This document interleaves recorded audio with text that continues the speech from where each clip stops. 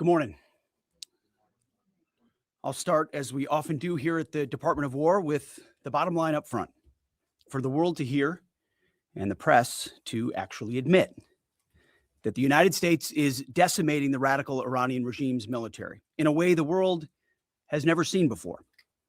Never before has a modern, capable military, which Iran used to have, been so quickly destroyed and made combat ineffective, devastated. We said it would not be a fair fight, and it has not been. As I stated during our first press conference on day 2, that was 10 short days ago, the combination of the world's two most powerful air forces is unprecedented and unbeatable. Between our air force and that of the Israelis, over 15,000 enemy targets have been struck. That's well over 1,000 a day. No other combination of countries in the world can do that.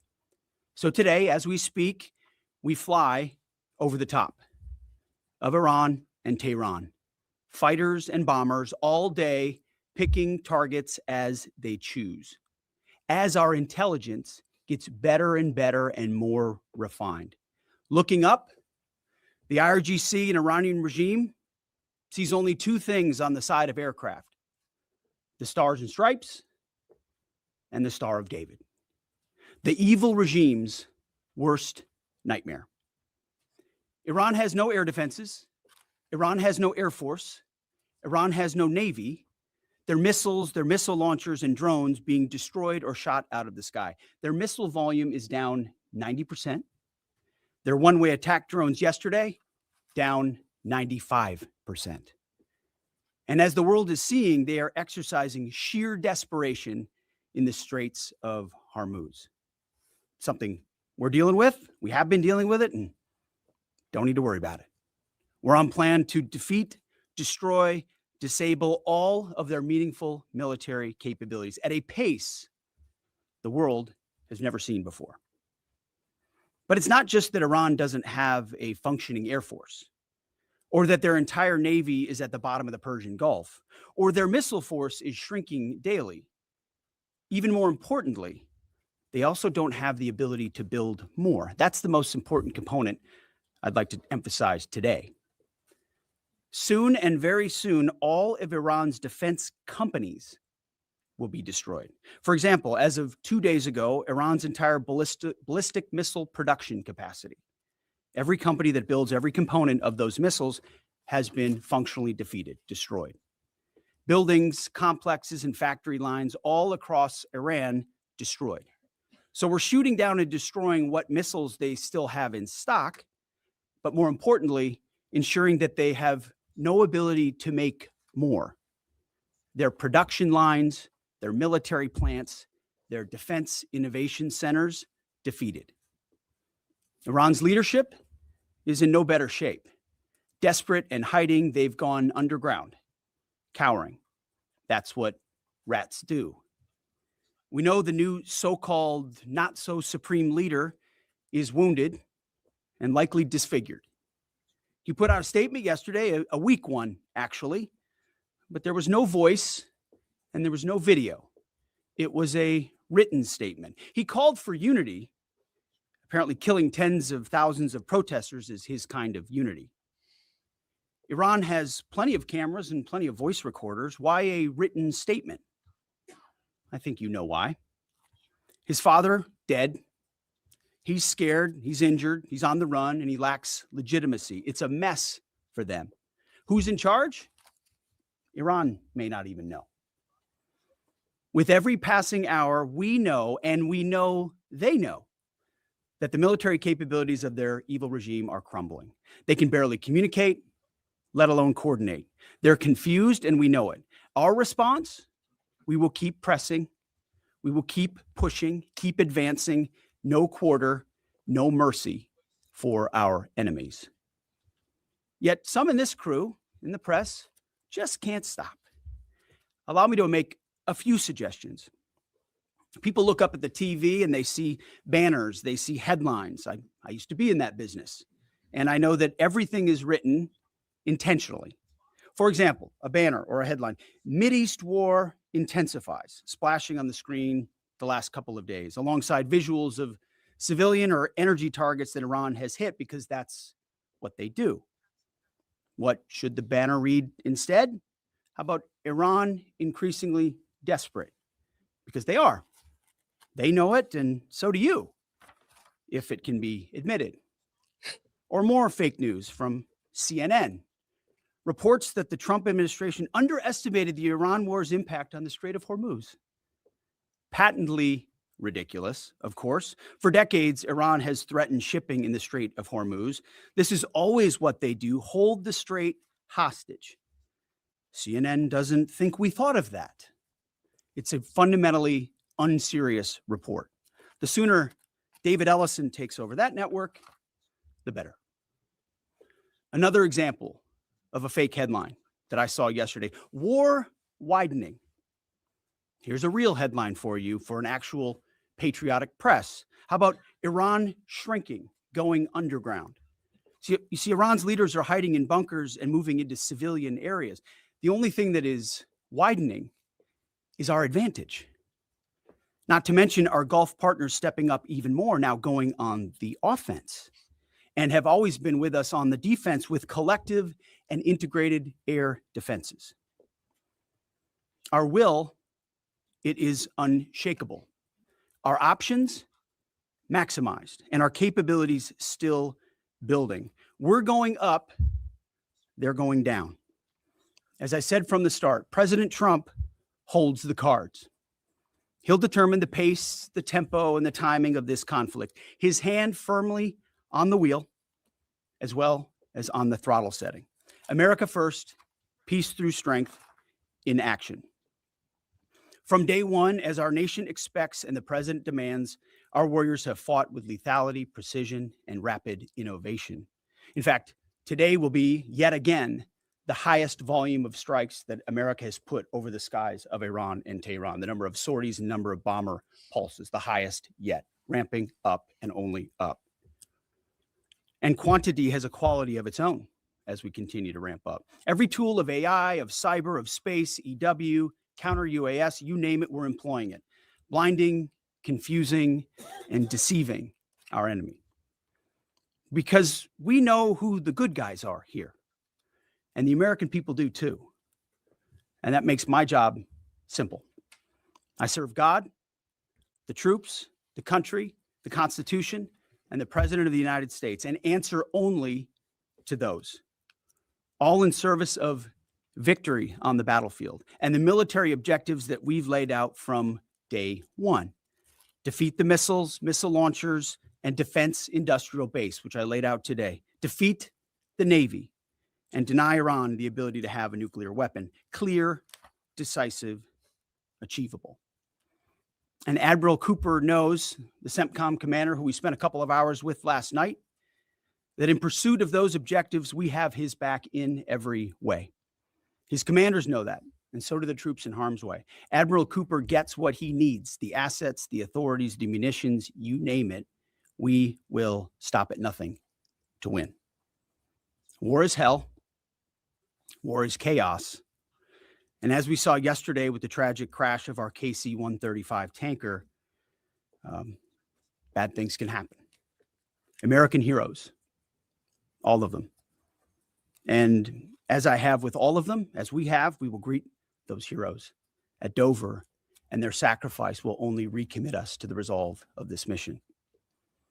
But war in this context and in pursuit of peace is necessary, which is why each day on bended knee, we continue to appeal to heaven, to Almighty God's providence, to watch over and give special skill and confidence to our leaders and to our warriors. To those warriors who this nation prays for every single day, I hear from all of you out there who pray for them every day. Stay on bended knee and pray for them. I continue to say to them, Godspeed. May the Lord bless you and keep going. Mr. Chairman, over to you. Thank you, Mr. Secretary, and good morning, ladies and gentlemen, and thank you for joining us today. Before I start with an update, I also want to address the tragic loss of our KC-135 refueling aircraft yesterday. The incident occurred over friendly territory in western Iraq while the crew was on a combat mission. and again, was not the result, as CENTCOM has said, was not the result of hostile or friendly fire. We're still treating this as an active rescue and recovery operation. As CENTCOM announced this morning, 4 airmen have been recovered, and the Air Force and U.S. Central Command will provide updates as information becomes available. Please keep these brave airmen, their families, friends, and units in your thoughts in the coming hours and days. Our service members make an incredible sacrifice to go forward and do the things that the nation asks of them. It's a reminder of the true cost of the dedication and commitment of the Joint Force. We're also aware of a fire on board the USS Gerald R. Ford. We're thinking about the crew there who were injured in the fire. We believe and hope that everyone will be okay, and we're grateful for that. And for any further questions on that, we'd refer you to NAVCENT or to the Navy. This morning, we enter the 13th day of Operation Epic Fury, and we continue to make progress towards our military objectives. As the Secretary said, today will be our heaviest day of kinetic fires across the operating area. CENTCOM continues to attack ballistic missile and drone capabilities so that they are no longer a threat to U.S. forces, our bases, or our partners. They're continuing to destroy the Iranian Navy to ensure freedom of navigation. And this means going after Iran's mine laying capability and destroying their ability to attack commercial vessels. And we're targeting their defense industrial base so they cannot rebuild the capabilities that can harm America's interests or our partners in the future.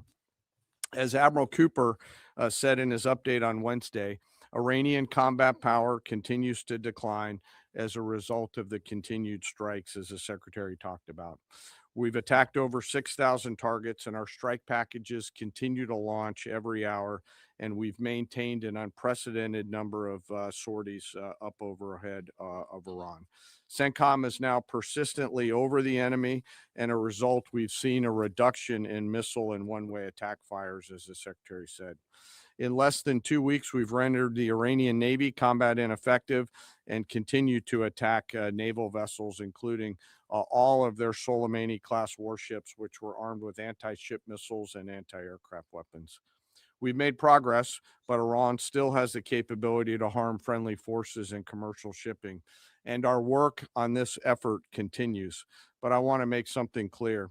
The only thing preventing commercial traffic and flow through the straits right now, which there is some through the straits, is Iran. They are the belligerents here holding the straits closed, although there is some traffic moving through there. We've made it a priority to target Iran's mine laying enterprise, their mine layers, the naval bases and depots, in addition to the missiles that could influence the straits. And CENTCOM continues to attack those efforts. And we continue to make progress on the industrial base to include factories, weapons, warehouses that are stored in, and we will continue to do so in the coming days, especially today. Now, as I often do, I want to share a little bit about our incredible joint force. Today, I'm going to talk about our incredible artillery force comprised of American soldiers and Marines who've been sinking ships, destroying depots, and launching Army tactical missile systems, or ATACMS, precision strike missiles, or PrSMs, and high mobility rocket systems, or HIMARS. From outside Iran, our Army and Marine artillerymen are hitting sites that Iran relies on to project power beyond their borders and protect our deployed. In just the first 13 days of this operation, our artillery forces have made history. They fired the first precision strike missiles ever used in combat, reaching deep into enemy territory. They've used Army ATACMS to sink multiple ships, including a submarine, and they've done all of this with the precision and determination that comes from relentless training and trust in each other and in their weapon systems. Yesterday, I had the incredible honor and privilege of speaking with some of our young soldiers from the 3rd Battalion, 27th Field Artillery Regiment out of Fort Bragg, North Carolina, the unit and the crew that fired the first precision strike missiles. The soldiers I met came from all over this great country: New York, Texas, Delaware, California. One had been in the Army only 6 months and been in the unit for 2 months and was already deployed. He was the youngest at 20, but you would not know it from the way that they talked about their mission. The others were 22 and 28 years old. They spoke with a sense of calm pride, purpose, and clarity that tells you clearly they understand the weight of what they're doing and the people who depend on them. I asked them to walk me through a fire mission. I asked not just what they do, but what they feel, especially those first crew members on this particular mission. These soldiers basically live in these vehicles behind us. The cab, very tight, two folks sit next to each other with the crew commander behind them. It's jammed inside there with their personal weapons and kit. And they sit and wait for a fire mission. And when that fire mission comes, they close the armored doors and begin to program the systems. They then throw 3 simple toggle switches, and 10 to 15 feet behind them, a rocket motor ignites, and the round is headed downrange to do the nation's work. I asked these youngsters, these young, awesome Americans, what does that feel like? And one of them just looked at me and said, "It's awesome." No drama, no hesitation, in the middle of the day, in the middle of the night, in the sun, the rain, in the snow, flawless execution. Their Marine counterparts are out there doing the same thing every night. Same work, same pressure, same expectations, same results. And we hand tremendous and enormous responsibility to these young Americans. And they carry it with a level of maturity, grit, professionalism, and tenacity that makes me incredibly proud to be a part of their joint force. Their parents and families would and should be incredibly proud. And their leaders and I trust them to do the deeds that they must do in difficult circumstances every single time. I also want to touch today a moment. I want to touch for a moment today on their leadership. These young Americans are led by extraordinary young leaders out at the tactical edge. Yesterday, the battery commander and her NCO were there with this crew on the same video screen. The two of them hardly said a word. They didn't have to. In their eyes, and in particular, the commander's eyes, you could see the quiet trust and confidence she had in these soldiers and the rest of their battery. It came through loud and clear, and we appreciate their leadership. When I asked these soldiers yesterday, what is it that you need from the secretary and I, they looked at each other, paused for a moment, and looked back at me and said, "More rounds, sir." It was awesome. So thank you to those soldiers and Marines out on the firing line supporting our mission, and thank you to their families. Our joint force will continue today to deliver dynamic fires against the enemy from the land, sea, and air. We remain deeply grateful for their service. And for the third time today, I'll mention that today will be our busiest day. This mission remains complex, dangerous, and difficult, and every service member has a family waiting for them to return home. And I want to thank all of the families today who are supporting their deployed forces and those doing the work here in the States. On a personal note today, I also want to thank the joint staff and the team that I have the pleasure of working with. Some of them right here in this room. They are working 24 hours a day to deliver the options that we must to the Secretary and to the President. Today, as I close, I ask that we remember our fallen and those participating in the recovery operations to bring home our lost KC-135 crew, that we keep those service members and their families in their thoughts and prayers. Those are very, very, very tough days when that knock comes on the door for people on both sides of the door. Again, thank you to our deployed, thank you to our fallen and to their families and to the joint force. And with that, I'll turn it back to you, sir. Mr. Chairman. Alexandra Ingersoll, One America News. Can you tell us a little bit more about the Strait of Hormuz and when it might be fully operational again? And how do we ensure our objective of denying Iran a nuclear weapon if they continue to align with our adversaries? So I'll take it and chime in, Mr. Chairman, if you'd like it all. I want to emphasize what the chairman said about that. The only thing prohibiting transit in the Straits right now is Iran shooting at shipping. It is open for transit should Iran not do that. Now, there's a reason why we chose as one of our primary objectives destroy the Navy. We understood the ability to interdict shipping is something Iran has done for 40 years. It's key terrain. They've used it as leverage. The world is seeing what they'll do to fight back in that context. And so we've heard them talk about taking various measures and we're planning for all of them. So we have a plan for every option here. We're working with our interagency partners, and that's not a strait we're going to allow to remain contested or with a lack of flow of commercial goods. So we're aware of that.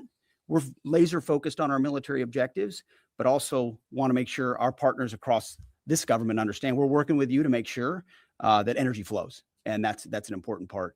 And the second question was on the nuclear capability. As we said from the beginning, their strategy shifted just from defense of their nuclear facilities to a conventional umbrella of so many missiles that no one would challenge their ability to the opportunity to defeat their nuclear capabilities. And it was growing by the day. So with Iran at its weakest moment, going at that ballistic missile capability creates an opportunity to ensure at any point in time that Iran give up their nuclear capabilities, or if need be, you prevent them from doing it, as the president has done once already with Operation Midnight Hammer, obliterating those capabilities. So the conventional side is a huge part at getting at denying nuclear capabilities. If you have anything you want to add.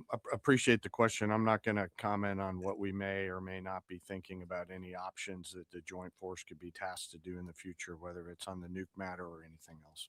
Thank you. But we have options. The mines that are in the Strait of Hormuz and our ability to, obliterate them. We retain a range of options to solve a whole variety of problems, and that is one set of options that we have, that we hold on to. So, Absolutely. Thank you. Thank you, Secretary Hegseth. Mary Margaret with Daily Wire. Thank you both for the update. ABC News has updated its story from yesterday, clarifying that the FBI report on Iran possibly striking California was unverified. I just want to ask you, what impact did that original reporting have on the public? And does Iran even have the ability to conduct such a strike? And then just really quickly on another note, what role did Vice President Vance play in counseling the president on this conflict? Can you speak to some of the media reporting suggesting that there is a division there? That reporting on California obviously had no impact on us. Also, we're used to bad reporting. We're used to ill-informed reporting. And so it doesn't change how we operate, but we engage with it to prove that it's not true, as CENTCOM has done so well. Ultimately, I look at the reports on a daily basis of threat. Our interagencies all over it. My partners across government are all over, looking for indications and warnings, keeping the American people safe. There's a lot of things Iran has said it can do for a long time. Thankfully, including engaging their proxies and getting them involved in the fight, which they haven't been able to do. So we're watching that very closely. And as far as the vice president, he's an incredible leader of this team as well, alongside the president and the Secretary of State. I can't say enough great stuff about this team, how it works together, how it provides options to the president and the vice president every single day is a key voice in that, an indispensable voice in that, actually. In the middle there, red tie. Yes. Michael Gordon, Wall Street Journal. Iran is thought to have 440 kilograms of highly enriched uranium in at least 2 locations and several thousand kilograms of lower purity material.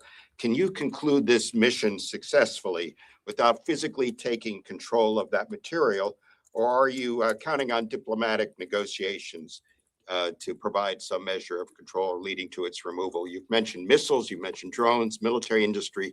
You haven't stipulated that taking care of that material is a mission priority. We've said from the beginning, deny Iran nuclear weapons as a core mission. We retain options across the spectrum to ensure that they never do. And President Trump has said that. And that's why this mission actually couldn't have been possible without Midnight Hammer, without what those B-2s did going across and obliterating those facilities. That set the condition for the opportunity to do what we're doing now. So the president's kept his eye focused on nuclear capabilities. And I will say we have a range of options, up to and including Iran deciding that they will give those up, which of course we would welcome. They weren't willing to do in negotiations. I would never tell this group or the world what we're willing to do or how far we're willing to go. But we have options for sure. Right next to them. Me? No, right there. Right here, sir? Right here? I'll zip. take it for Quarter sure. zip right there. Yep. No, you. Yep. Okay, thank you, sir. Can you please provide some guidance? It's been 13 days in. Can you please provide some guidance, both of you, about the strike on the girls' school? There's been reporting that indicates that preliminary inquiry, even though it's ongoing, has determined that the airstrike was carried out by the United States. Given that there is another competing narrative that this was done intentionally, can you provide us with some guidance about whether this was the case? Secondly, we are also getting, we had heard yesterday from Energy Secretary Wright that said that the U.S. Navy would not be ready until the end of the month to provide escorts through the Strait of Hormuz. Is that an accurate assessment? And if so, can you tell us why? Thank you. Well, with an issue on your first topic, an issue of such seriousness, we're not going to let reporting lead us or force our hand into indicating what happened in a particular situation, because the truth matters. So I can report that CENTCOM has designated an investigating officer to complete a command investigation. The command investigation will take as long as necessary to address all the matters surrounding this incident. And the investigating officer is from outside CENTCOM and is a general officer. But I will note to this group and to the world, there's only one entity in this conflict between us and Iran that never targets civilians, literally never targets civilians. I look at the process that's used on dynamic strikes or on boat strikes and others. We have a very high fidelity process in that case. So we don't target, Iran does.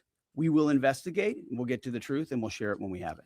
Absolutely. And what was the second About the question? Strait of Hormuz, about the Navy. Secretary Wright. It's a tactically complex environment. And before I think we want to take anything through there at scale, we want to make sure that we do the work pursuant to our current military objectives to do that safely and smartly. So we're continuing to develop. And we do a options. lot of work. Yeah. And like I said, it is dynamic, but this is, I think, almost by 20% the largest day of strikes. And as I said, our intelligence just gets better and better. That feedback loop feeds itself. And as we refine those targets, it exponentially increases what we can hit and why, to include strategic things the world's talking about and looking at. And it's our job to have a plan for it, which we do, to address it and ensure that the president has options. We've done that from the beginning in this department. He'll have options on that topic as well. Right here. United States, Oh, they thank carried you. out that strike, sir? An investigation is an investigation. That's what it is. It doesn't mean anything other than that. Yes. Ryan Morgan with the Epic Times. Regarding today's busy day of strikes, last week you guys discussed the progress of the air campaign to gain air superiority and to transition from these standoff weapons launched at range to more overhead strikes. Can you now say that these strikes today are going to rely entirely on stand-in over-the-top weapons, or are standoff range weapons still in play? It's a great question. I can say, based on the report I read this morning at 0600, only 1% of the munitions we're using today are standoff munitions. The rest are over-the-top, the types of which we have a plethora, which was our goal from the beginning. You use standoff, which are more exquisite. You transition to a much larger magazine depth, ensuring that you're preserving all the capabilities you have and your options across the force. Absolutely. Has Iran placed any mines Right since here. the war Lisa. started? Is Iran placing new mines? We've heard them talk about it, just like you've reported recklessly and wildly about it. But we have no clear evidence. We have no clear evidence of that. Thank you, Right sir. Mr. Secretary, given everything the U.S. have accomplished in the last 24 hours, as of today, how do you define success in this military option? And has that definition changed from day one? And also regarding Iran government telling countries hosting U.S. American bases that they could face attacks. What is the Pentagon doing about that? First question is, what is the objective? How do you define success as of today? Yeah, I mean, we define success, again, 13 days in, by reaching the military objectives that we've laid out.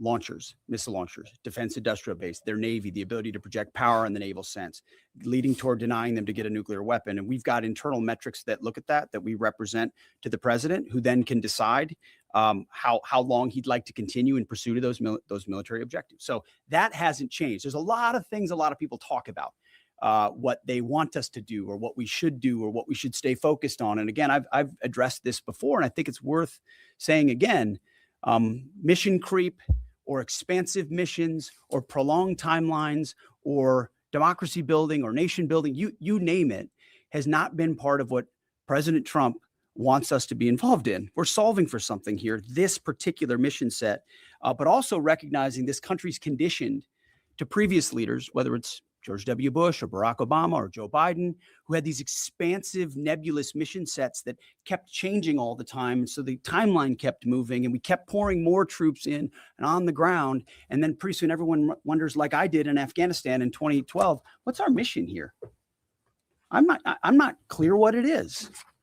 We're taking the opposite approach here and saying we've defined these objectives. We're pursuing those objectives. The president has his hand on the throttle and will decide ultimately when they've been reached that serve the purposes of the United States of America, American interests first. Yeah, right here.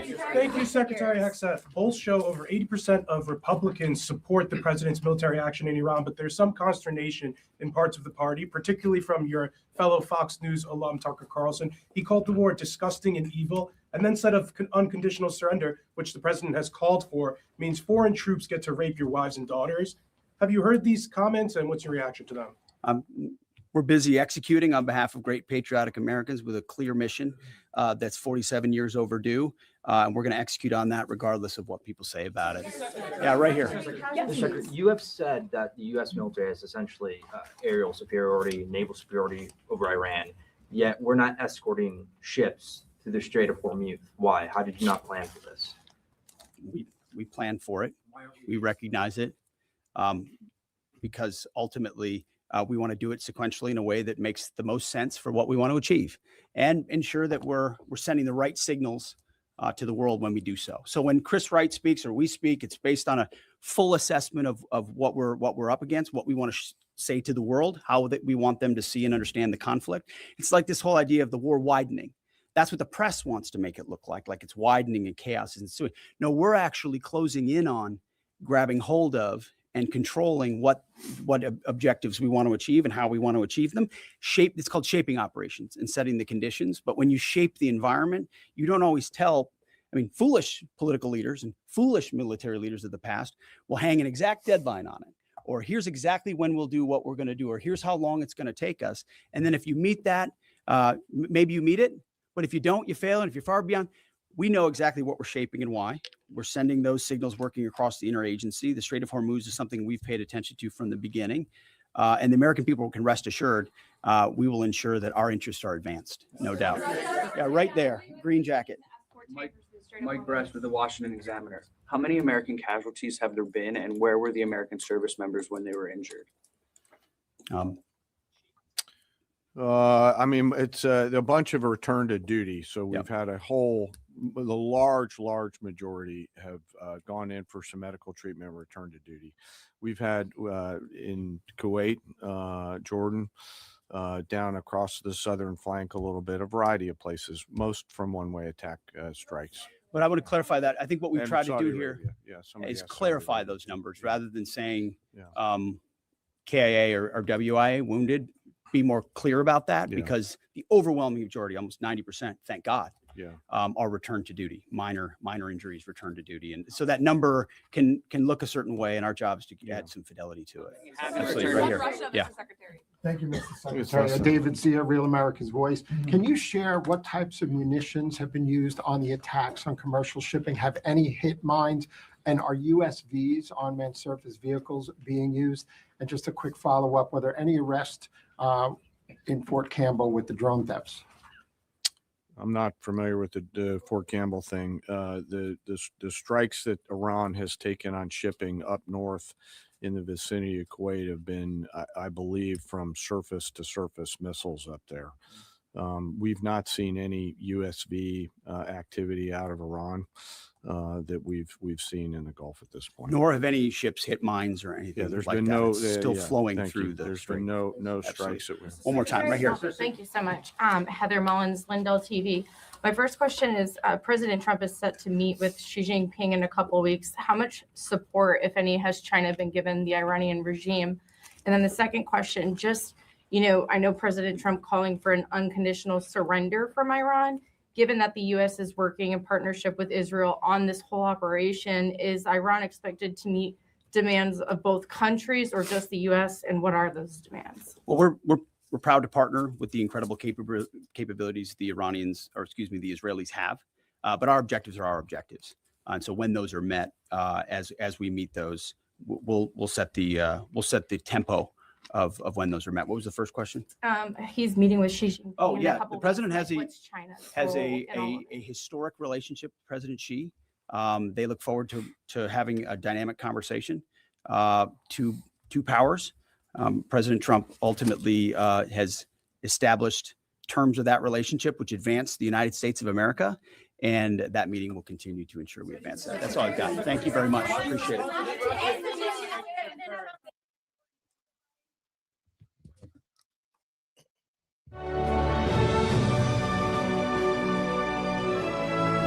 Good morning, everybody. Good morning. Hopefully, everybody's having a great morning. Rise and shine, rise and shine. So again, Pete Hegseth and General Dan Caine is talking about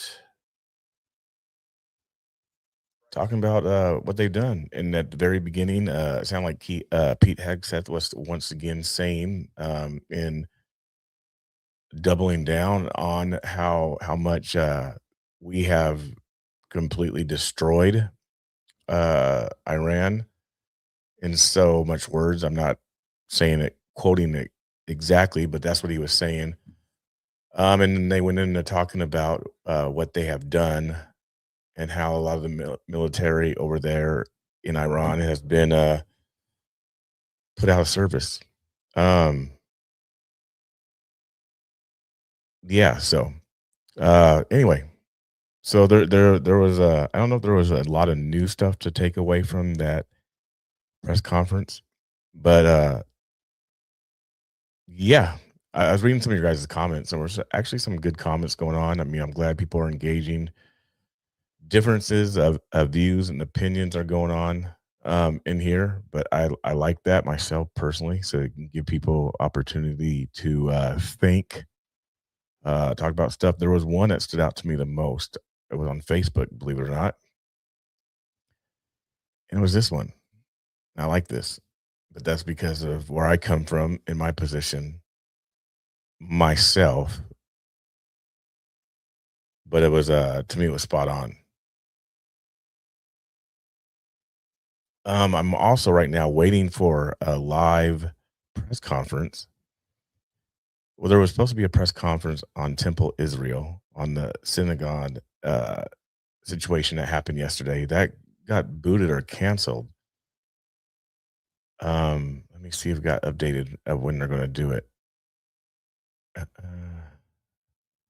It just says that it's live.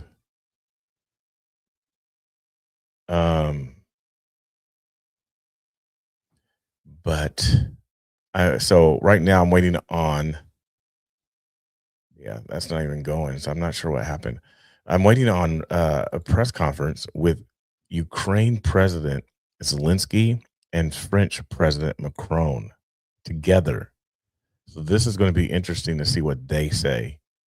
That should be coming up. I'm just waiting for them to come up to the pulpit and stuff like that. But in the meantime, you guys, I did my very first full members only live stream last night. Well, live stream chat, or excuse me, members only chat. It was on YouTube, so go check it out. Go subscribe. Well, first like and subscribe on the channel, but then go and be a member, because there's going to be special things like live stream, special live stream, Bible studies, panels, things like that, other things as well, giving away perhaps Bibles in the future, all sorts of things. So become a member on the channel on YouTube as well. Donation links are pinned on YouTube and Facebook, PayPal, Venmo, Cash App, Zelle, Buy Me a Coffee, Give, Send, Go. A wish list is on there as well. It helps me to get places, you guys, to report on stuff, things like that. So airfare, hotel. So I appreciate you guys for tuning in. I thank you guys for being here. Let's please continue to grow the channel. While you're at it, if you haven't hit that like button on YouTube, please do that now. Hit the like, subscribe, and share button on YouTube. Please share this out. It definitely helps with the algorithm. I need your guys' support, and I appreciate you guys. So again, we're waiting over here for the Ukraine President Zelensky and Macron to come and do a press conference. It doesn't say what they're talking about. I don't know what they're talking about, so it should be interesting. We just got done with listening to Pete Hegseth and General Dan Caine. Again, a lot of people were speaking in here, talking in the chat on, and I'm watching it, kind of watching it all while I sitting back. So, and then, like I said, we'll follow what's going on throughout the day regarding news. Regarding news, we'll follow up with things breaking. There is a New York Stock Exchange opening bell at 6:30, which is 9:30 East Coast time. Try to bring that to you as well. So yeah, they're just waiting around. Actually, what I'll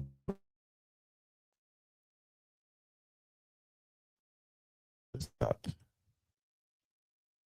and have this ready for when they do. Further live coverage expected. Okay, so it looks like they did just come up.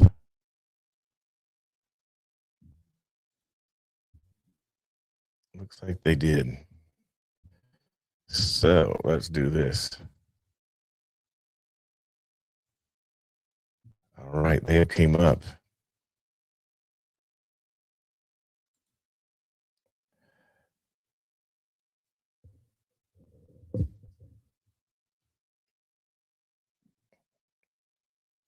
Freeman Fenton, it doesn't look like anybody has blocked any. From what I'm seeing, it doesn't seem like anybody has blocked any comments of yours.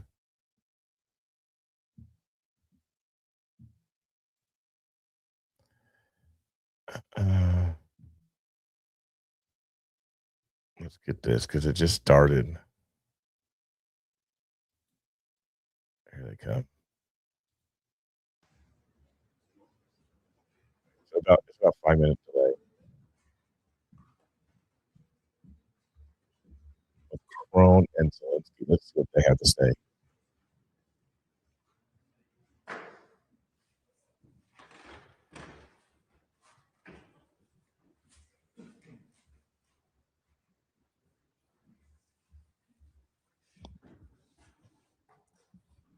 Monsieur le Président, cher Volodymyr, Mesdames et Messieurs, en vos grades et qualités, je suis très heureux d'accueillir aujourd'hui à Paris le président Volodymyr Zelensky pour la 12e fois depuis le début de la guerre d'agression lancée par la Russie contre votre pays.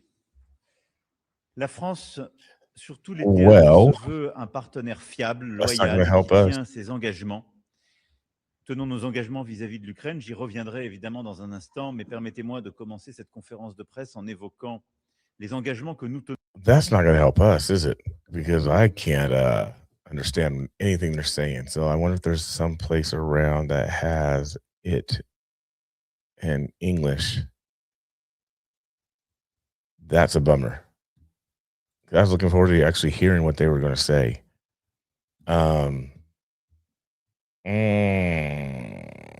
Let me look around, you guys, and see. And in the meantime, I'm going to put on I'm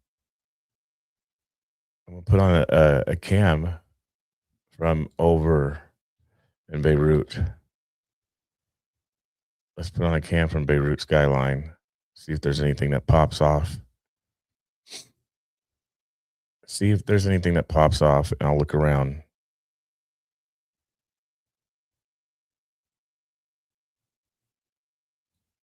There's Beirut skyline right there. Looks smoky. Go figure. Go figure.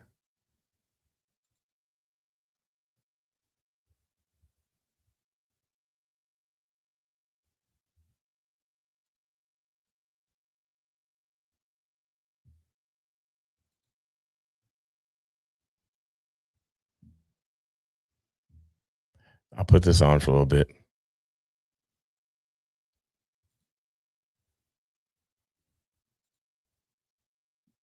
Then come back.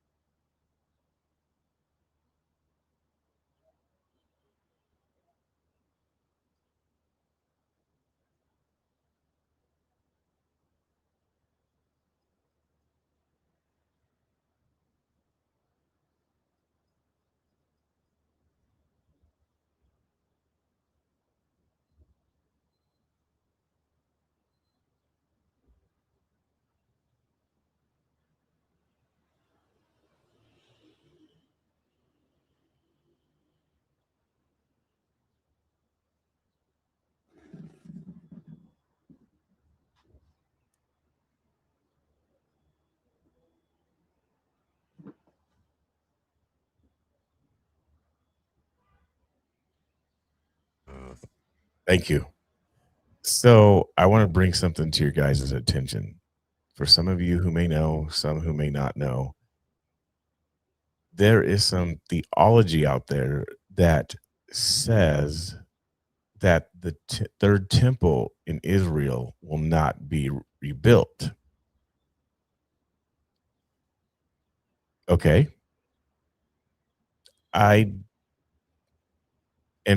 Part of this theology is saying that we are the temple, like the human beings, the body of Christ, the followers of Christ are the new temple. So a third physical building, a dome of the rock of some sort, where the Antichrist will eventually sit, according to that theology, will not be rebuilt, which means there will be no place for the Antichrist, quote unquote, to rest at, to sit at, to control the world, what yada yada. So I just came across something on Sean Ryan where he had a priest on talking about this, saying that the third temple will not be rebuilt.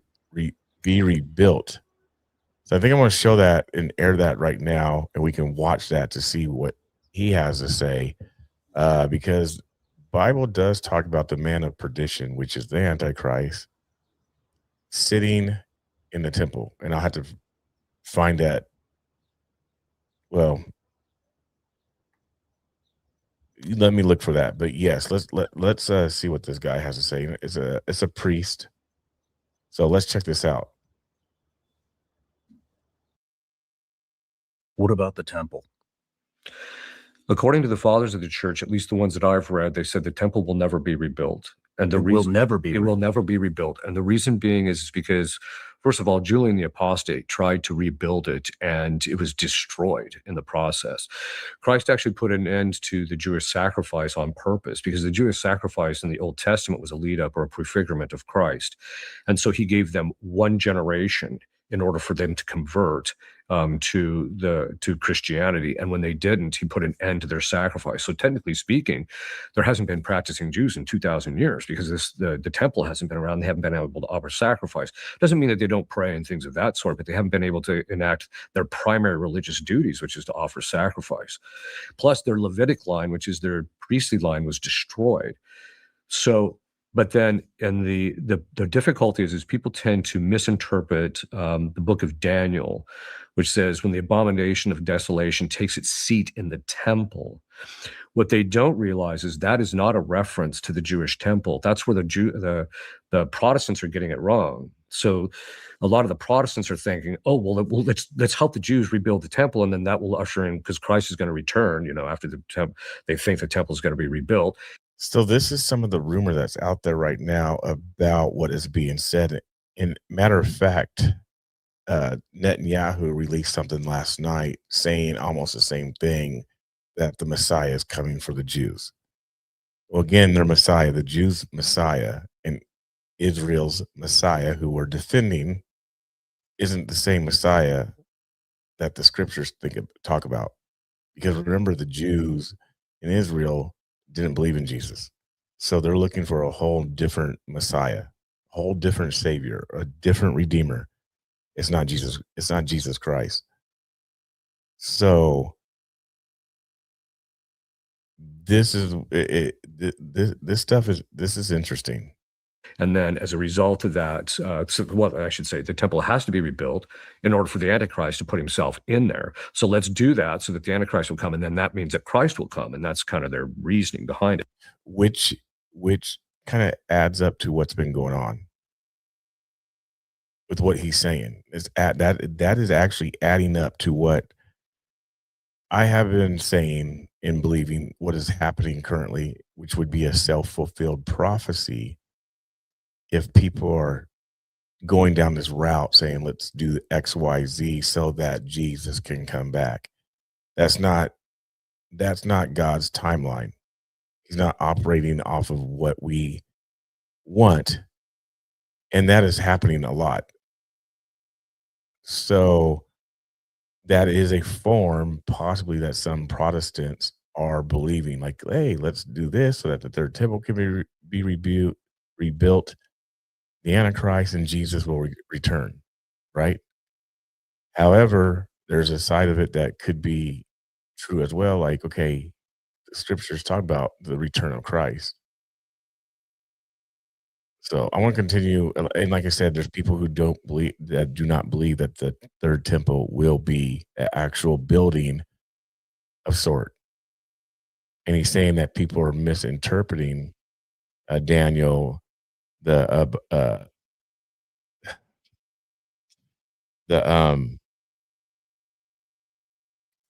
yes, the abomination of desolation. I can think of it. I was looking up the verse to try to find where it actually says that the Antichrist will sit in the temple, or yeah. So I'm looking that up while I'm watching this. Well, first of all, just getting through the years of the Antichrist is going to be brutal, so I wouldn't be pushing that. But the fathers of the church are very clear that it'll never be rebuilt, and that the reference to the abomination of desolation taking its seat in the temple is actually a reference to the Catholic Church.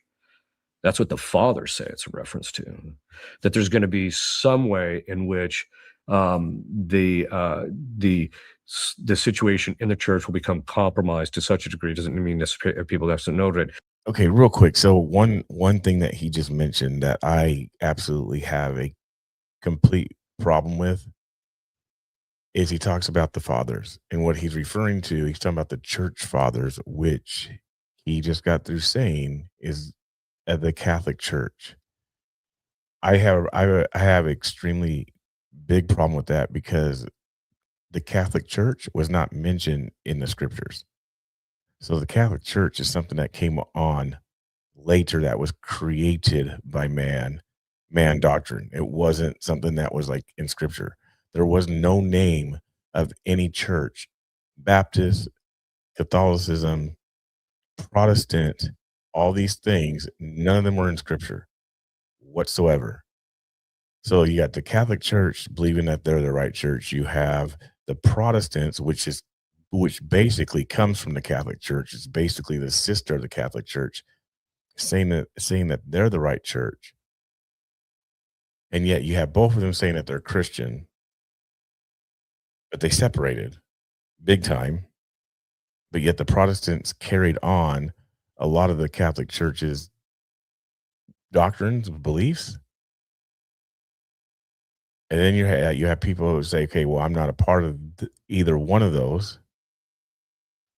But he's saying that these scriptures, according to the church fathers, are related to the Catholic Church. Let's just to make sure I don't want to misquote what he's saying. Situation in the church will become compromised to such a degree. Doesn't mean necessarily people have to know it, but its essential elements will still remain intact. But that the Catholic Church itself would become compromised in that process. Jeez, I mean, necessarily people have to know it. The situation in some way in which the situation in the church will become comparable. Say it's a reference to abomination of desolation taking its seat in the temple is actually a reference to the Catholic Church. That's what the fathers say it's a reference to. That there's going to be some way in which the situation in the church will become compromised to such a degree. Doesn't mean necessarily people have to know it, but its essential elements will still remain intact. But that the Catholic Church itself would become compromised in that process. Jeez. How about Michael? So Michael, the general belief among the theologians and who have studied this and that type of thing is that he's actually one of the archangels. So he's from the second of the lowest ranks. So which is actually one of the reasons why it's so humiliating for Satan to get kicked out of heaven by him, is because it was humiliating. But as Thomas Aquinas says, anybody in heaven has what they call prelation over anything below them. And so those in hell, anybody in heaven can cast out any demon in hell, God permitting. But St. Michael is, most people are unaware of that. St. Michael is actually the guardian angel of the elect. So those who are, God has pre-chosen that they're going to go to heaven. And so they're actually... God is pre-chosen for certain people to go to heaven. Yeah, because God, if you remember, it's actually part of divine revelation. Christ said, Okay, so again, Protestants, the Baptist Church, Calvinists, they actually believe what he just said. So, like I said, there's a lot of things that the Protestants believe that the Catholic Church believe, and like I said, the Protestant Church came out of Catholicism. That's exactly what the Catholic Church really, or the Protestant, Baptist, Calvinists, Calvinism, they believe exactly what he just said. Pre-chosen. So that basically means that me and you have no free will. We cannot choose Christ, even though Jesus says, choose this day who you'll serve, follow me, XYZ. They're basically saying that you and I have no control or power over that. It's predestined. We're handpicked from birth that you go to heaven, I go to hell, I go to heaven, you go to hell. It's already there. It's already set. So you have no free will. You have no, everything that you and I do is already ordained, right? So we're basically a robot programmed to do XYZ through life, and you can't do nothing. That's basically what he's saying by elect. It's the same thing, like I said, that the Protestant Baptists believe. many are called, but few are chosen. See, and it's God who chooses. It doesn't mean that we don't cooperate in that process. We have to cooperate in the lead up to it, but ultimately, it's God who gives us the final grace to make to bridge the gap between ourselves and Him, right?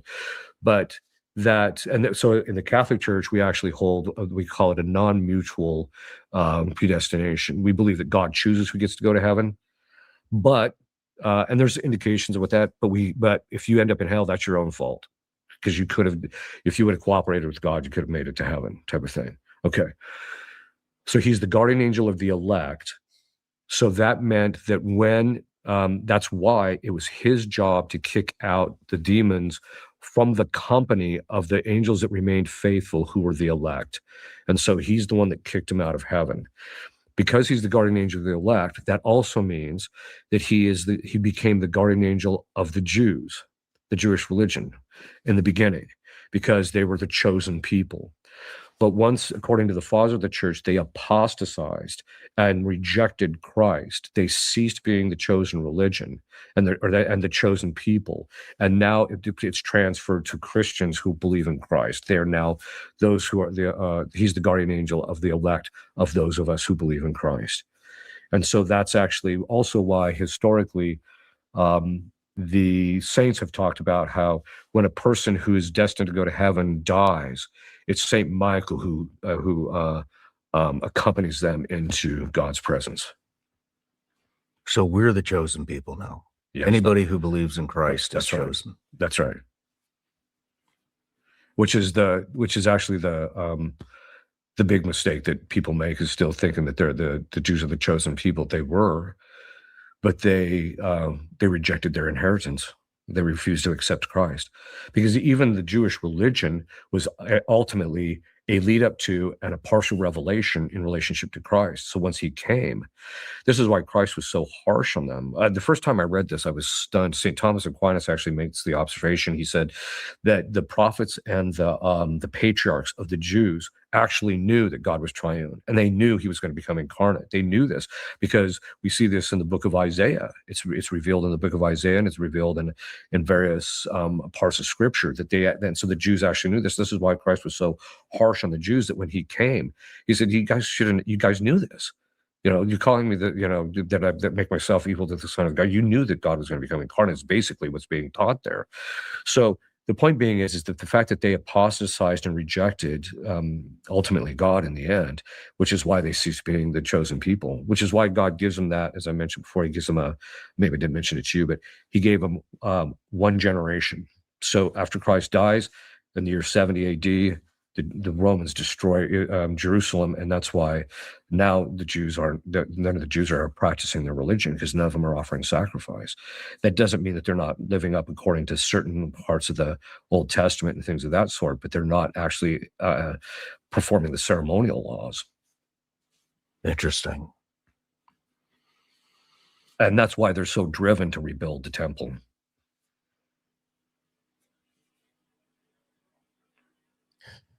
And we got crickets, chirp, chirp, and birds flying around. But let us process. I've heard people say that they think that Michael is Christ himself. Is there any validity to that? No, nothing. So Christ, which we know from divine revelation, is God who assumed a human nature. Saint Michael is an angel, which is a different angel, a different nature altogether. Okay.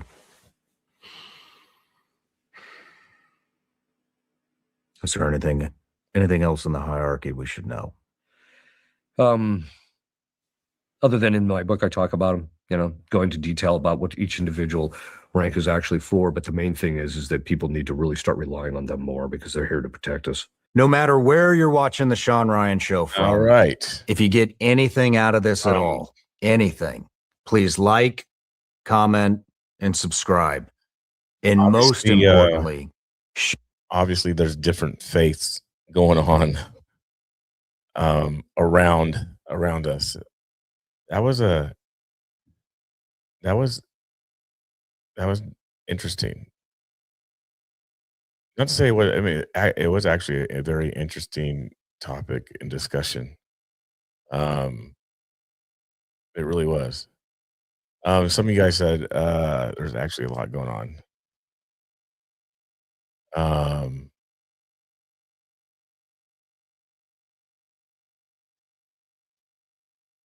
Besides, Peter up and denied the Lord Jesus thrice, though only because he knew of Peter's human limitations. I kind of spoke on that last night a little bit on the little Bible study I did, to be honest with you. I kind of mentioned how we as humans fail and mess up a lot. And reminds me of Peter. I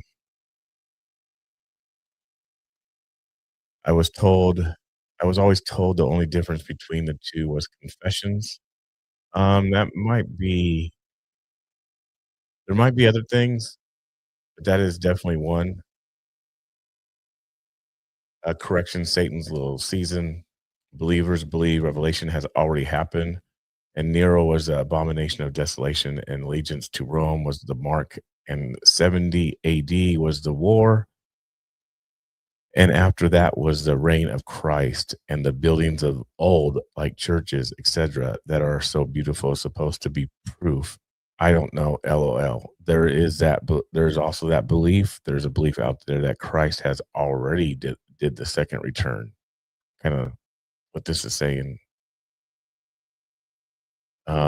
We all confess our sins. We all should, yes. No gods before me. How do we acknowledge Jesus if God never changes?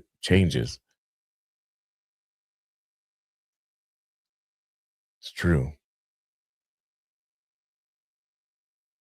Very true. Thank you, American Girl. Appreciate it. Thank you for being here. Make sure you like that. Hit that like button and subscribe. And that way you guys get notifications as well, because sometimes the notifications on YouTube are wonky and they don't let people know that I'm live. So make sure you guys are checking the bell and the like button. So bottom line is that the Jews have all the material to build the third Temple Mount right now, has had for many years. Yes, so the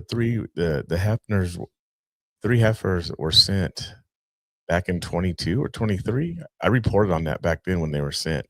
So they do have the heifers, but I don't know if they're spotless. And that's what they've been examining from my understanding. They've been examining they've been examining to see if they're spotless. So they had to go through every hair, comb them, XYZ to see if they're spotless before they can use them as a sacrifice. So yes, they do have heifers over there, 3 red heifers.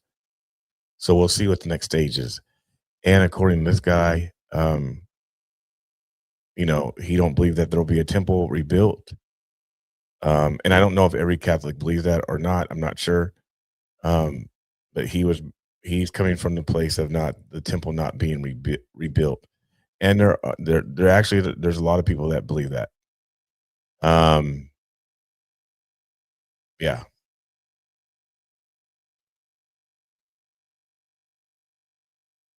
Just waiting for the time and tide. Yes. As far as the sacrifice, it's interesting because it seems like every Passover year over the past 3 or 4 years, people have been waiting. Are they going to sacrifice the heifers? Hasn't happened yet. Or if they're waiting for a particular holy day, not holiday, but holy day. If they're waiting for a particular holy day to actually do the sacrifice. So there are thoughts out there with that as well. So, yeah, like I said, an interesting piece. Let me go back to the Beirut camera. Man, it's so smoky. So smoky. While I look for more stuff, you guys. So I'll go back to the Beirut skyline, overseeing the city. Maybe there'll be some airstrikes or whatever. I want to continue to look for some things. All right.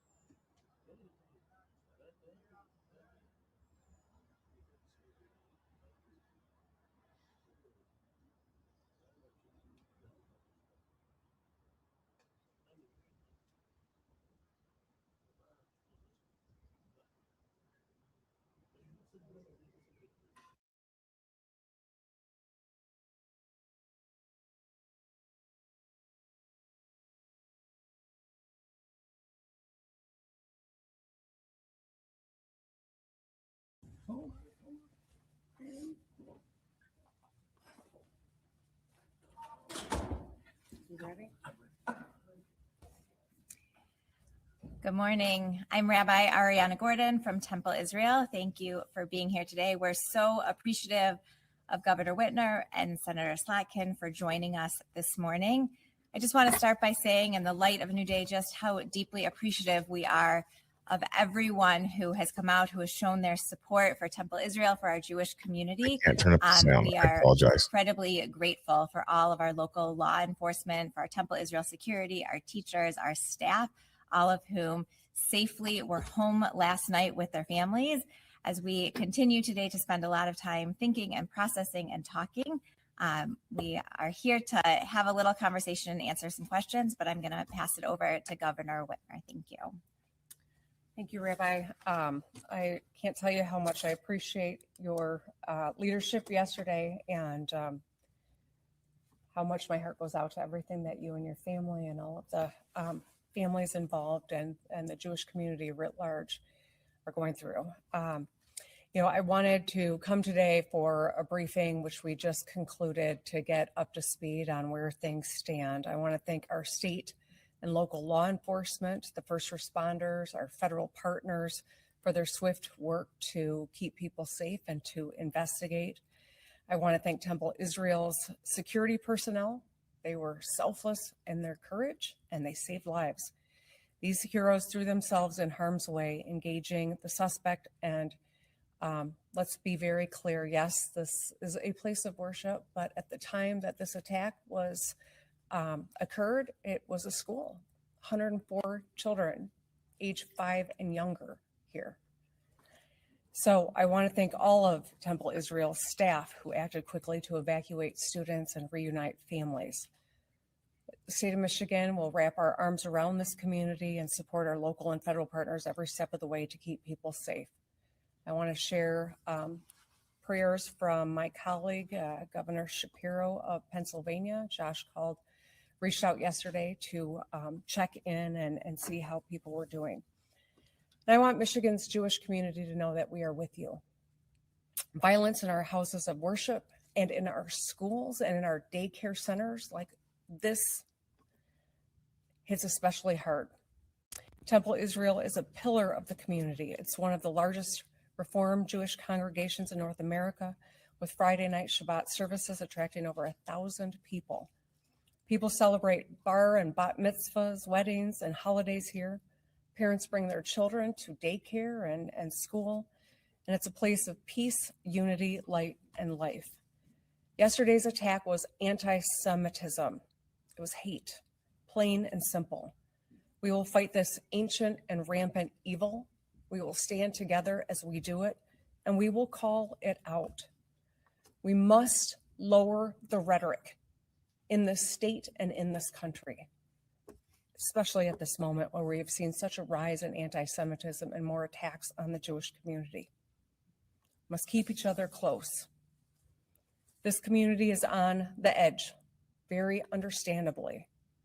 We've seen a rise in attacks, especially over the last decade, especially over the last 10 months. And so it is important for us to stand up, to stand against it, and to thank the people who showed up to support the community, but also call out where we see acts of anti-Semitism, where we see threats, where we see something, how important it is to say something, and to recognize that each of us has a responsibility. People like the person that attacked this community yesterday get fomented by rhetoric that they see online and that they see on television and they hear on the radio. It radicalizes people and it endangers our fellow Michiganders. We cannot let this continue. And so each of us has a duty to take action where and how we can. And with that, I'll hand it over to Senator Slotkin, and then we'll take a couple of questions. Thank you, Governor. And just want to reiterate, I think it's clear that if it were not for the private security and the staff at Temple Israel, and then the first responders, first on the scene, local law enforcement, if they had not all done their jobs almost perfectly, we would be talking about an immense tragedy here today with children gone. This could have been much, much worse. So I give incredible credit to law enforcement and the people who were in the room, putting themselves and their own families at risk. I think, the governor said it very, very well on the way this community has responded. It's been incredible to watch neighbors in the community here, both organizations and just regular old citizens, open up their homes literally yesterday to help care for people who were fleeing from this.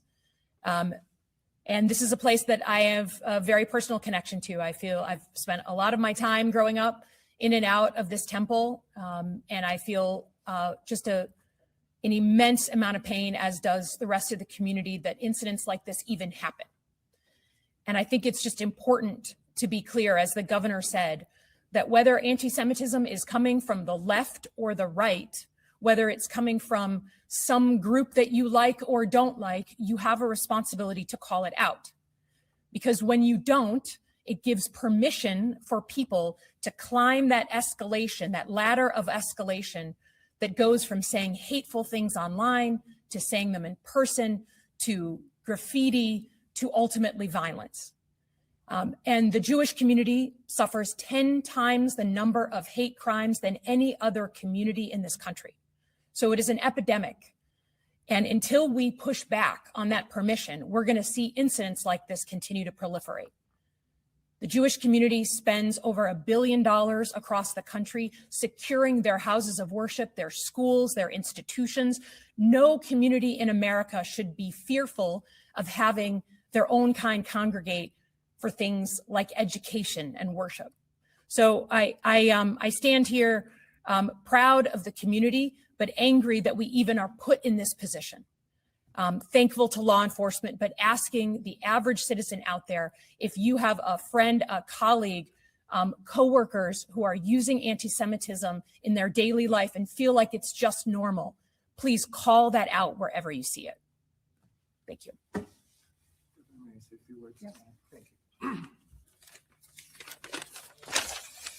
Good morning. My name is Jonathan Warshay. I'm the Township Supervisor here in West Bloomfield. For those of you unfamiliar with township government in Michigan, my position is like the mayor of a city, elected by the voters, but I'll stop the civics lesson. I think it's fair to say that none of us went to bed Wednesday expecting to wake up Thursday's events. But thanks to the preparation and training of Temple Israel's security team and the West Bloomfield Police Department, the unexpected did not turn into tragedy. Yesterday's incident at Temple Israel is deeply concerning for everyone in West Bloomfield, Michigan, across the country, as well as Jews everywhere. I live in West Bloomfield, and my wife and I are members of Temple Israel, so I have a keen understanding of the effects on the community. We are thankful for the courage and professionalism of our first responders and our partner agencies who move to protect lives and work towards stabilizing the scene. Our thoughts are with all members of Temple Israel and their families. No community should ever feel unsafe gathering in a house of worship or sending their children to school. I want to thank all the officials, colleagues, and members of the public who've reached out to me in solidarity. I would also like to thank the Shenandoah Country Club for hosting the Operations Center and being the site where the preschoolers and parents were reunited. Shenandoah is a wonderful community partner, and I thank them from the bottom of my heart. We'll continue to work closely with law enforcement and community leaders as more information comes available. Thank you, and may God bless us all. Happy to open it up for a few questions. Yes. Good morning, Conte Castro, Local 4. Is there any indication that the suspect may have expressed his intent or motives, whether online or to a loved one, what he had planned to do yesterday? I appreciate the importance of your question. I am not the appropriate person to answer that. We'll have to defer to the FBI as there's an ongoing investigation. Yeah, Charlie. Governor, do you think this happened because of the conflict in Iran? I'm not putting my theories into the press is not going to help an investigation, so I'm going to refrain from that. I do know that we have seen a rise in anti-Semitism. We have seen it over many years, predating the conflict, but certainly it is at a historic high, and I worry that will continue. And so it's why I am calling on anyone with a platform to be very responsible with their rhetoric, not to identify or target the Jewish community. That is anti-Semitism writ large. And I don't think that any of us should permit or allow that to stand. And that's why I'm asking people to turn down the rhetoric. Governor, on that note, Josh Landon, Fox 2 Detroit, we have a very diverse community, Jewish, Arab, and so on and so on. When it comes to lowering the temperature, because we talk to each other, we work together, we build families amongst each other, what's the message you can deliver to help lower the temperature? I think I'm trying to deliver that message right now, that we are Michiganders. This was a school. These are 0 to 5-year-olds that were targeted yesterday, 104. My friend Brian said this could have looked a lot more like Sandy Hook, right? Like, let's not lose sight of that. This is not a political moment. This is not a political debate. This is targeting babies who are Jewish. That's anti-Semitism at its absolute worst. And that's why we cannot lose sight of that, the importance of keeping everyone in Michigan safe by being responsible in how we talk about issues and how we treat one another. One last question. Are members of the Jewish community in Michigan safe right now to be going to synagogue? You know what, I will defer to Stephen. Well, I can tell you that I believe that there are so many wonderful people who are planning to have Shabbat services and dinner this evening. I will work my hardest to make sure that we're supplementing efforts to keep people safe. At the same time, in combination with that, turning down the rhetoric to keep these instances from happening, being able to respond when they do, but keeping them from happening in this first place is a part of our duty and our goal. Do you want to address that? I would simply say that Sorry. private security is ready, and our partners in law enforcement, both state, local, and federal, are ready to do it, and we will be there. Like I said yesterday, we will continue to live proud Jewish lives. We will come back stronger, and we will be there tonight on Shabbat services and tomorrow morning. That will not stop. That will not end. No matter how much they try, that will not stop us. Senator Slack, John Weisling from the Free Press, can you address the Department of Homeland Security is not fully funded right now? Do you fear that leaves us less prepared for incidents like these than we should? Yeah, I would just say the department, because they are essential workers, they have been, at work. Certainly in Michigan, we have a ton of DHS folks, CBP, and so they are on the call and they are doing their jobs.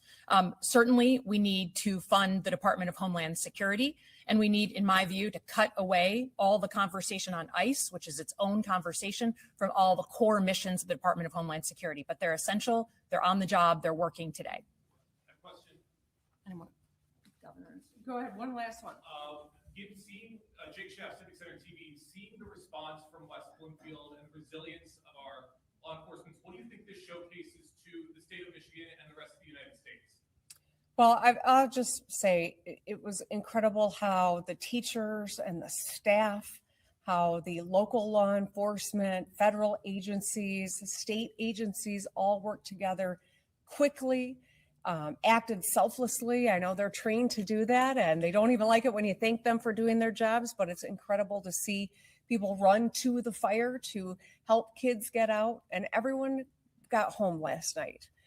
There are a couple people, or a number of people, that had to go to the hospital for smoke inhalation, and will continue to improve. But I think that it was amazing to see that they were able to keep everyone safe at the end of the day. And it should be a source of pride. It should also be a moment of reflection where we all ask ourselves, why does this happen in this country? And what can we each do to keep it from happening in the future? And with that, I thank you all. Thank you all. Take care, stay safe. And should you have questions, more specific questions, please direct them.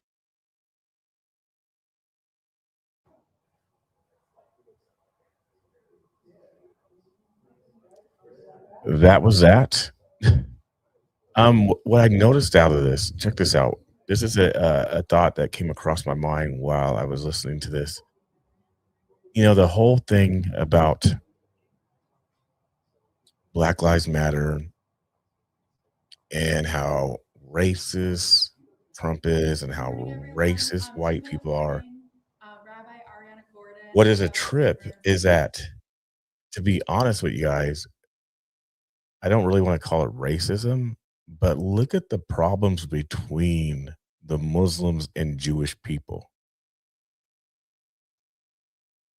Right? Look at the problems between the Muslims and Jewish people.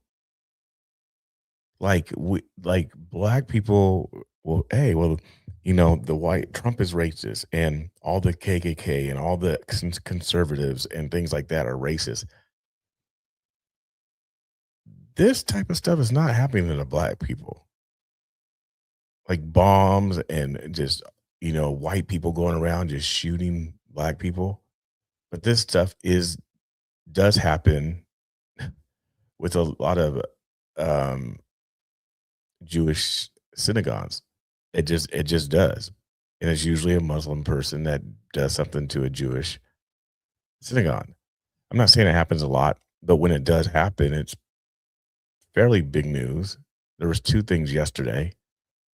So it's just interesting to think about the thought of, oh, well, the white people are racist against black people, the whole rhetoric. I don't know. It just kind of like stood out to me why they were talking about all this. I was like, interesting. And the security did a great job yesterday intervening and getting in the middle of that. Like they did a good job. Simply, thank you. God bless you. Gifted 5, the BC Preacher membership. Wow. So people got some memberships. Look at that. Thank you. Thank you. I'm going to look at, so I don't know if you guys know this. What is that? I don't know what that is. So overnight, there is circulating online some crazy stuff happening. And it has to do with Netanyahu. Bibi. Yo, what's up, Bibi? I don't know if you guys heard about this, but there are rumors. Okay, you guys, because it's not confirmed, and I don't know if America would come out and say it's confirmed. But there are rumors about an AI video, supposedly an AI video, and rumors that Bibi was killed. I'm just saying, I'm just reporting what I'm seeing, but there are a lot of videos of there's a lot of reports. A lot.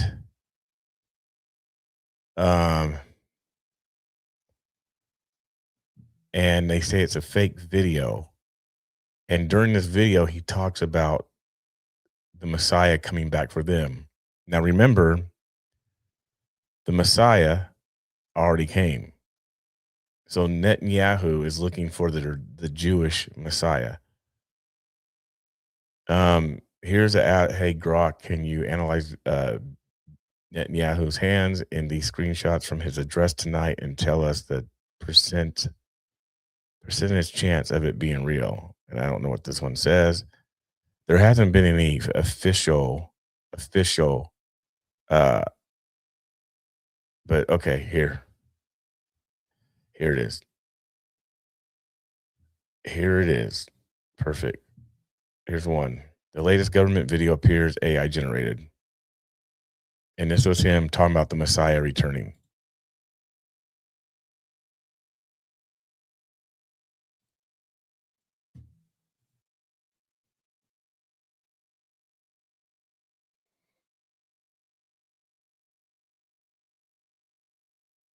Look at his hands. There's 6 fingers.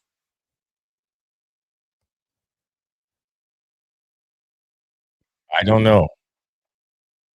it's circulating big time on X.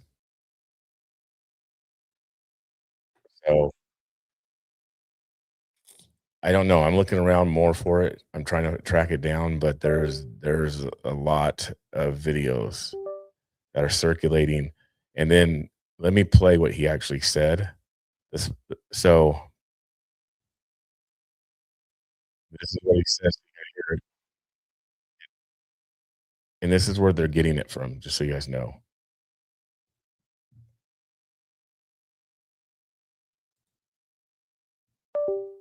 My mouse is acting up this morning. I'm sorry.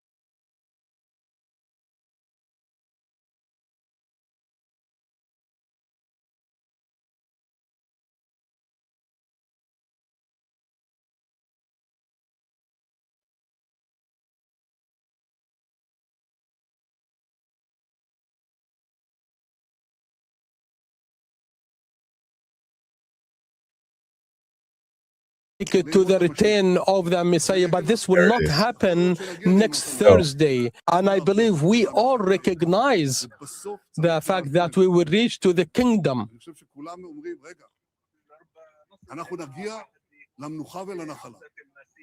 We will make it to the return of the Messiah, but this will not happen next Thursday. The lives of nations is always precarious and surrounded with threats. Our survival, our endurance is a result of alliances that we form. So that's the main part about the Messiah.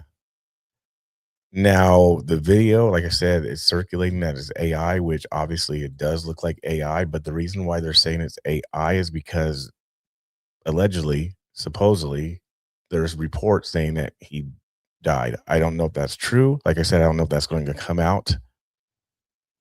I'm sure it'll be corrected, but obviously that's AI. Why was it released? Don't know. I mean, everybody's releasing AI stuff nowadays. Right? Everybody's releasing it. And I do think it's questionable about him dying. But like I said, it's circulating online. Why? I don't know. Not sure why. So let's catch up a little bit about what's going on. It's probably, yes, I agree. I agree with this. It's probably been put out to fool the Iranians 100%. That is probably true. That is probably true.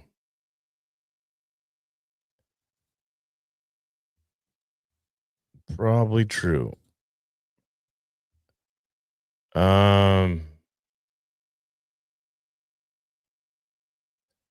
Let's see what else is going on, trending. That's happening in the news. Israeli military orders evacuation for several parts of Tehran. That was overnight for us. That was overnight for us 6 hours ago. Israeli army launches wave of extensive strikes on Iran's capital city of Tehran. A drone shot down near Riyadh's diplomatic quarter. That was last night as well. Non-stop news coming in about this. Okay, so Iranian ballistic missile reportedly targeted NATO's Incirlink air base in Turkey, home to an estimated 50 U.S. nuclear bombs. Iran just fired a nuclear weapons storage. Iran just fired at a nuclear weapons storage facility. again, yesterday, that was yesterday, it happened overnight. I don't know if that's a big deal, taking out 50 U.S. nuclear bombs, but that's what's being reported. Iranian ballistic missiles. That's interesting because during Pete Hegseth press conference this morning, he talked about how their ballistic missiles have been wiped out. They have been wiped out.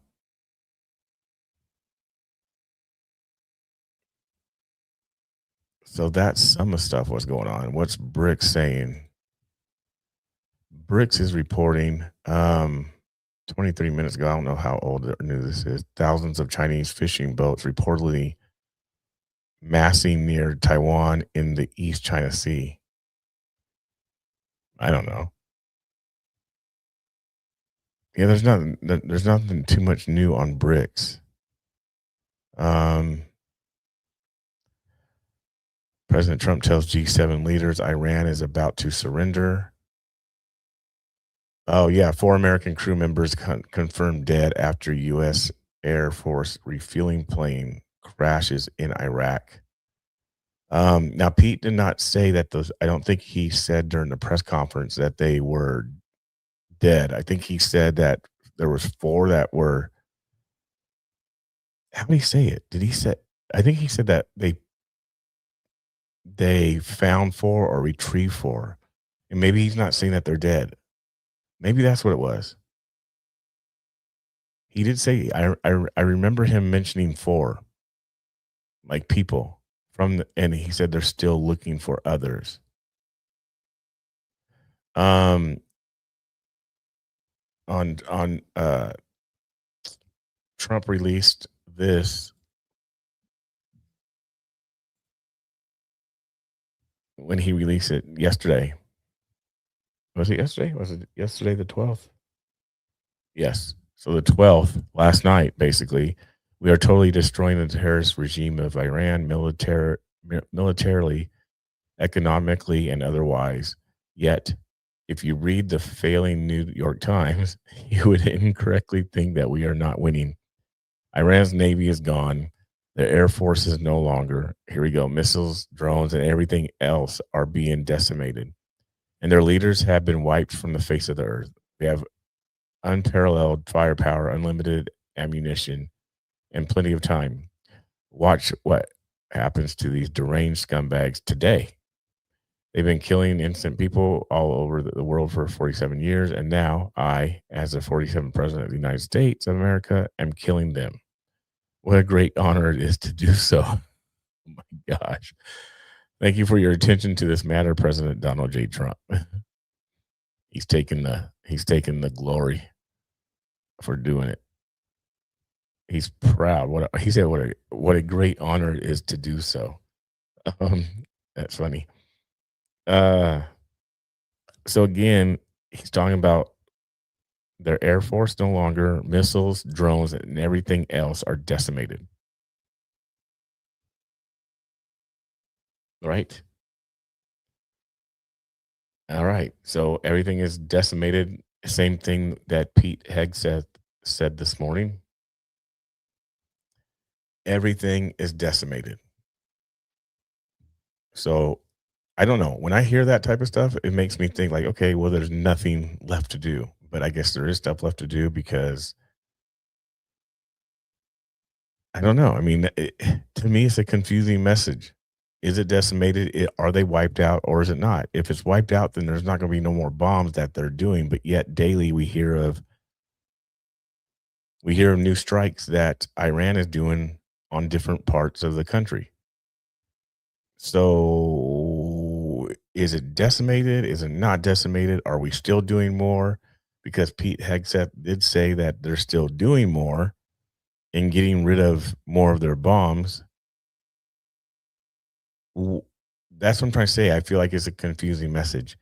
Hey, if we win, great. But please just tell us the truth about what's going on. And that's where I feel like we don't get the truth told to us. It's a weird like thing. Like, Why can't you just say it? I don't know if you guys agree with that or not. I will say that for some reason that the good Lord brought me here to meet Quincy fella. Even though I like BCP much more gooder. Thank you, Jared. Appreciate it. I'm glad you're here on the channel. I'm glad you're sticking around. I know I'm rough a little bit, you guys. I know that. I know I don't fit in a box. Well, I do fit in a box. I do fit. I absolutely do fit in a box, but it may not be the political society box. You know what I mean? But I do fit in a box.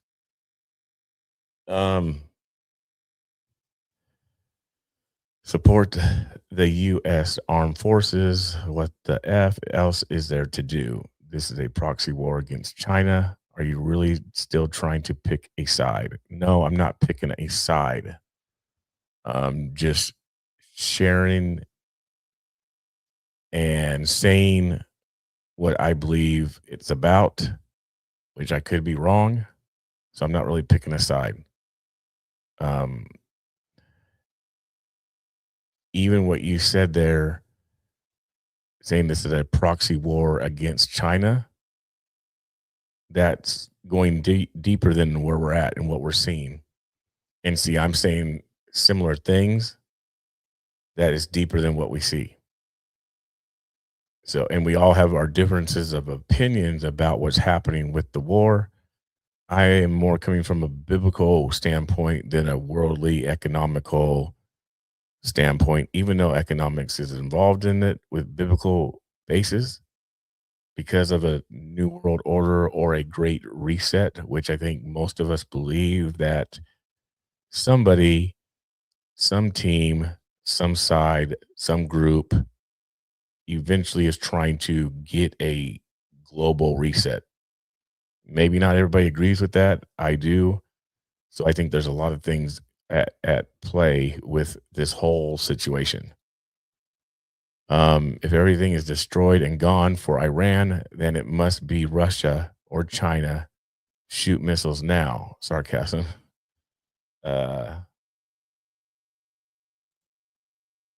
Bathwater says, no, it's not. Have some faith in God. Our supply chain is at risk. This stuff is well documented. You have to have faith. You have to be willing to sacrifice. Christ will forgive you for being a Roman. Don't be scared to die by the sword, according to Matthew. Not sure exactly what you're referring to or meaning exactly. Have faith in Christ, or faith in what? And what is Christ? What are you saying that Christ wants to do? First one to coin the phrase was George W. Bush. This is the new world order. That is true. I did hear, it's funny, I did hear him say that. I remember him saying new world order. But I don't know if that was, I don't know if he could be. I just don't know if that was like him. I don't know. Was it him that coined it? I mean, it could have been like made up the phrase or said new world order. I do remember him saying it though. Reset's been ongoing for a while, but I do believe Trump went into Venezuela to secure the oil because Iran is trying to impact global markets.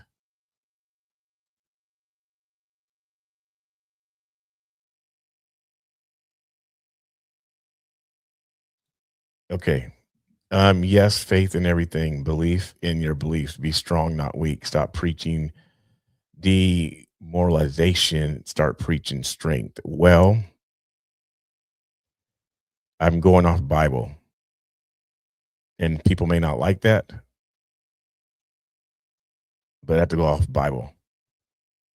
And strength has nothing to do with the U.S., has nothing to do with China, has nothing to do with Iran, has nothing to do with Israel.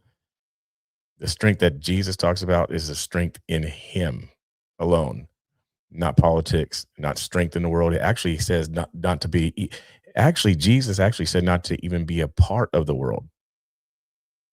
So why would I say give the world strength or have strength and belief and faith in the world? Because the world's going to pass away. That's demoralization? The world is going to pass away. That's a fact. So why am I going to have faith in believing that the world is going to last forever, or politics are going to last forever, or that, we need to become stronger here on earth? That's not God's message whatsoever.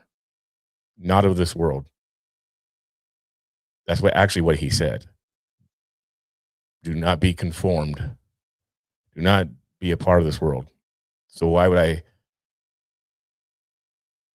mean, so yeah, demoralization might sound bad, but it's part of the truth. It's part of the truth.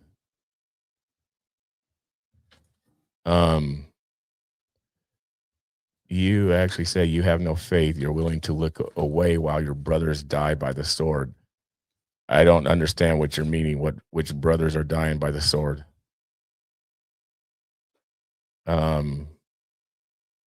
I don't know which brothers are dying by the sword whatsoever.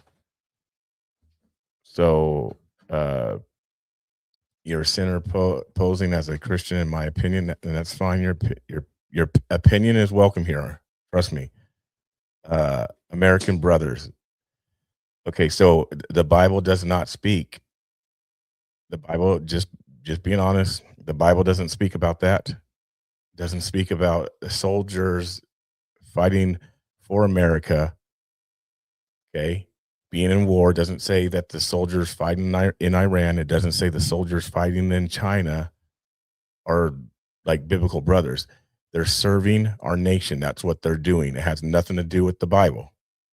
Let's call it what it is. Has nothing to do with the Bible. Has nothing to do with the war. The military has nothing to do with faith in the scriptures. That doesn't mean that you're not appreciated. That doesn't mean that you're not thankful. Doesn't mean you're not grateful for the men and women who serve our country that bring freedoms, but it has nothing to do with the scriptures whatsoever.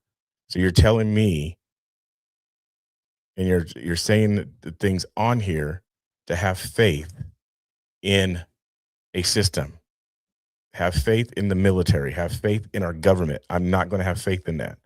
For me personally, I'm not going to have faith in that. I'm not going to have faith in no government, because the end will come. And guess what? You and I know that there's going to be a World War III. There's going to be a battle of Armageddon. What do you want me to have faith in that about? I have faith in Christ and his perfect plan being worked out. But I'm not having faith in no government or military or anything like that.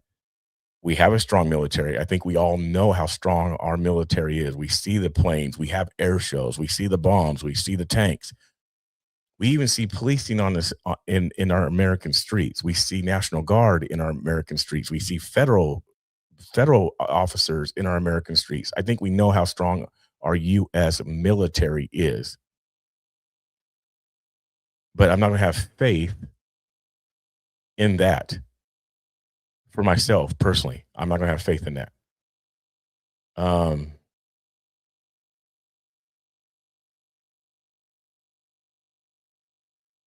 No, I'm not choosing a side. I'm not sure what you're referring to about choosing a side. I'm not choosing those sides. And maybe you are, and that's maybe the problem. I'm choosing Christ first. Plain and simple. And that's where people maybe have a problem at, because that's where I lean to. I don't lean to throwing all my eggs in the basket of US or conservatives and Republicans. I don't throw all my eggs to. I definitely don't throw them into a Democratic pot. So, anywho, that's where I'm at with it.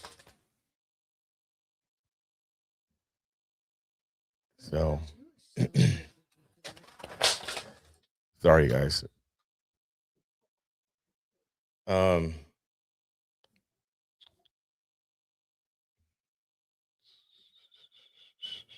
Let's see. All your eggs in a personal basket.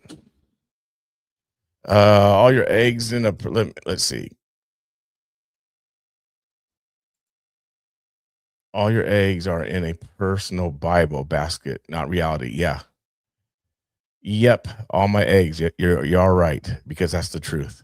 Sorry, you may not agree, but that is definitely the truth. All your eggs are in your personal Bible basket, not reality. 100% they are. Amen and amen. Anywho, let's see what else is happening. See if there's any more live press conferences or anything coming up. There's nothing, you guys. So really, it's just the skyline of Beirut, which is very smoggy this morning. It's very smoky and smoggy over there in Beirut, which means they probably were bombed, unfortunately, overnight.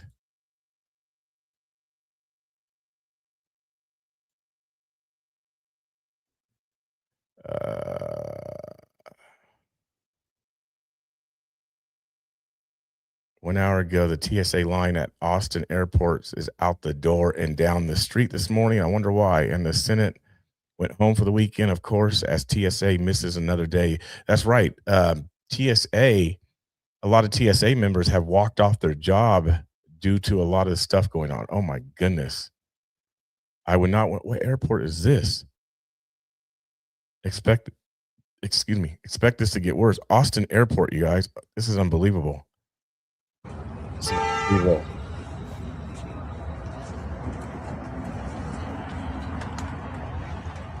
I'd be heated.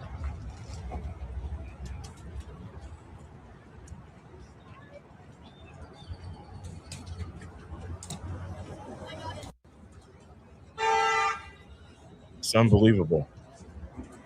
Look at that line. Look at that line. That's crazy.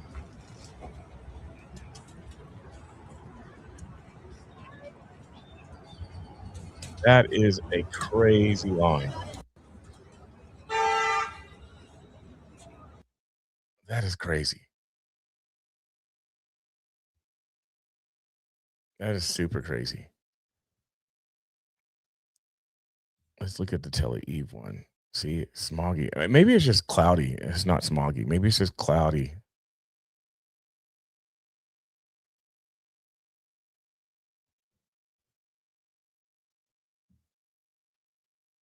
Maybe it's just cloudy.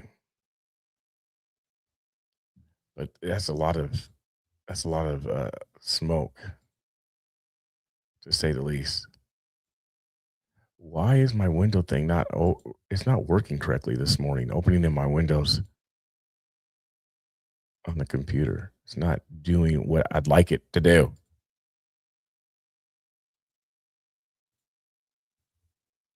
All right. We'll watch Beirut for a while, and I'll come back, you guys, and check and see if there's anything new to report on, or any new press conferences or anything like that. So give me a little while. I want to look around, wait for the day to progress a little bit. I'll keep this on. It's the Beirut skyline. So possibly you might see some bombings or whatever, but I'll keep this on for a little while and come back, you guys.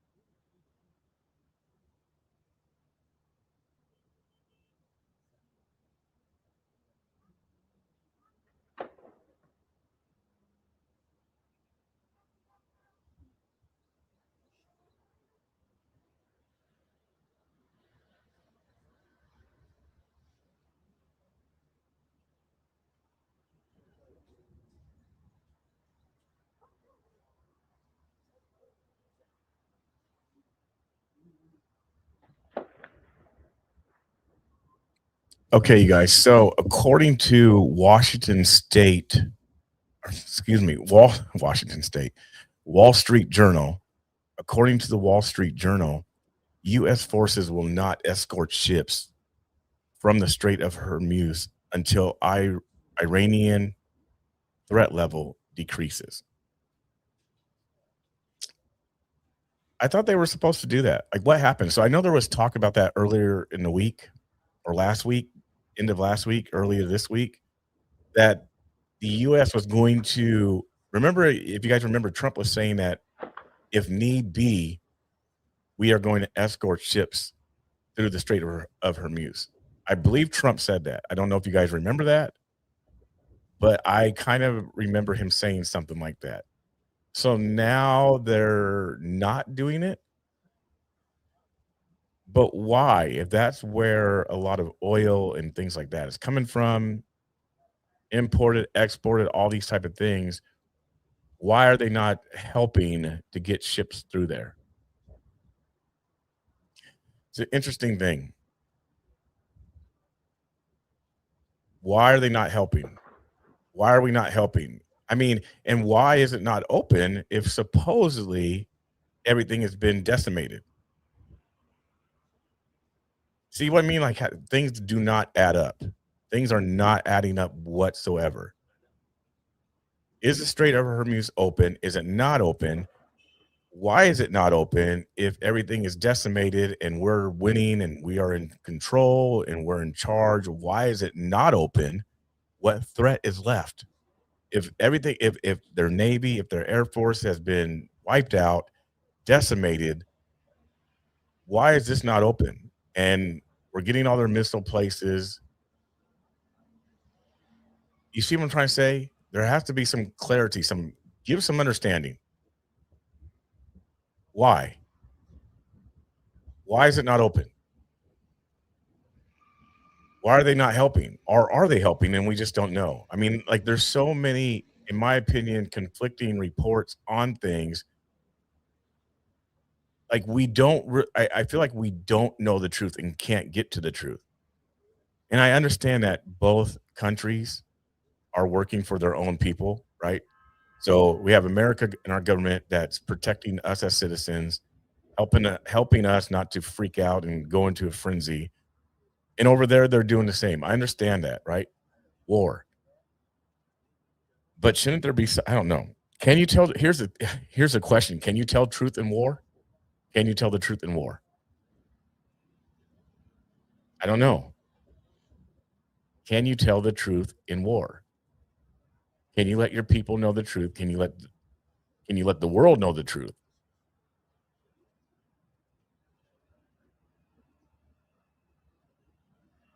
And there's not really anything that's too much breaking, you guys. To be honest, there's really not a lot going on.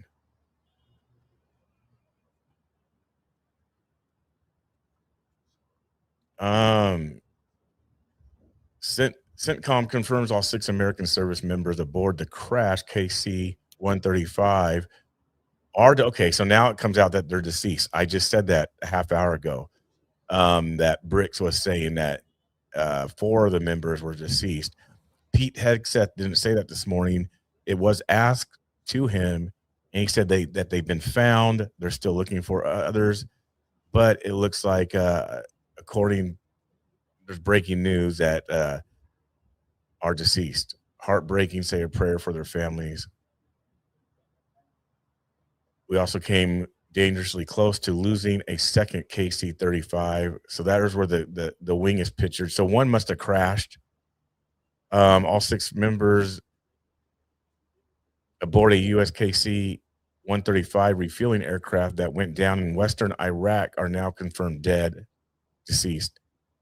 The aircraft was lost while flying over friendly airspace March 12th during Operation Epic Fury. The circumstances of the incident are under investigation.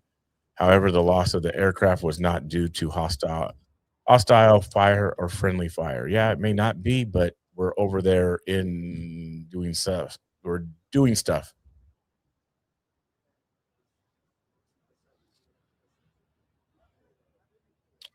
It's unfortunate, man. Not cool. Not cool.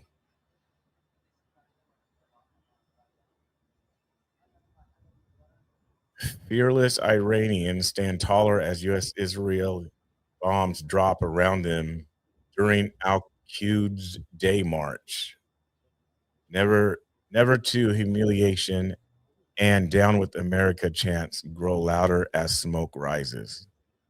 That is in Iran.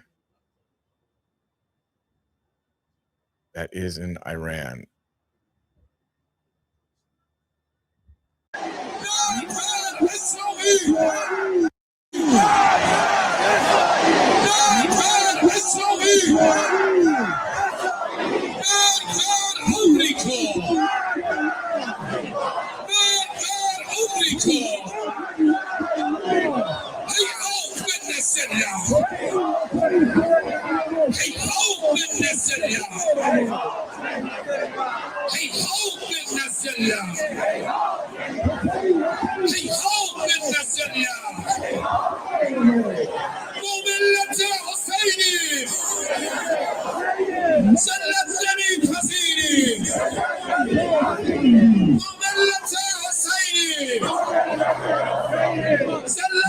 Interesting.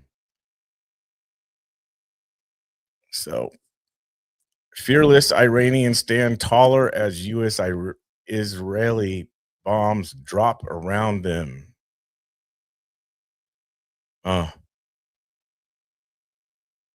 Okay, yeah. So what did he say? The incident occurred over friendly territory in western Iraq while the crew was on a combat mission and was the result of hostile or friendly fire. So they didn't release too much. Americans are feeling the pain from the reckless Democrat shutdown of DHS in airports across the country. TSA officers are again being forced by the Democrats to work without pay for the third time in nearly 6 months. That sucks. Guess that's not a job that you want to apply for, is it? Not a job that you want to apply for if you got to continue to work without getting paid. What is that? Iranian hypersonic missiles strike the heart of Tel Aviv. Is it? I don't know. Grok. How do you even use Grok? I don't even use it, to be honest with you guys. So I have no clue how to even use Grok. Do you just say, Grok, is this true? Is that what you do? Let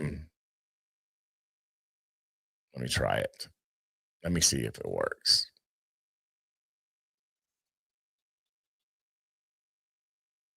Grok, is this true?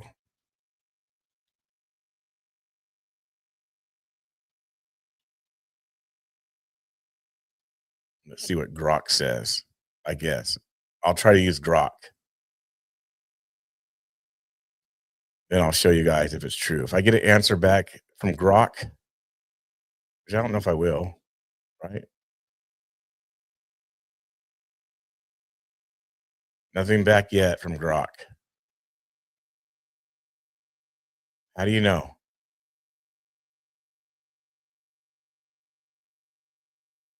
Give me an answer, Grok.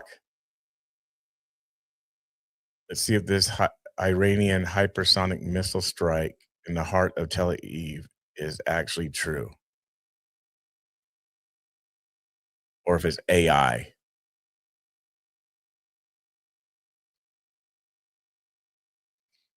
I have never used Grok, but that is what I have seen people do. Yes. Well, we'll see. We'll find out.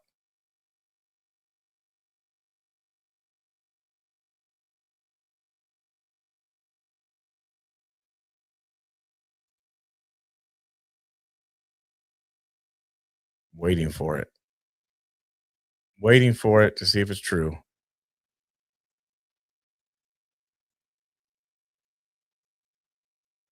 Oh, did I get a response? No, this isn't confirmed as true. Iran has fired missiles at Israel during the ongoing U.S.-Israel conflict, with some prior hits near Tel Aviv in central areas causing limited damage injuries.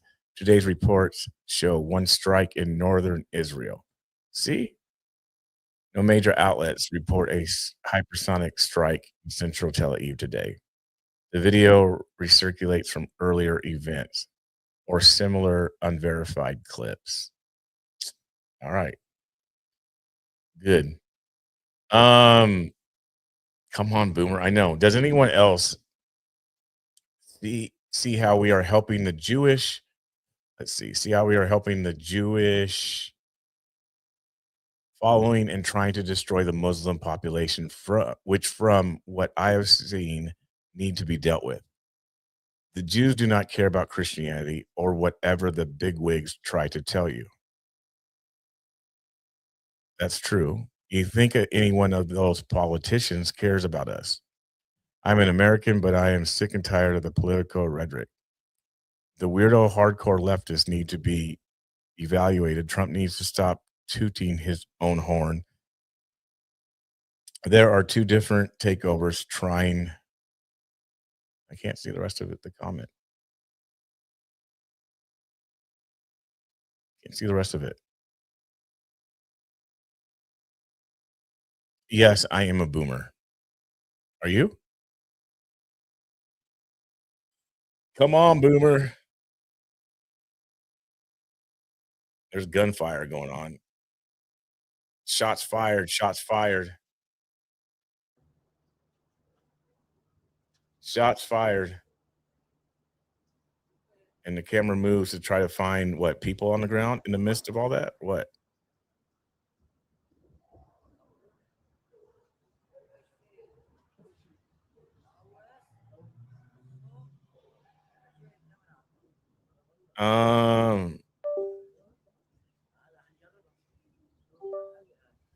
So Robert likes, I don't know.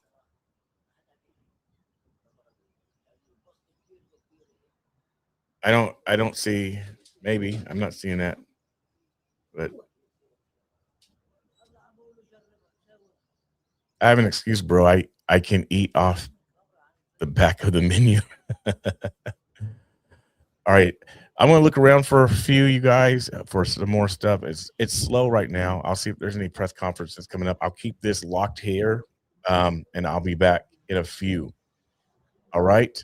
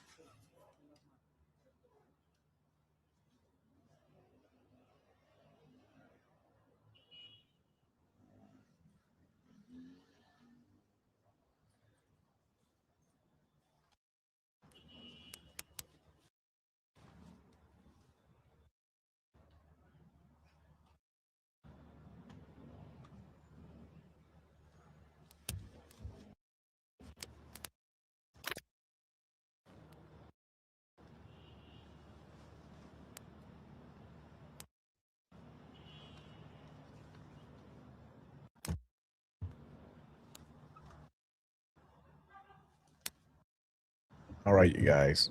There is really nothing going on. I mean, just so there's there's a just in thing that came out, bomb threat supposedly reported at University of Virginia. Shannon Library is being evacuated. The school says, don't know how true it is. That was reported 57 minutes ago. I'm not seeing anything else about that. There is nothing that's like a live press conference. There's nothing that I see coming up. So it's kind of stale right now, to be honest with you guys. And like I said, I keep looking around, going back and forth between X and other things.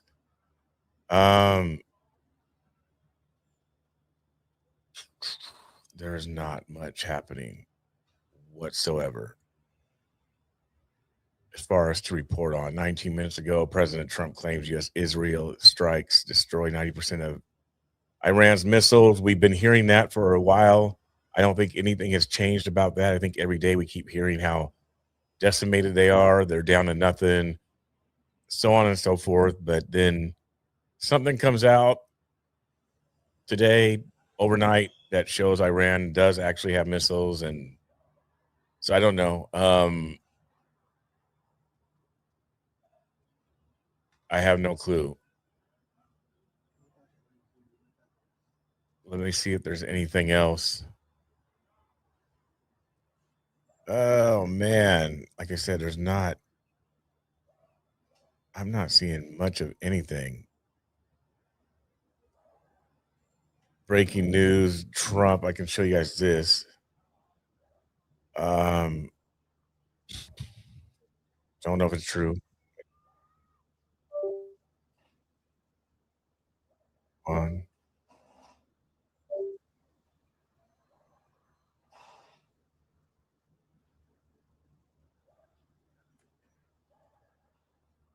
Let me show you this. Trump thinks Putin is helping Iran.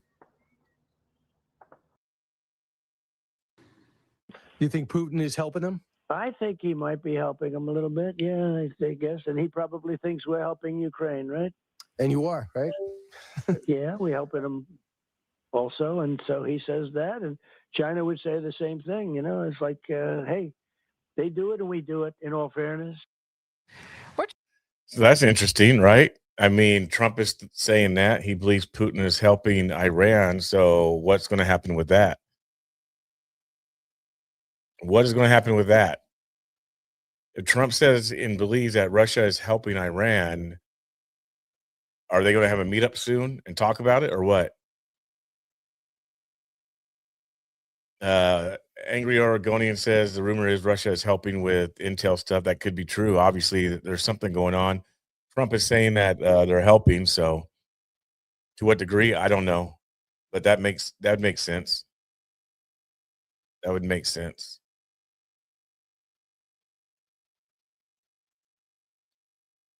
There are many.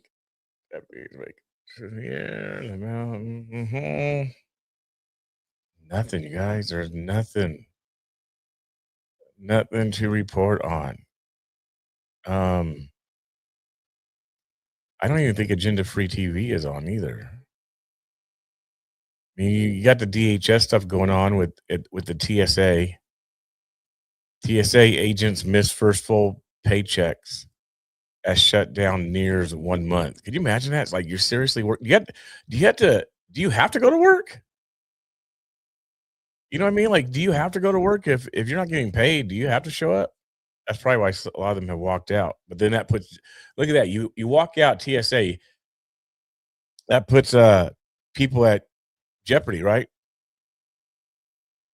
But just think about this. 30 years ago, we didn't have it. We didn't have TSA around. Remember, I mean, I'm old enough to remember, barely, they used that we could actually walk our relatives and people to the gate of the airplane. All the stuff they have put in place now, you can't do that. You ain't walking nowhere. Nowhere are you walking.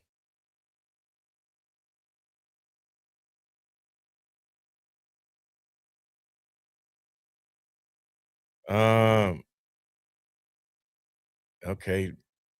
I don't know what Michael Flynn is saying. But he said this, the general, he says this might be one of the most quotable of Donald Trump's quotes ever. And that is saying a lot.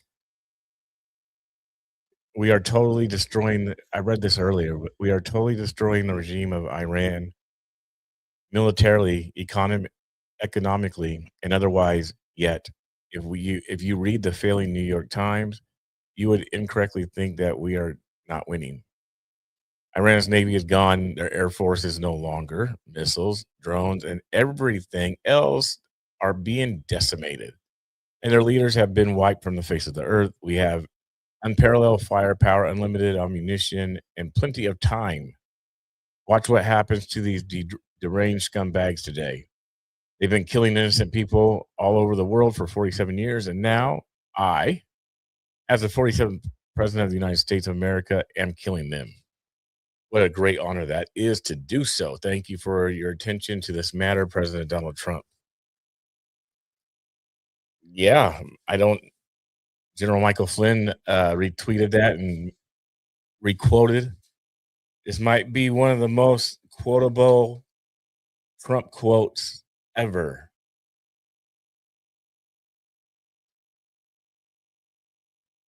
Bells are in the background in Beirut.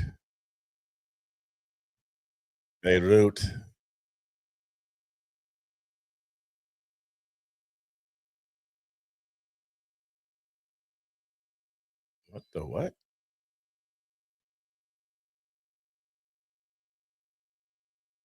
This is kind of disturbing. Sex scandal in Israel as mall worker reveals repeated sexual assaults by security guard co-worker. Complaint to police ignored for a long time. Footage shows guard grabbing the victim from behind before she slaps him.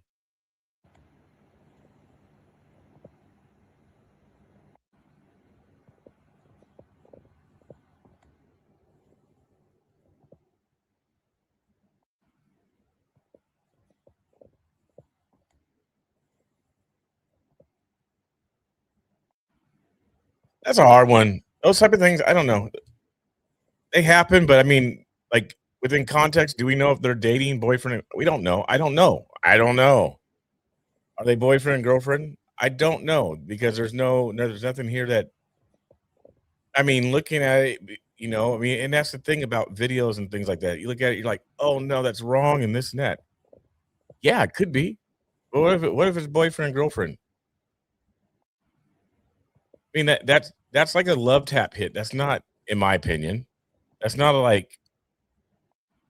kind of, I don't know. But anyway, that's what is being reported. That sexual assault.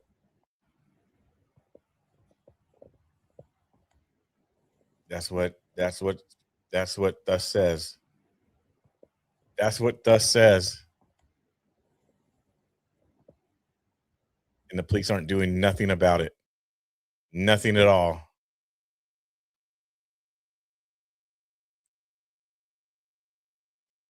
Nothing at all. What is this? Here's this is Dearborn, Michigan. Oh, Allah, kill every Jew, Christian America. Such public prayers should not be tolerated on America's soil. Christ is king, and in his name we will banish false demonic public worship in our land. What is this? Let's see what this is. Let's see. What is this thing I'm getting ready to show you guys? In Dearborn. I think it said Dearborn, right? Did it say Dearborn? I gotta fix my mouse. Unplug it. Dearborn, Michigan. Dearborn, Michigan, you guys. The word, and with a decree of yours you will annihilate them. Ya Rahman Rahimin, you annihilated, and you destroyed the likes of Ad and Thamud and Fir'aun. These are the Fir'auns and the Ad and Thamud of today. Ya Rahman Rahimin, we ask you, Ya Allah, destroy them, Allah, take them off the service of this earth. Ya Arhamar Rahimin, Ya Akram al-Akramin. على القوم الكافرين اللهم انصر الإسلام وأعز المسلمين وأذل الشرك والمشركين اللهم انصر عبادك الموحدين اللهم انصرهم على القوم المجرم أحصهم عددا اللهم اقتلهم بددا ولا تغادر منهم اللهم يا ربنا إنهم يجاهدون في سبيلك اللهم إنهم يجاهدون في سبيلك اللهم انصرهم يا رب العالمين اللهم انصرهم على أعدائهم يا رب العالمين اللهم عليك باليهود والنصارى اللهم عليك باليهود وأعوانهم فإنهم لا يعجزونك اللهم احصهم عددا اللهم احصهم عددا واقتلهم بددا ولا تغادر منهم أحدا يا رب العالمين عليك بالصليبيين اللهم عليك بهم فإنهم لا يعجزونك عليهم يا رب العالمين اللهم نصرك الذي وعدت على القوم الكافرين Allahumma destroy all the enemies of Islam. Allahumma destroy all the enemies of Islam. May Allah destroy them completely and show in us the great signs of Allah in their utter destruction, annihilation, humiliation. عليك بالأمريكان ومن والاهم اللهم أحصهم عددا واقتلهم بددا ولا تغادر منهم أحدا يا رب اللهم اقتلهم بددا اللهم احصهم عددا واقتلهم بددا ولا تغادر منهم أحدا يا رب. Wow. There was something that was said here that was interesting. Here it is. And humiliate polytheism and the polytheist. Okay, what is this here? Hold on. I want to watch it again.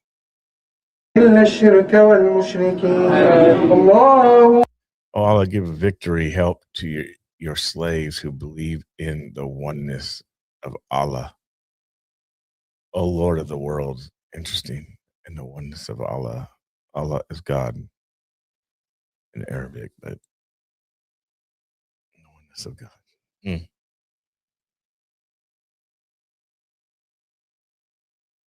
Interesting.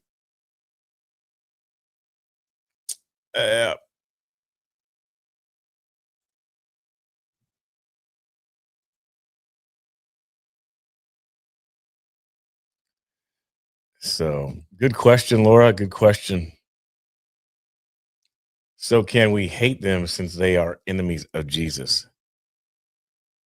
That is a interesting question because they're not necessarily enemy of Jesus. They actually show a lot more respect for Jesus than many Christians do, actually, to be honest with you.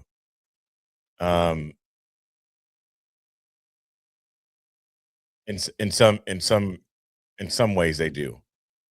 So I really wouldn't call them like, I know you're going back to this study from last night. That's what you're referring to.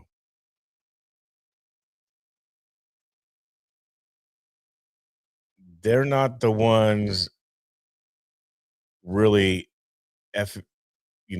cursing Jesus, right? They just believe that again, it goes back into a lot of their theology and doctrine and what they believe and how they still hold on to their book. They don't believe that Jesus is. Here's the thing. They don't believe that Jesus is the Messiah, right? They don't believe that he's the Savior, but either do the Jews, and Jesus has a promise to the Jews. They're actually blinded, right? The Jews are actually blinded. And in Revelation, it does say that Jesus will basically still redeem the chosen people, the descendants, the real Jews, Israelites. He will basically take the blinders off of them so that they do end up seeing the truth. But in the meantime, they're still looking for their Messiah. So is Islam like a complete enemy of Jesus?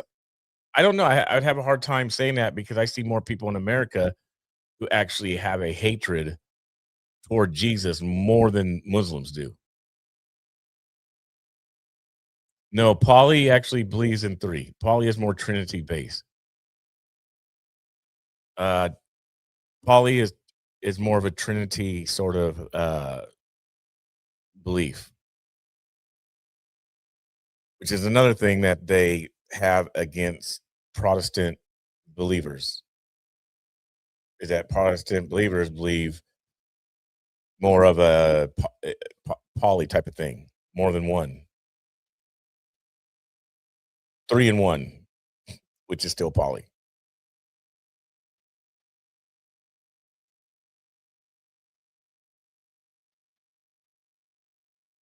And yes, they think a lesser of Jesus than they think lesser of Jesus than followers of Christ do. That's what it is. They think lesser. They don't think that he's a savior. They don't think that he's a redeemer, because just like the Jews are looking for the Messiah, so is Islam. Islam is looking for what's it called? Mahdi, the Mahdi, it's something like that they're looking for. So they don't believe, they just believe that Jesus is a prophet. Yes, Jesus was a prophet, but he was King of Kings, Lord of Lords, Alpha, Omega, beginning to end, so on down the line. King of Kings, Lord of Lords, they don't believe all that. They just believe he was a great prophet, like the highest of prophets. So they hold him in a high esteem.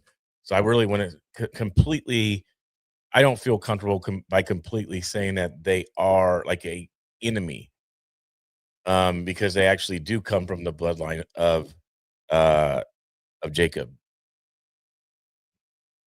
Ishmael and Jacob. Jacob became Israel.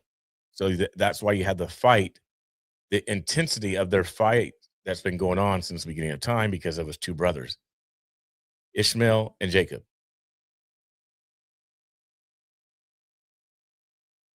Yes, monotheism is one God. And I know Protestants say one God, but then they, Protestant go 3 in 1, which is hard to understand, hard to make sense. But yeah, so Muslims and Jews, Israelis, they believe in mono. They don't believe in poly. They might believe in poly in other areas, but they don't believe in poly when it comes to God.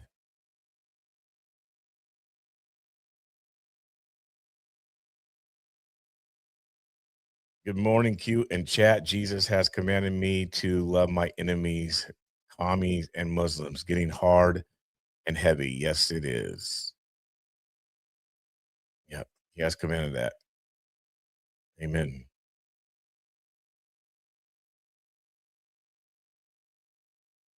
Correct. Muslims don't believe Jesus was crossfire, and they don't believe Jesus is God, but they do think he will be the Messiah in the end time. Correct. Actually, I don't know. I haven't heard that one. I haven't heard that they believe that he'll be the Messiah in the end time. I do know that they do not believe that Jesus is God. I do know that. And that's where Israel has a problem believing that as well.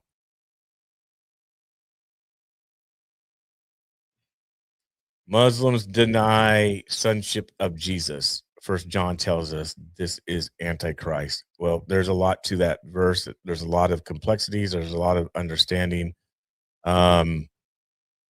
Muslims deny sonship of Jesus.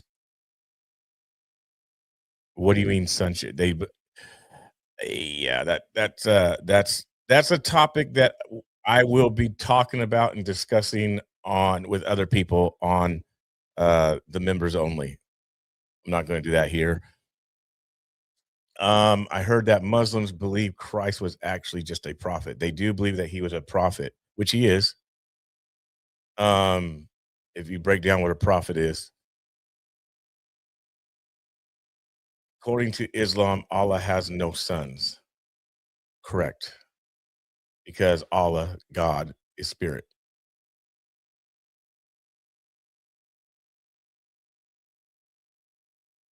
Some so-called Christians don't believe Jesus was God. That is true. The Trinity is a hard concept to grasp, I guess. It's very well, it also comes from Catholicism. That's where it comes from. But it is a difficult one to grasp. I agree with you. And like I said, I'll be discussing more of that on the members only in time. Here's a good one. Blessed be the name of the living God. Who's the name of the living God? Who is the name of the living God? Anybody know that?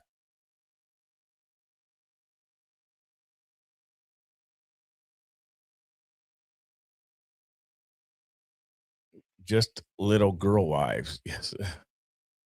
Yeah. That's their poly that they do believe in. Little girl wives. Yahweh. Yep. Yeah. Well, is it Yahweh or Yeshua or Yahshua? Which one is it?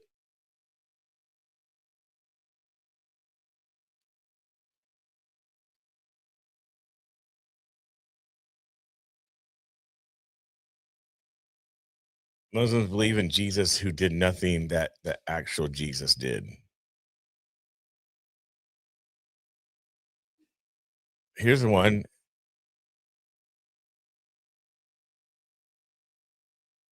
I don't know that one. I haven't seen that one before.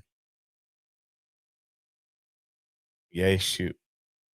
Yay. Ushua?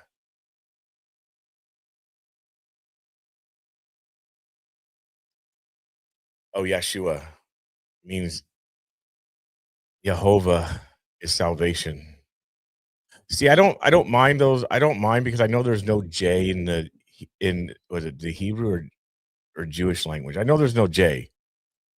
But here's the thing for me, like I don't speak that language, Hebrew, or I don't speak the language. So for me, it feels weird that I'm saying all these American the English language, right? I'm saying English language, and then one word I flip over to Hebrew and say Yahweh in the middle of my English language.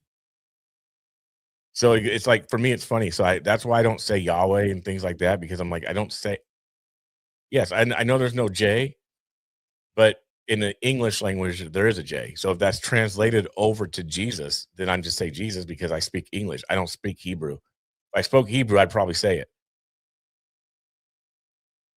So it's always weird when I hear people will be talking like this and Yahweh. I'm like, wait, what? Like, I get it, but his name is Jesus in American language. Even though there's no J in Hebrew, that's Hebrew. But I don't speak Hebrew. There's actually a J in English in English language.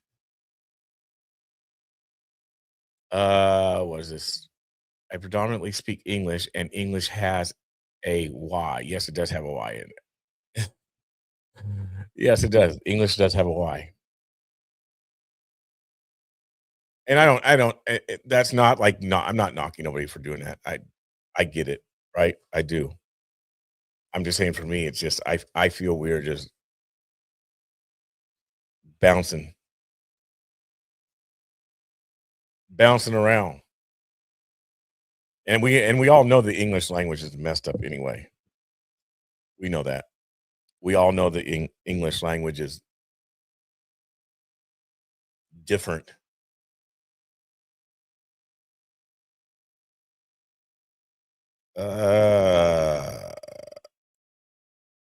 Just in Disclose TV hour ago is reporting Pentagon approves deployment of Marine Expeditionary Unit of about 2,500 Marines to the Middle East.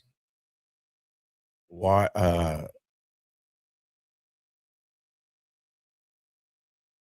Is it Washington Post? Oh, Wall Street Journal reports that.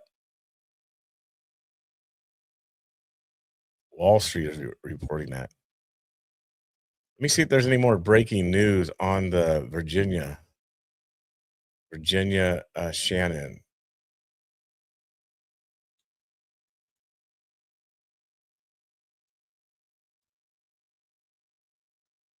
See if there's anything coming in.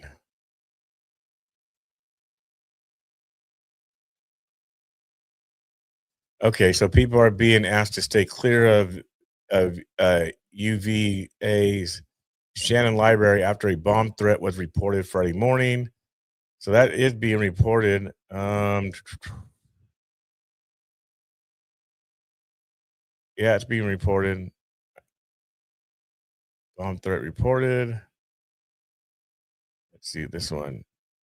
UVA emergency alert, 12:19 p.m. Pacific time or East Coast time.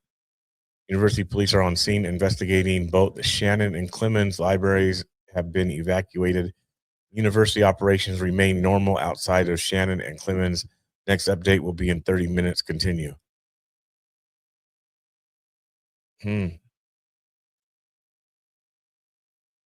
Yep.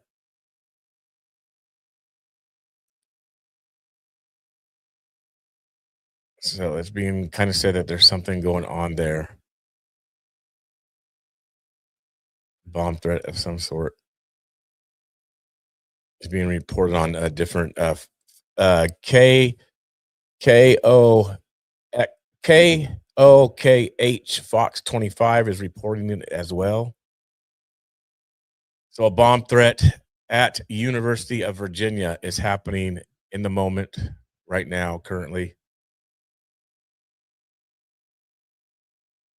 It's crazy, especially after yesterday.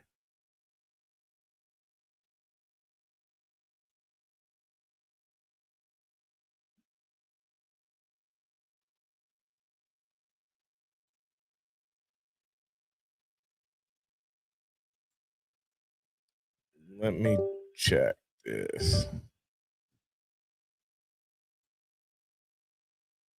Not all cancer is this, but the majority of it from studies is, and they are again telling you that you just got to die.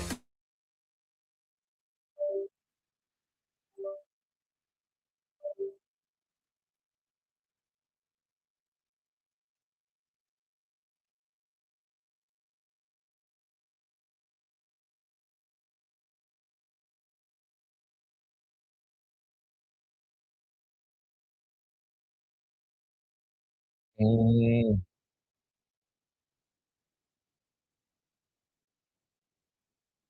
former ROTC myself, I see no fault in their actions.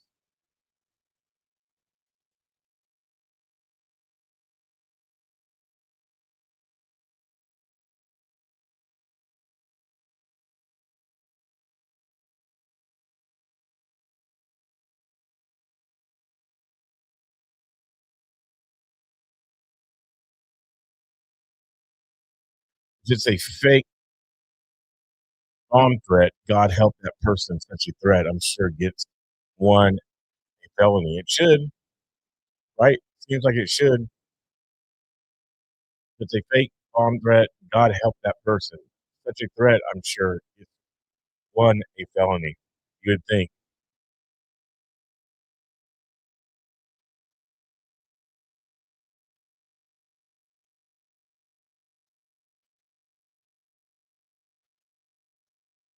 And yes, I do have Alex Jones to the side, and I'm listening.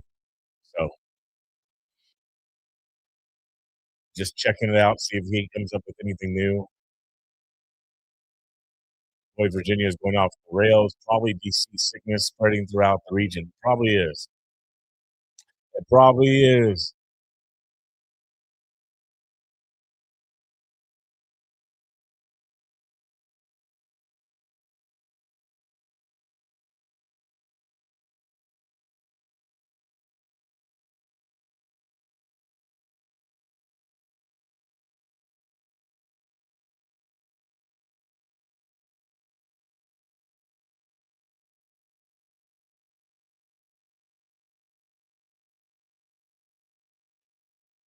Mm.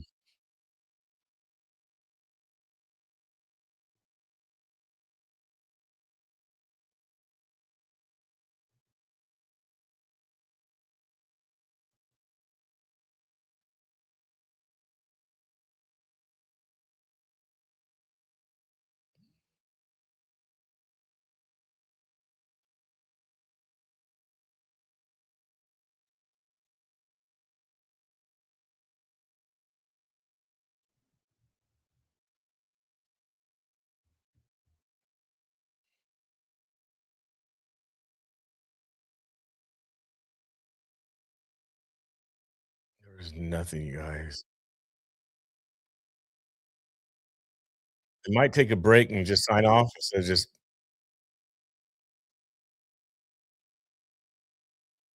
staying on. I mean, I can stay on.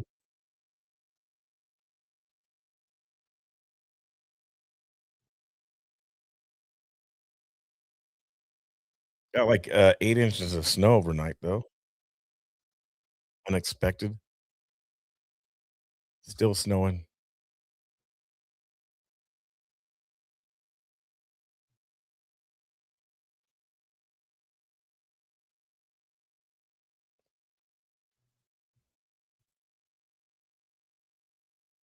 Let's see what this is.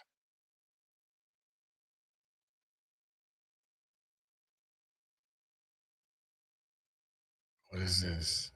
Judge in Charlie Kirk case weighs media access. Whatever that means. So let's see what this is. See what they're saying.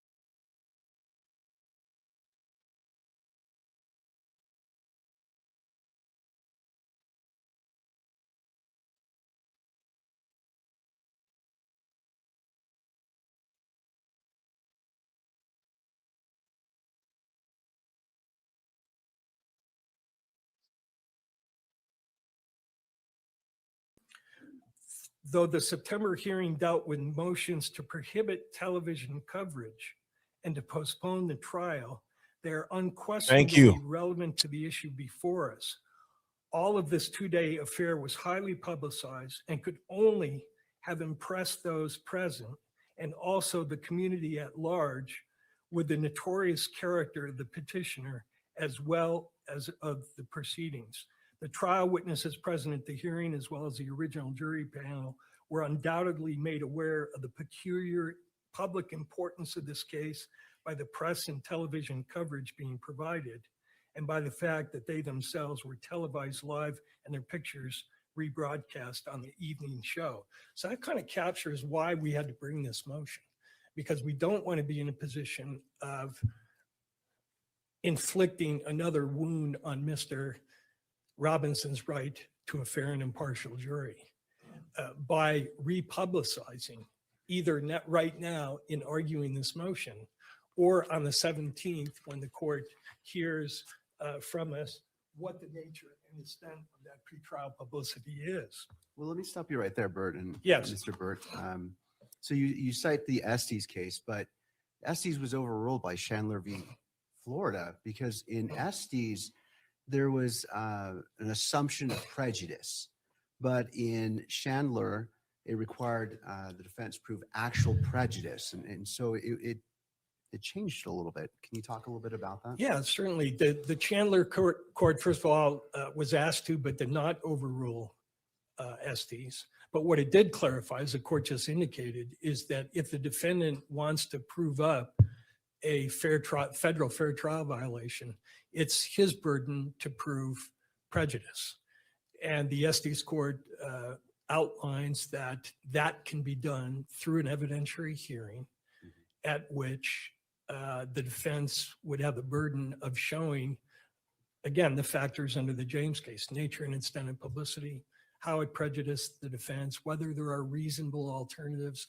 That's going to be the very purpose of the hearing, to comply with Chandler's mandate that we have the burden to prove that prejudice. And so we're going to be taking on that burden, and we think well establishing that we're entitled to the relief that we seek, which is some restriction on the type of prejudicial information that is flowing not only from the electronic media, but that electronic media being amplified by the widespread use of social media, which we discuss at length in the motion. I'm not going to get into the merits of the motion itself, but to address a concern the court had about, well, really Estes is no longer good law. Estes is cited favorably in Chandler. It's cited favorably in Hollingsworth versus Perry, which is the Supreme Court's most recent discussion of cameras in the courtroom. And the court is correct that Chandler put a gloss on it, that we have to show there is no presumption of prejudice, but there is a presumption of prejudice in regard to certain types of prejudicial pretrial publicity. And the clearest holding to that in that regard is the Schilling case. Schilling says there is no presumption of prejudice unless certain categories that the courts have recognized as prejudicial are proven, and then it's inherently prejudicial. And the example that Schilling cites is publicity about a confession. And it cites back to the Wilbert Rideau case, Rideau versus Louisiana, where the court reversed the conviction because the defendant's confession was broadcast prior to the trial. So we have that type of prejudicial pretrial publicity in this case, and it's outlined in the motion. And so, yes, if you don't have those categories of prejudicial pretrial publicity, you have to prove prejudice.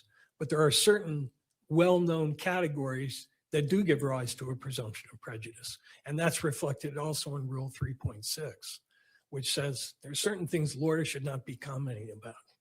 And so we'll show both that we have categories of prejudice that are recognized as presumptively prejudicial, and we'll show that beyond that, the overall picture of this case is one of extreme prejudicial pretrial publicity that justifies the kind of relief we're asking for. But how do we show that without re-inflicting the very harm that we're seeking to avoid here? And that's the purpose of our motion. And the main concern is the tendency in this case for the press to, first of all, highlight all of the prejudicial information in virtually every story they feature on the case, which has its genesis in the prosecution's initial press conference before the court imposed its publicity order. There was an extensive press conference which got before the public a great deal of the kinds of evidence which Rule 3.6 says should not be disclosed before the court had the occasion to enter that order. And then that evidence has been re-amplified, commented upon, so-called experts have been brought in, lip readers, body language experts, all of that is outlined in the motion. The kinds of reiteration of this prejudice that we're most concerned about, the best example of that in document 344, which is the reply brief on this closure issue. At page 6, there is a link to an article. And that article concerns a story by one of the media's clients in which they were supposedly reporting on a defense anticipated motion to modify the court's publicity order. And the story does not concern, it's a television story, and the court has to see it to understand what the issue is. But the story does not concern what the merits of the motion is.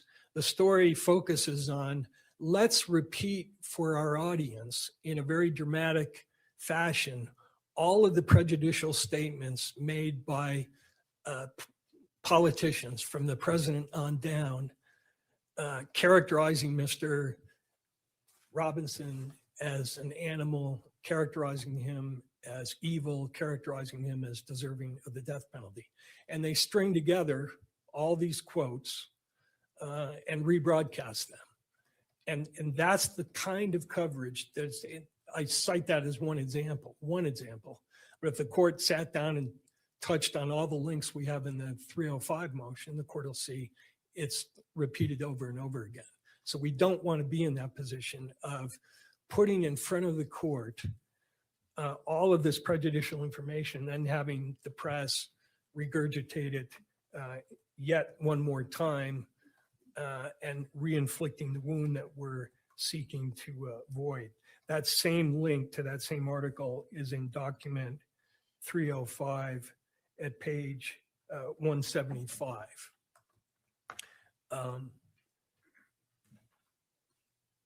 It's interesting that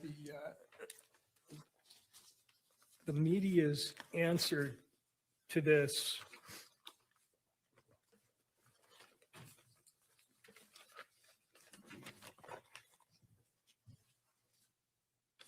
which I'll discuss, but I think I first need to return for a minute to the Kearns case.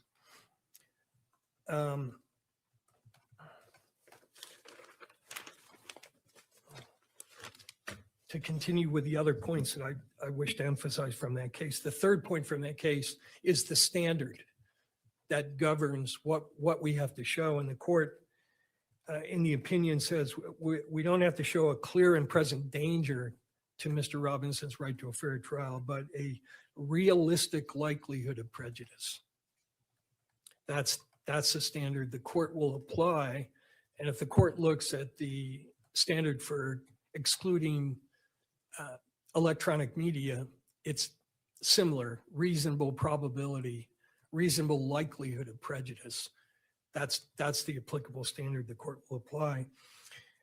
And the court also outlines the procedure to be followed on the motion that we're conducting right now. That is the motion on the hearing of whether the proceeding should be closed. And the court says, first, the hearing on the motion for closure should be open to the greatest extent possible, referring to this hearing that we're conducting right now. And then the court says, second, if disclosure of the alleged prejudicial material is essential to the conduct of the hearing on the motion for closure, the court should first seek a voluntary agreement from the parties who wish to be present that they will not disclose the alleged prejudicial information until it is disclosed at the trial or the trial has concluded. Absent such an agreement, the court may close the courtroom in order to conduct in camera whatever proceedings cannot be conducted without disclosure of the allegedly prejudicial information.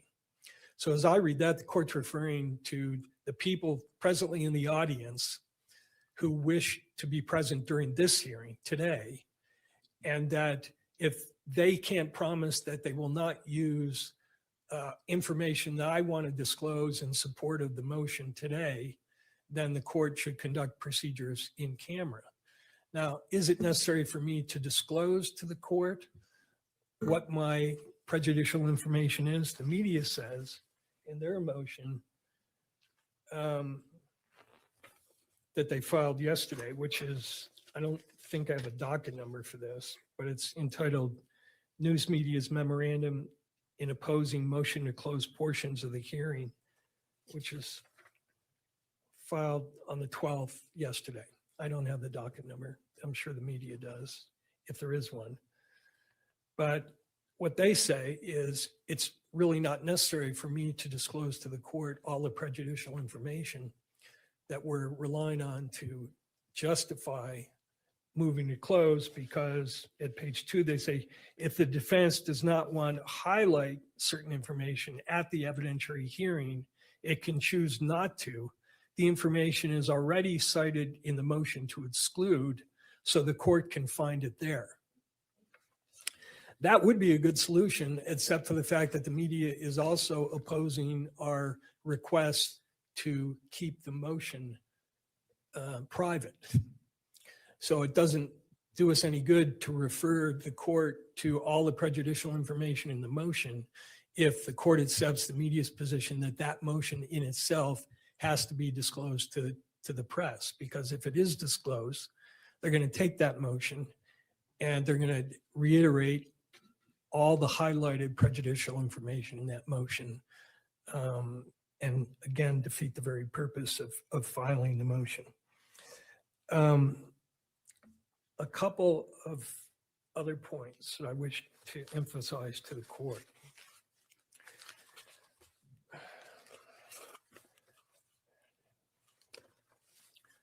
One is, in both the present motions that I'm talking about and the motions that Ms. Visser just responded to, the media and the state, and the state are in, and the media are mini-me's of each other on this issue. Their pleadings are virtually identical, which calls into question why the media is even a part of this hearing. The court has not yet decided whether they have standing on this particular issue. And in your December ruling, you said that we were not obligated to file with the media the motions concerning restricting electronic media. In their latest opposition to the closure motion, they discussed their standing. But one of the issues in standing is whether we need the voice not only of one media lawyer, but of two media lawyers asserting the same position that the state, one of the parties in this case, is asserting. So you're being presented with three different lawyers arguing essentially the same position. And when the court denied intervention to the media in this case, it cited the Utah Supreme Court decision in Society of Professional Journalists of Utah versus Bullock. And there the court, Utah Supreme Court, addresses the issue of standing in detail. And there were multiple media agencies in that case. And one of the points the court makes is that although there are multiple media agencies, they're all representing the exact same interest. That is the interest of the public in open access to the proceedings, which is coincidentally the same interest the state is asserting in reference to this motion. So we do question whether the state even has standing, but You mean the press? I mean the press. I'm sorry, I misspoke. But putting that aside, both the state and the media stress to the court that the court should deny the motion to close, should deny, obviously, the motion to restrict media access, and allow the kind of prejudicial publicity that has characterized the case to continue, because we can all sort it out at trial through venue, motions for change of venue, through voir dire, or motions to expand the jury pool. And I wanted, that issue is addressed in detail in our underlying motion, the lengthy motion. But just to highlight a couple of the points that we raised there, one of them is the Utah Supreme Court, in a case that Ms. Nestor is currently involved in, the Richens case, and this is cited in our motion, said that the court does not have the authority to expand the jury pool. So that remedy is not one the court can adopt. And in terms of the other remedies that are being suggested, neither the state nor the media cites what I think is a controlling case on this issue, which is Gentile versus State Bar of Nevada, which is 501 US 1030, discussed in our motion. But there, Chief Justice Rehnquist, writing for the court, who is no fan of the criminal defendants, said, quote, even if a fair trial can ultimately be ensured through voir dire, change of venue, or some other device, these measures entail serious cost to the system. Extensive voir dire may not be able to filter out all of the effects of pretrial publicity. And with increasingly widespread media coverage of criminal trials, a change of venue may not suffice to undo the effects of statements such as those made by petitioner. So I don't know how many capital cases that media lawyers have been involved in, but for the last 40 plus years, I've done nothing but those trials. And I've been involved with using jury questionnaires, extensive individual sequestered voir dire. And the fact of the matter is that voir dire is not an effective means in these cases. And to the extent it is effective in excluding people who hold prejudicial opinions, it calls into question other rights that are implicated. For instance, in a death penalty case, the jury has to be death qualified, both those who would automatically impose death and those who would automatically impose life. And there's a lot of research. This is an issue which will be explored down the line, but there's a lot of research which shows that that process skews the panel as unrepresentative. It excludes people who are knowledgeable because they read this media coverage. It excludes, the evidence shows, minority groups, women, and people that normally would be included in a representative jury. So yeah, you can voir dire a jury on whether they've heard the President of the United States say that Mr. Robinson should be executed. And you can exclude that juror from serving on this case. But given the demographics of this county, you're going to be excluding a large portion of the population. And then when you add to that the death qualification process, you no longer end up with a representative jury. You end up with what the U.S. Supreme Court in Witherspoon versus Illinois called a group organized to return a death verdict, but it's not a representative jury. So as Chief Justice Rehnquist said in his opinion, even if you employ these other means, they come with a great cost, and in this case, a great constitutional cost. So those are the main points I wanted to make to the court, and I hope I haven't repeated things that the court is already familiar with, but I'm certainly happy to answer any questions the court may have. Well, what I think I'm going to do is wait till the state makes their argument, and then I'll have questions. That's going to put the picture together for me, and then have questions for all parties. I just want to make sure I hear it all, and I appreciate your arguments, Mr. Makes Burks. sense. Thank you, Your Honor. All right. Turning to the state.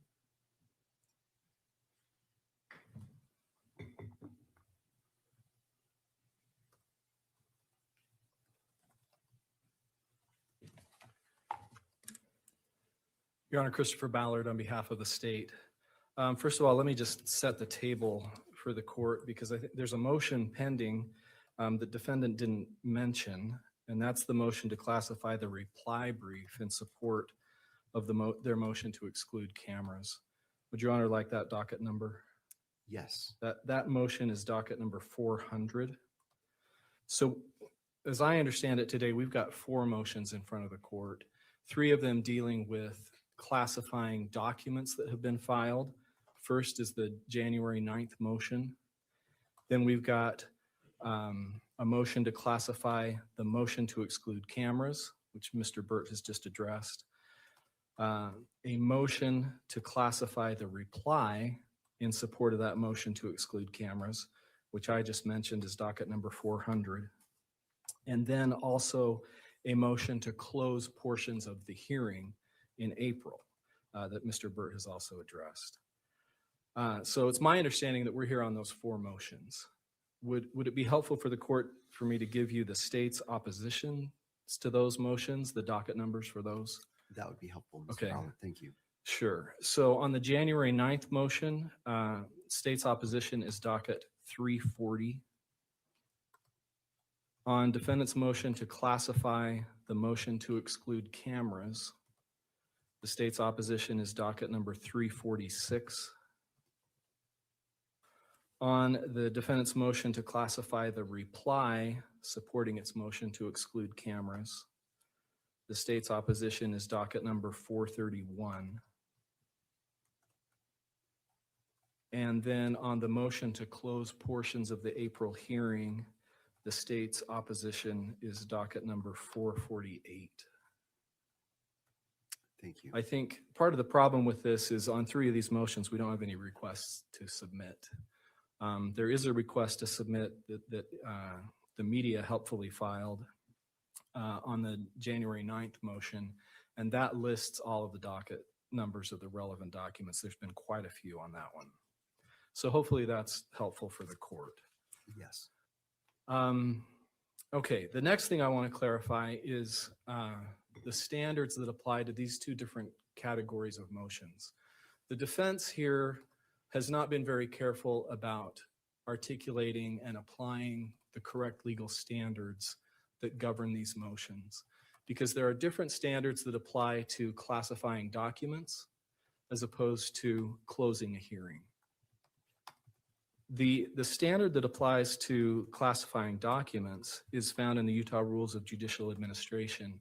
That's Rule 4-202, 0.04. But the standard that applies to closing a hearing, as the state explained in its opposition, is governed by case law. And that's the Kearns Tribune case and subsequent cases following that case. And then I also want to just clarify that Rule 3.6 of the Rules of Professional Conduct that's also been mentioned, that rule, while it might be relevant because it talks about pretrial publicity, it does not govern any of these motions. Because Rule 3.6 talks about lawyers making extrajudicial statements. We're not concerned about any extrajudicial statements in any of these motions or in closing the hearing. Obviously, everything that's going to occur in the hearing is going to occur in court.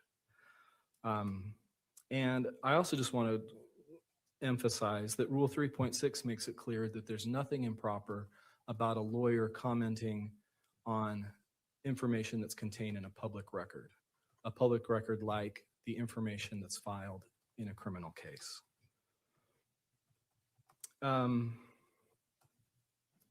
Now,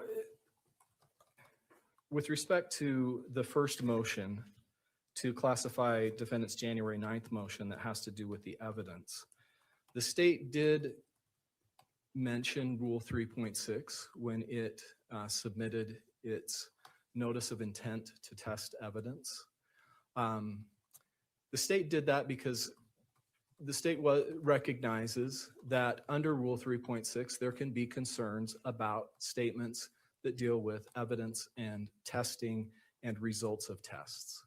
Our hope, and I guess it's proved to be overly optimistic, was that if we could do this without having to file something in court, we could get this issue resolved of whether we could go forward with the testing. We'd get that resolved. We wouldn't need to be here in a hearing like this today, arguing about whether something needs to be public or private. We could hopefully move forward, get the testing done, and get us that much closer to trial. The state was not suggesting that there would be anything improper about filing a motion and having this type of evidence listed in a public document. So that was not the state's intent in originally mentioning Rule 3.6. We were just recognizing that there could be concerns, and hopefully in hopes of avoiding any kind of hearing like this and getting this issue resolved as far as the testing goes, that we could move forward. But we find ourselves here. Now, another thing I want to clarify is we are not media lawyers. We are not representing the interests of the media. Our client is the people of the state of Utah, who do have an interest in the public nature of these proceedings. But whether any particular document in this case is public or private is really of secondary concern to the state here. We're not trying to represent any kind of media interest, and I think it's improper for the defense to suggest that. Although maybe the media might want to hire us because we we probably charge much lower rates than the media's lawyers. But we're not representing the media's interests. We are just, our primary concern is moving this case forward and applying the correct standards in the law. So with that, let me turn to the substance of our response to the motion to classify the January 9th motion. It's clear from the rules of judicial administration that that document, having been filed with the court, is a presumptively public document. And a general allegation that it discusses evidence that might be inadmissible is not enough to deny public access. If that were enough, then any motion that discussed evidence before there was a ruling on the admissibility of that evidence would have to be private. And even if there were some basis for ultimately finding that the evidence discussed in the motion was inadmissible, public exposure to that kind of evidence does not necessarily justify or it does not necessarily prejudice defendants' right to a fair trial and justify sealing that document. And the controlling case of State versus Allgaier here from the Utah Supreme Court in 2011 is very instructive on this point. It's instructive to all of these motions. Allgaier was a capital case. And the issue in Allgaier concerned a letter that was sent to the court from a fellow inmate of Curtis Allgaier, the defendant in that case, who'd been charged with capital murder. And the letter stated that the defendant had confessed to aggravated murder and also threatened the inmate and the inmate's mother if the inmate revealed that confession. I can't imagine any more potentially prejudicial information in a capital case. It's a clear admission of guilt. It's a clear admission of future dangerousness. So the defendant in that case obviously wanted to keep that letter private, but the court denied that request because that information that was in the letter was already contained in the public record.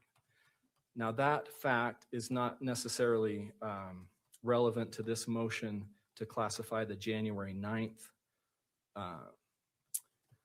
filing, but it is relevant to the rest of the motions here. But what the court said next in affirming the trial court's decision in Allgaier to release that letter is really instructive, because the court recognized that despite already circulating reports of highly prejudicial information, there were alternatives to restricting public access to the document. And those reasonable alternatives are the time-honored tools of jury selection.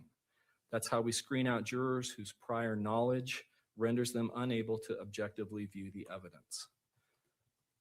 And I think it's interesting in Allgaier that the court said those tools would be effective to protect the defendant's right to a fair trial, regardless of whether how that balancing came out, whether the court said, yes, this is so prejudicial, it shouldn't be released, or the risk of prejudice is not high enough to justify restricting access.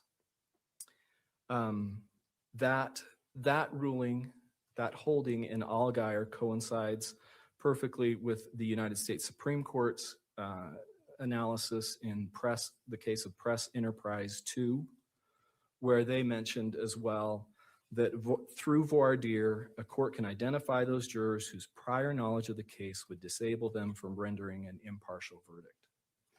And as far as this notion of the court can't expand the jury pool, that's certainly not the case. The court can summon as many Utah County jurors as it deems necessary to be able to seat a fair and impartial jury. What happened in the Richens case is that given that Summit County I want to come back to this, you guys. There is some breaking news a little bit regarding the conflict going on. With jurors from Salt Lake. Regarding the conflict going on, there is some breaking news. Let me pop this up right there. breaking news. Pentagon is moving additional Marines warships to the Middle East. The Pentagon, this is quoting the Wall Street Journal, the Pentagon is moving additional Marines and warships to the Middle East as Iran steps up its attacks on the Straits of Hormuz, according to 3 U.S. officials. Defense Secretary Pete Hegseth has approved a request from U.S. Central Command responsible for American forces in the Middle East for an element of an amphibious ready group, an attached Marine expeditionary unit, typically consisting of several warships and 5,000 Marines, the official said. The Japanese-based USS Tripoli and its attached Marines are now headed for the Middle East. 2 of the officials said Marines are already in the Middle East supporting the Iran operation. The move comes as Iran's attacks on the strait have paralyzed traffic through the strategic waterway, disrupting the global economy, driving up gas prices, and posing a major military and political challenge for President Trump. A Pentagon spokesman declined to comment for this story. Your thoughts on this situation with sending a Marine ready group, which we had off the coast of Venezuela, obviously the Tripoli home ported in what, Yokosuka or Yokohama, heading out. Your thoughts, sir? Well, my thoughts are these. First, that's a very important signal. All right, it's signaling Iran that these Marines can seize territory. That could be Karg Island. They could be involved in a force protection mission for special operators who are working against fissile Iranian highly enriched uranium, or other leadership targets, or it may be used for pinpricks, essentially to keep the strait open, the Strait of Hormuz. So it's a very powerful signal to Iran that the U.S. is prepared to deploy U.S. Marines, either force protection mission or to seize territory, or both, in the area. So it signals the U.S. is escalating, willing to escalate to take territory in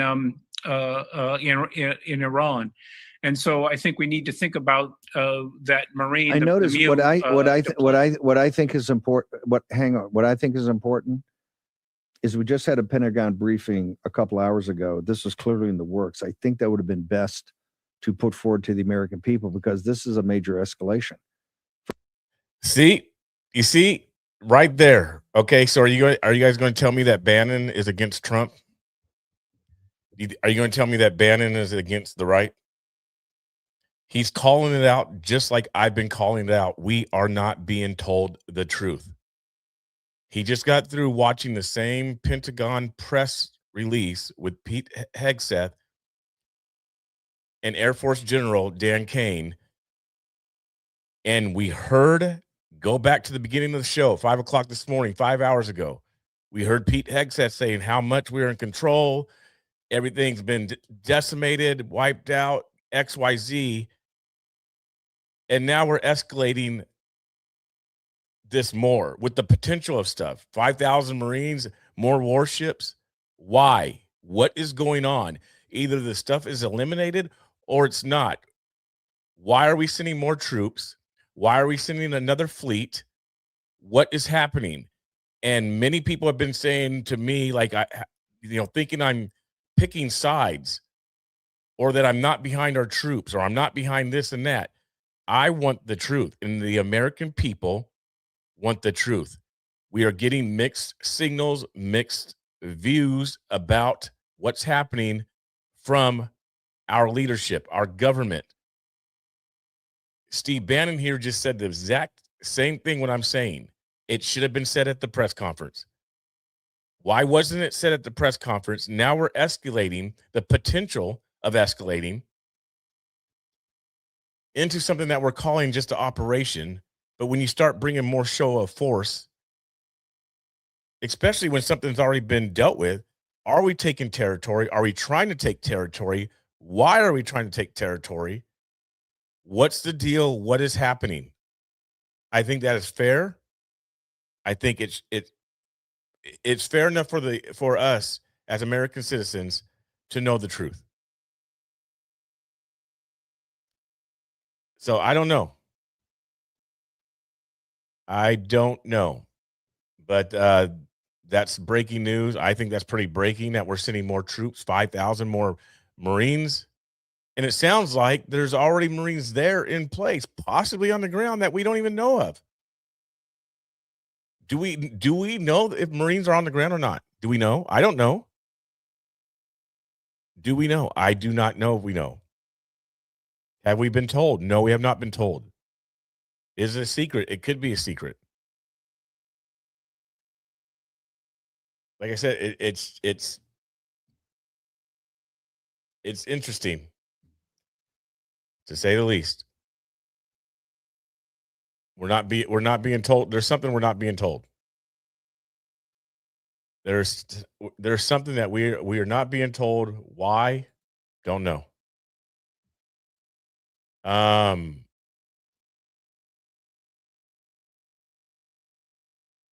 So I maybe there's more stuff. Let me see if there's any other reports about this situation. I don't know if there is. I mean, I'm not seeing nothing yet. Let's see. Just in, Iranian missile strikes central Israel. Really? 14 minutes ago. Iranian missile strikes central Israel. See, there we go. More missiles. U.S. deploys 2,200 Marines. Right, we know about that.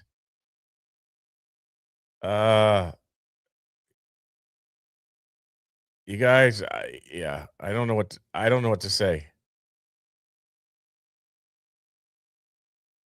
I don't know what to say. I want to check out one thing here. Look at.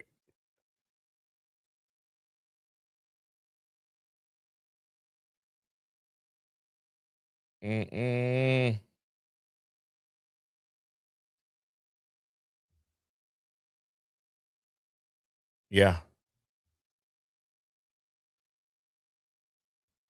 So go back to the judge over here.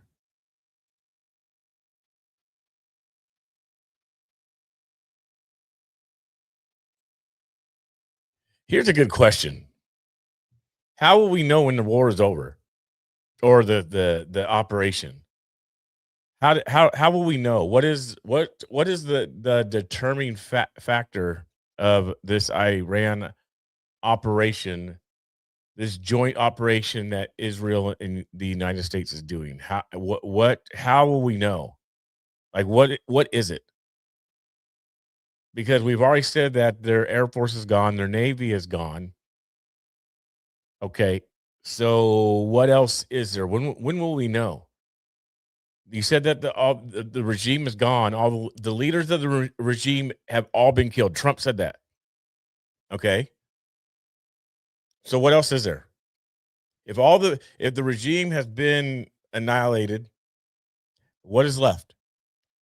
Air Force is down, 25 ships at the bottom of the sea.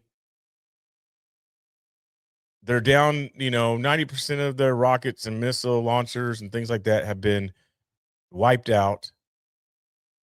So what's left?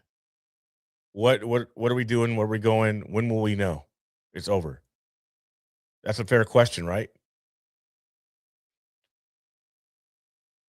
I think that's a fair question. Should be. We should be able to ask that, get an answer, right? You would think.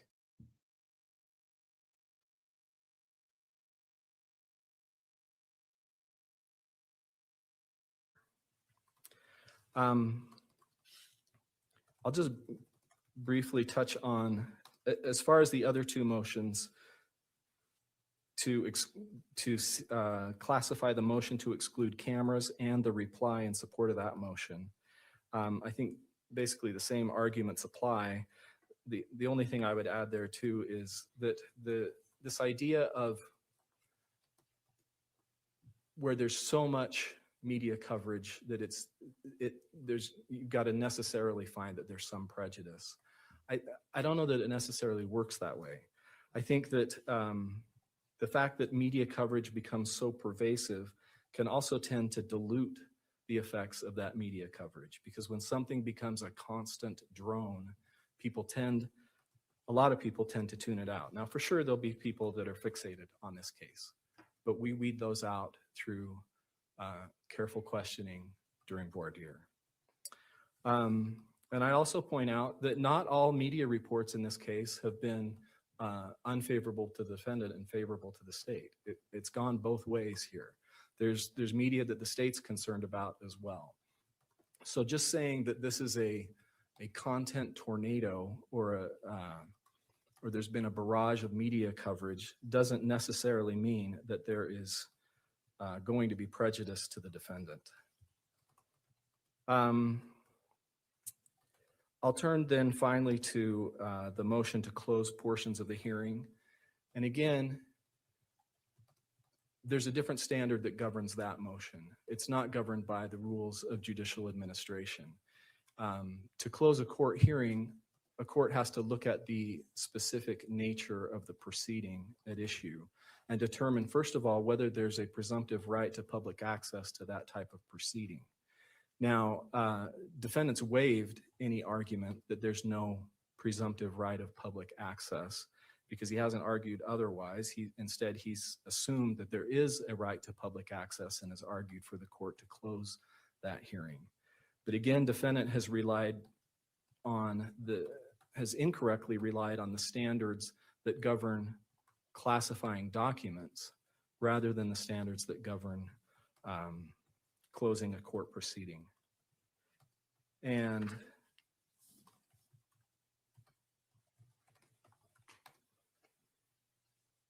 But the same arguments still basically apply, that the defendant would have to show that the closure is necessary to protect his right to a fair trial.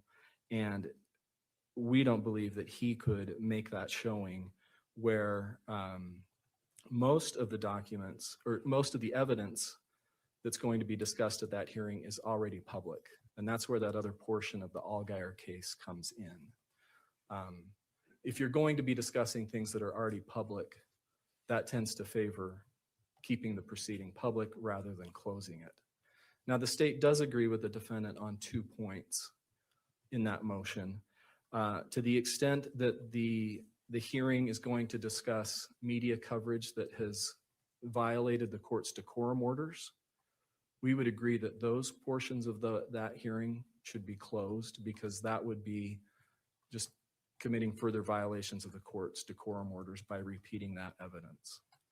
And then defendant has also mentioned that there are personal privacy concerns to some people and that they want to discuss media reports that have created concerns about personal privacy and safety, and the state would agree that those concerns are sufficient to justify closing the hearing. So we would agree with the defendant that portions of the hearing that discuss decorum order violations and that implicate personal privacy and safety, those should be closed, but otherwise that April 17th hearing should be open, especially where it's just going to be talking about things that are already public. Does Your Honor have any other questions? Not just yet. Thank you, Mr. Ballard. Thank you. Any other arguments? Yes, Your Honor. Thank you. And counsel, remind me your name.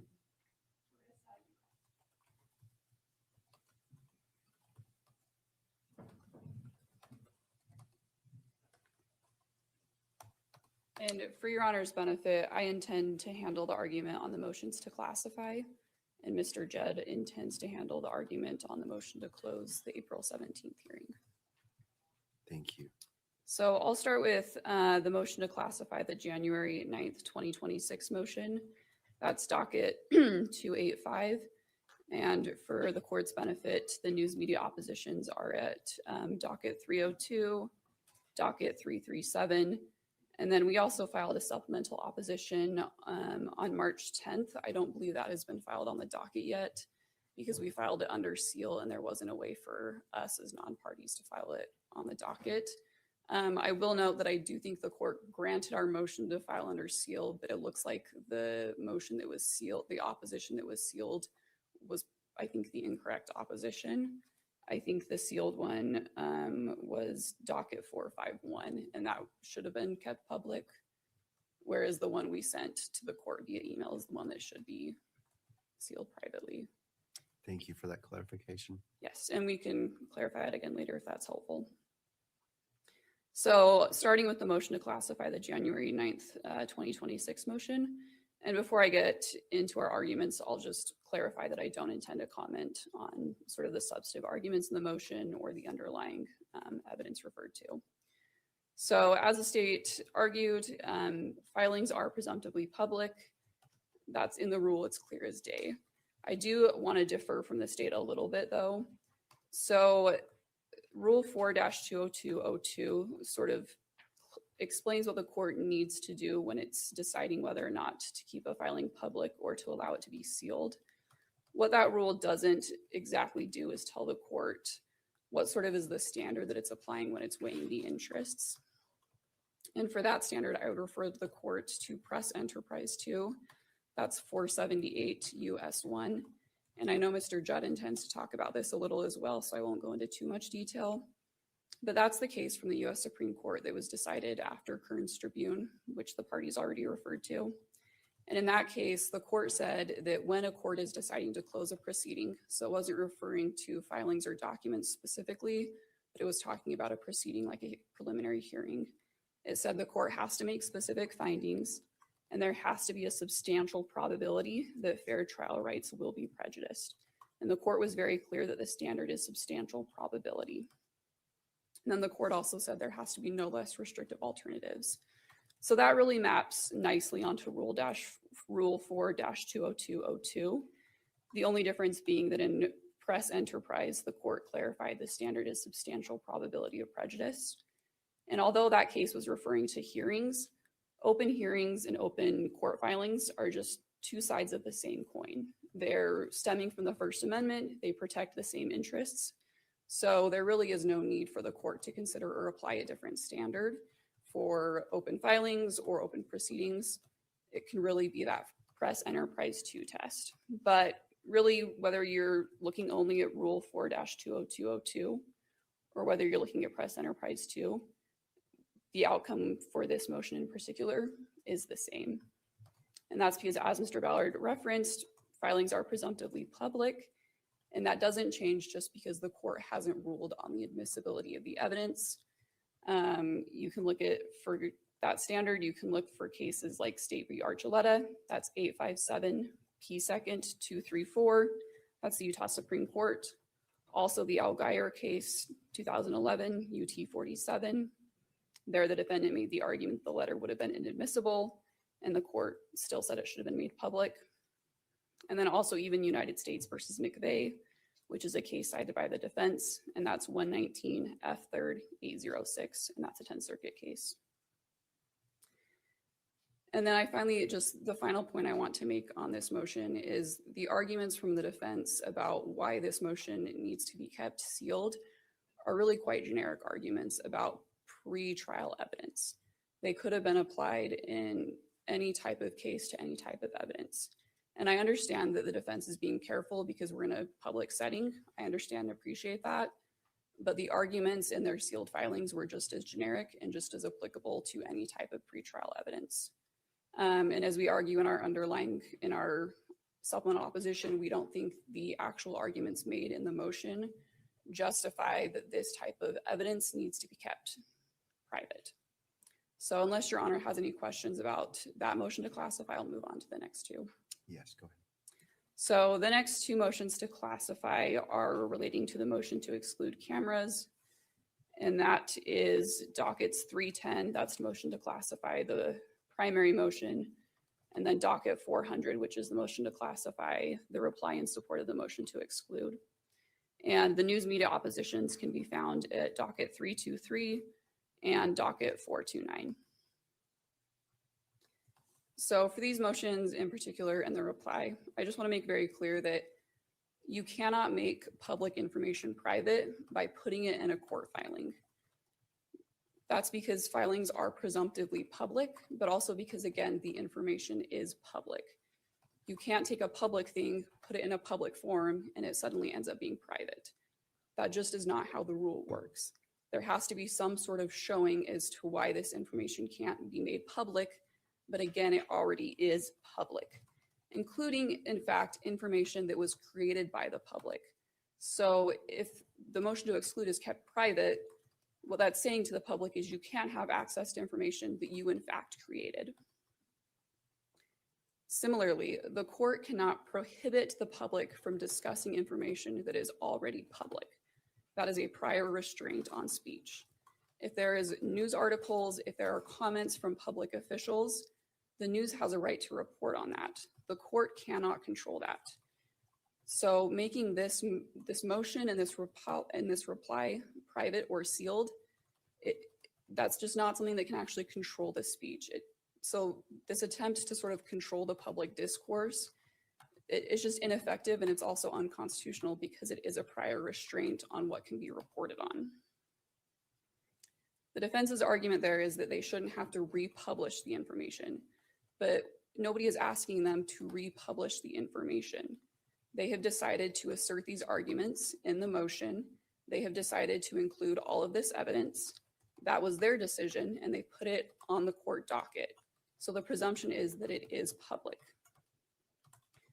And the news media, in our opposition to that motion, not the motion to classify, but the motion to exclude cameras, one of the points we made is that a lot of this stuff doesn't even deal with electronic media coverage.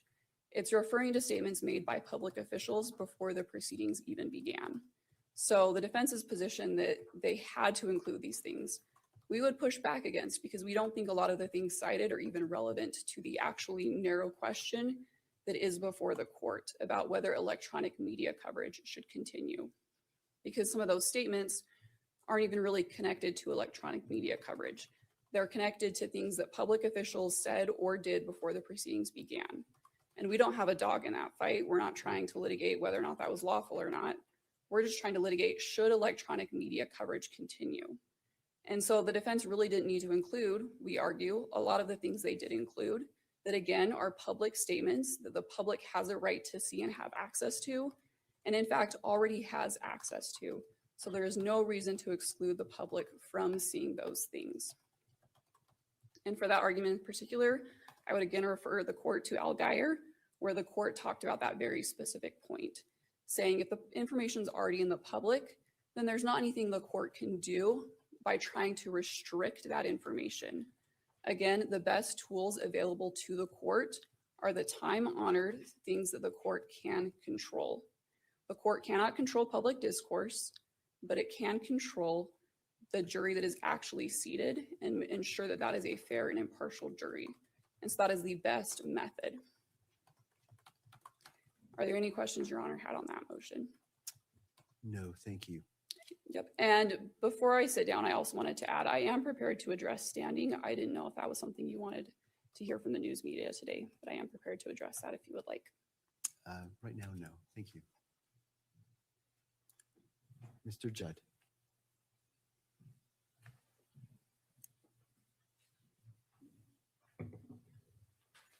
Thank you. Thank you, Your Honor. As Ms. Uresk suggested, I'm going to address briefly the motion to close the April 17th hearing in part.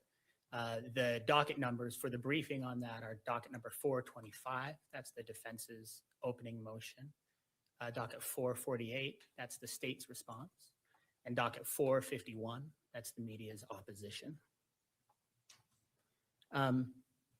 Ms. Visser at the outset said something that I'm sympathetic with. I know the court has a lot of briefing before it on these motions. And she mentioned that it felt like we were drowning in a First Amendment briefing. I don't think anyone wants to drown, but if I had to drown in something, I think I would drown in First Amendment briefing. Sounds delightful. The court ultimately needs to make a practical decision about each of these motions in front of it. And that's a tough task. And I want to help the court with that the best that I can. If the court is going to close or seal anything, the court has to make findings, and the court has to explain which interests it's weighing. It also has to do an important thing in determining that the restriction it's imposing on public access is the narrowest possible way of protecting the countervailing interests in favor of secrecy. So that's tough. The court's been through that several times already, including with the motion to disqualify in the hearing there. How do we identify an interest that we may believe justifies an exception from this rule that the public gets access to these proceedings? And then how do I make that as narrow as possible to ensure that If that interest needs to be protected, I am, but it's narrow. I'm grateful, therefore, that the defense got this motion on file in time for us to discuss it today. So we can talk about that April 17th hearing today in advance. And I'm also grateful that that motion and both oppositions recognize what I think has to be the case, which is most of that hearing, if not all of it, needs to be open. The two sides have talked about the kinds of hearings that are presumptively open. This is one of those. There's no reason that it shouldn't be. It's not a juvenile matter. It's not another type of sensitive matter that would qualify, and any argument to the contrary has been waived. So we start with the presumption that this is open. The defense also recognizes, I think, that most of it should be anyway, that the things that they seek to protect are some narrow categories of information. I think where we run into challenges is a lack of specificity. And if we can't get to the specifics, justifying what exactly would need to be closed and why, then the presumption wins and it stays open. I see in the motion an argument that something about what they call a litany of potentially prejudicial statements may not want to be introduced. But of course, for the court to enter a ruling saying, okay, that part of the hearing will be closed, we have nowhere near the kind of specificity we would need to say what that would even look like.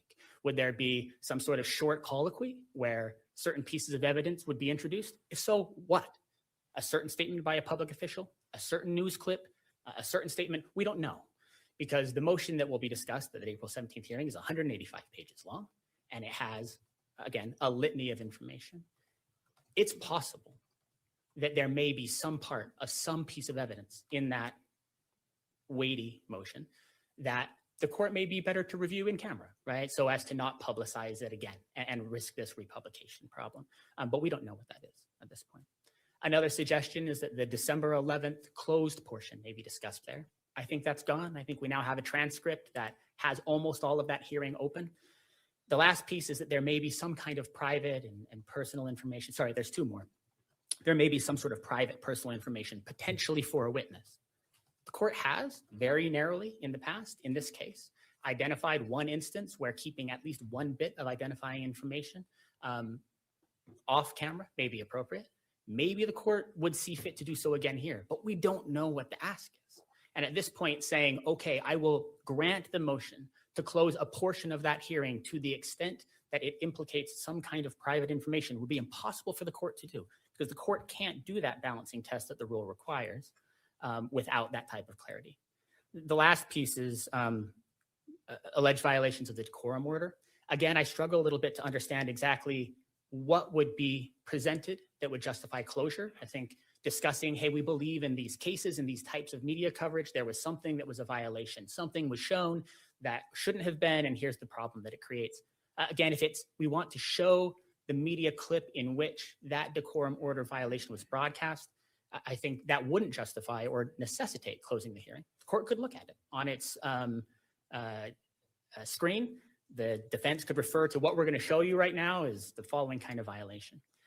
In short, I think the task that's been put in front of the court to attempt to close part of that hearing right now is impossible.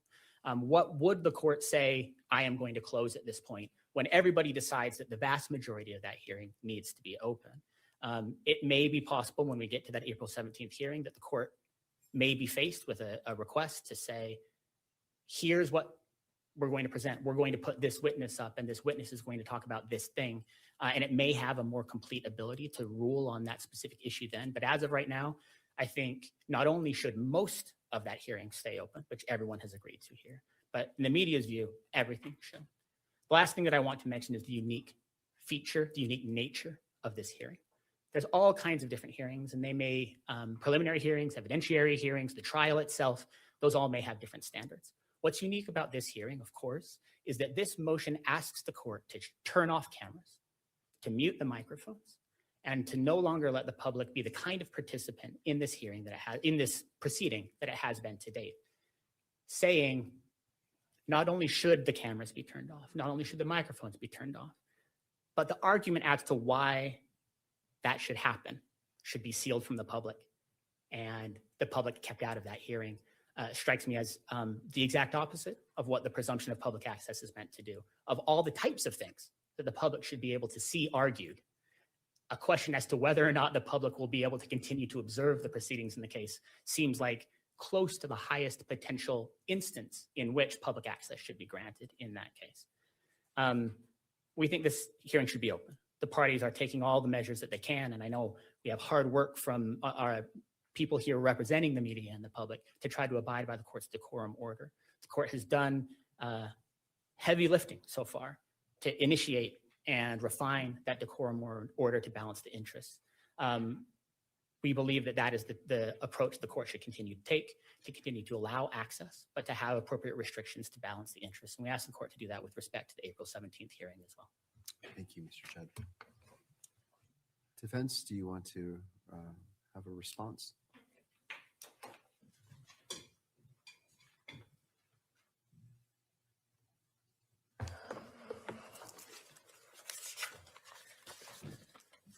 Responding first to Mr. Ballard's arguments, Your Honor. Quote, "We are not concerned with extrajudicial statements." That is not correct. The motion, and also responding to Mr. Judd's argument that we're not specific as to what it is we don't want publicized, that the motion sets forth 305 in great detail, the specific prejudicial pretrial publicity that we think prejudices Mr. Robinson's right to a fair trial. So it's hard to understand in light of the length of that motion and the detail at which the prejudicial publicity is set forth, how a media lawyer can stand before you and make a statement that we have no idea what they're asking to be excluded. What we're concerned about, as I indicated in the argument, is the specific categories of prejudicial information outlined in 305 that state opinions, extrajudicial opinions of public officials, extrajudicial opinions of the prosecutors, of law enforcement authorities. So when Mr. Ballard said we aren't concerned with extrajudicial statements, we are concerned with that. And those extrajudicial statements are outlined in the motion itself very specifically. So the court has in front of it. And if the court, if it would assist the court, we could proffer to the court a proposed redacted motion, which would take out everything identified in that motion as prejudicial pretrial publicity.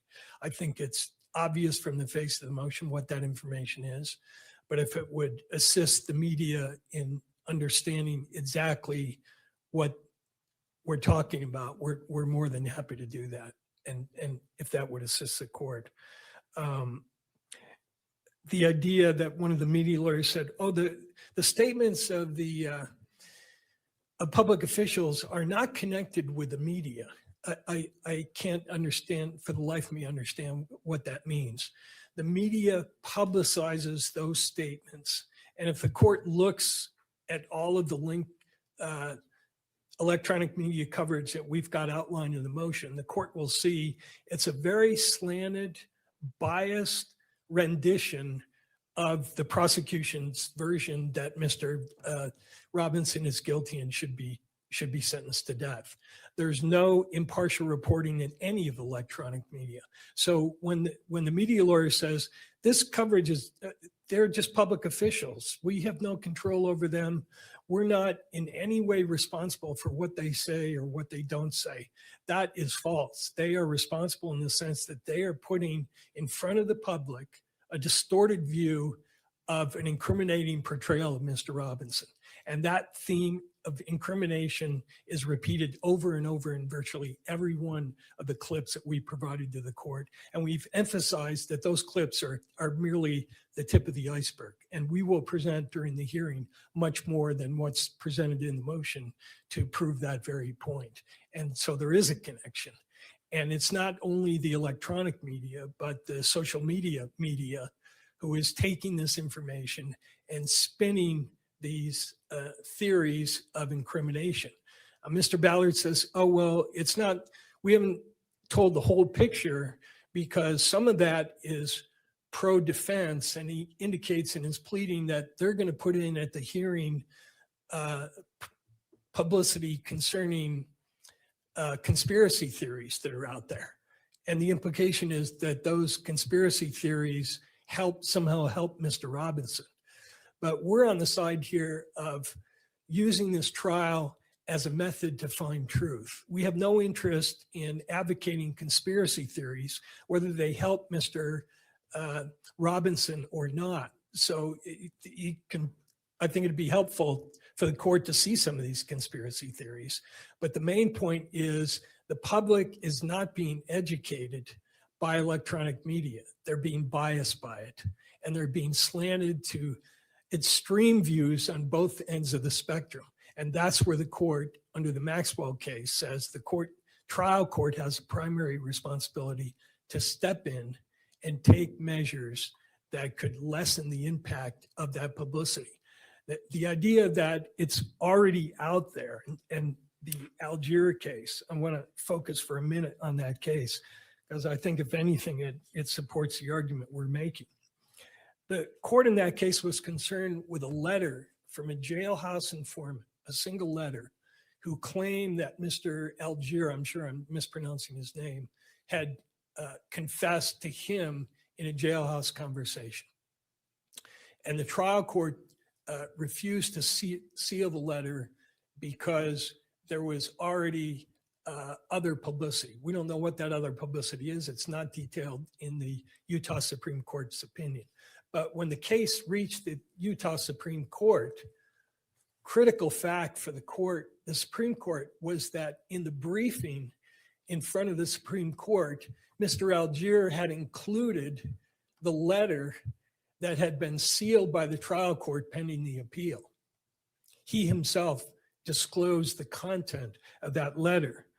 And the Utah Supreme Court said, in affirming the decision of the district court that the interest favoring unsealing the letter outweigh the interest that favor keeping it sealed, we note that since the time of the district court's decision, most of the significant information contained in the letter had been introduced into the public arena.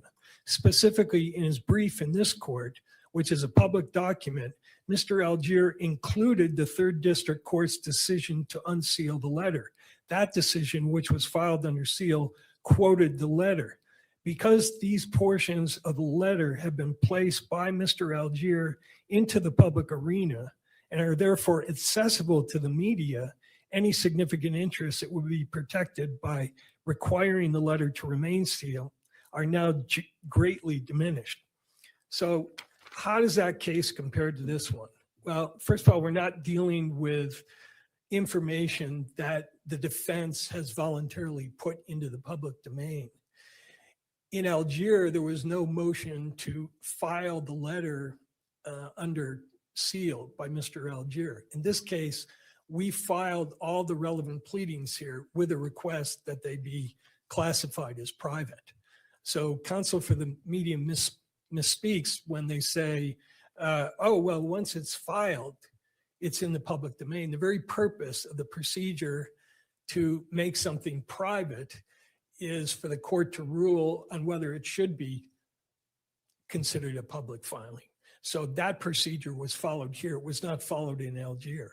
He put the documents into the public domain. The second thing is, I think, strains credibility to say that the factual record in Algier is in any way comparable to the extent and nature of pretrial publicity in this case. We're not dealing with a confession letter by a jailhouse informant, a single letter by a jailhouse informant. You can't compare the president of the United States, the vice president, the governor, to a jailhouse informant in terms of the weight that the public is likely to give to that information. So the court in Algier was not saying, we don't care what the pretrial publicity is. We're holding that in every case where there's been any disclosure of information, no matter what it is, that's the end of the ballgame, and the court has no obligation to try and restrict further prejudicial pretrial information. The court never said that. And when Mr. Ballard says he can't imagine any more prejudicial information than a letter from a jailhouse informant, I would recommend to him the facts of this case. because this is a case that goes way beyond a single letter from a jailhouse informant. It covers opinions by highly respected, in this county anyway, public officials who directly state that Mr. Robinson is guilty and deserves the death penalty. And Mr. Ballard says Rule 3.6 has no relevance here. It has relevance to the extent that it defines what prejudicial pretrial publicity is. It defines what the categories are. And the Levitt decision, which is cited in our motion by the recent decision by the Utah Supreme Court, emphasizes that the categories outlined in the commentary of Section 3.6 identify what those categories of prejudicial pretrial publicity are. And it's not, again, unlike Algier, we're not talking about a single instance. We're talking about repeated exposure to the most prejudicial information that is imaginable. And what will come out of today's hearing will be more of the same. In other words, right now, as we're talking, there are media talking heads, law school professors, criminal defense lawyers who are being paid for their opinions and not disclosing that they're being paid for their opinions, who will say things like, oh, this motion by the defense is absolutely frivolous, or this motion is wrong, or this is why this motion should be denied by the court, or characterizing Mr. Robinson's demeanor, etc. So this case is not comparable in any way to Algier, and the court should not buy into the notion that they are comparable. The idea that we're mixing the standards, I think, could be bounced back to their side, because they say, oh, the standard for closure of a hearing is compelling state interest and no reasonable alternatives. But they skip a step, which is this type of a hearing that we're seeking to close, the portions of which will discuss the prejudicial pretrial publicity. Is that subject to a First Amendment right of access? We haven't waived that argument. That's an argument that Kern says should be at the forefront of the court's analysis, regardless of which side is raising the issue. The court has to determine whether this hearing on the 17th is comparable to a trial. Hey, you guys, I got to step away unique in for the sense that it's focused solely a little on bit. what everybody has to say is So inadmissible evidence.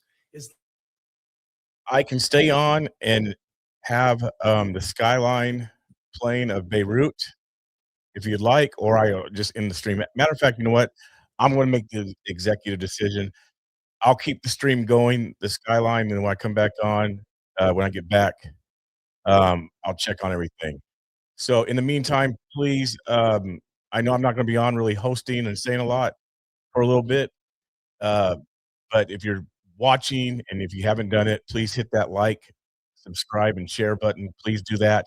Also, if you don't mind, again, become a member, you guys.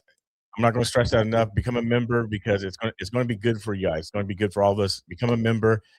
Also, please help if you can with getting places. The donations, they are a blessing. I'm able to get to the places, be boots on the ground, which most of you like probably even more than me doing this. You guys like me to be boots on the ground, out places, doing things. And the only way for me to do that is through the blessings and the donations that you guys give, the super chats, PayPal, Venmo, Cash App, Zelle, Buy Me Coffee. This stuff is important. It's the only way I'm able to get out and do the things that I need to do for you guys and to show the world what's happening, the footage I bring, and things like that. So again, donation links are pinned on top of Facebook and on top of YouTube.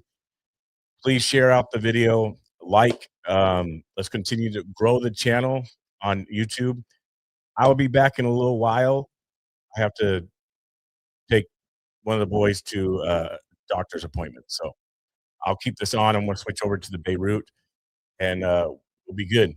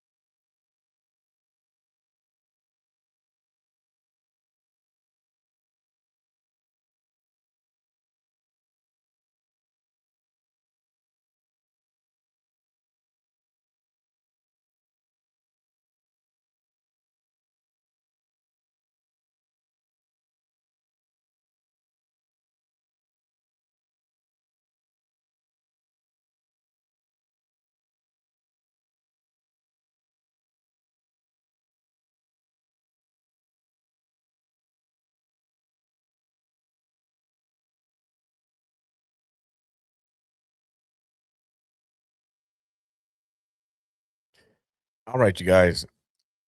I'm back. I'm trying to eat some lunch. But I had to take my son to a doctor's appointment, so that's why I was gone. Sorry about the delay. I know it's hard to keep the attention span going just watching a skyline of Beirut, and no one's here to talk to you guys. So I apologize. I just had to do that. I didn't want to really stop the stream. So it is what it is. And now I'm kind of eating. But while I was away, there was a press conference that JD Vance did, believe it or not, in Rocky Mountain, North Carolina. So I can show that, but before I do that, let me get caught up on anything going on in regards to the operation. We do know that Trump did. I'm not going to say Trump, but there are there's troops on and ships on the way to the region, the Strait of Hormuz. There are more ships on their way, and like 5,000 Marines. But 2 hours ago, a bomb threat at George Mason University. Interesting. Both of them are in Virginia. So there was one this morning at University of Virginia. Another one, so that was about 4 hours ago. And another one 2 hours ago at George Mason University. Both of them are in Virginia. So a wild day so far. Kind of, I guess, following up from yesterday. Iranian missiles damaged multiple sites, sparked massive blaze in Israel. Yeah, so there are things happening. There's things moving around. Here it is again. The Pentagon is moving a Marine expeditionary unit to the Middle East as Iran steps up attacks on the Strait of Hormuz.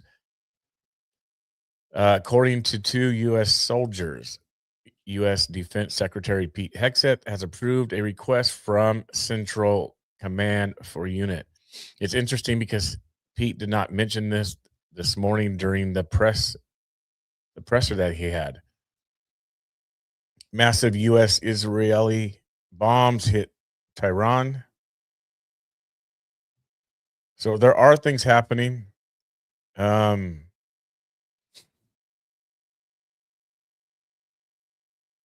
This is walking into Alex Jones believes is walking into a trap. It's like straight up walking into a trap. So there's that. DOJ has just hit the man who sold the firearm to Old Dominion University shooter Mohammed Jalla with felony charges. Kenya Chapman admitted to federal agents he stole the firearm out of a car in Virginia before selling it. Who was convinced? It's been 8 hours. Who was convinced? Chapman told agents he knew the shooter and had spent time with behind bars. Wow. Yep, stuff is happening. And half of you guys probably are not even on here because I've been away for so long. So I'm probably just talking to myself at this point. Probably just talking to myself.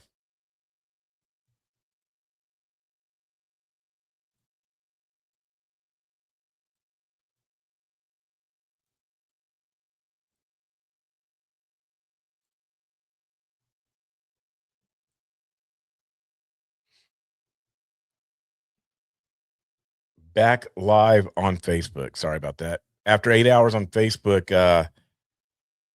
it stops. So I have to restart it.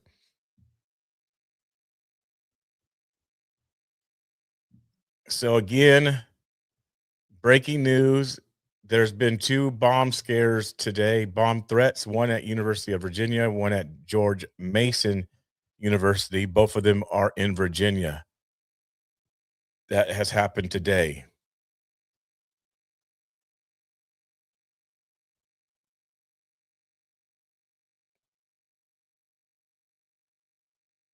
And yep, that was today. Today. Let me look at BRICS. Iran linked missiles in Iraq offer cash reward for information on locations of U.S. military personnel. Interesting. U.S. offers up to $10 million reward for information on Iranian leaders, including Supreme Leader Majotaba Kamani.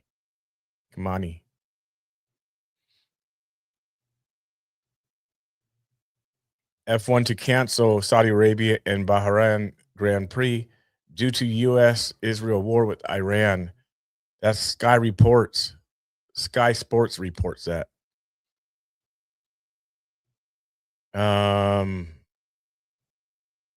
Iranian president was seen riding on the back of a motorcycle in Tehran for Quds Day, despite ongoing strikes.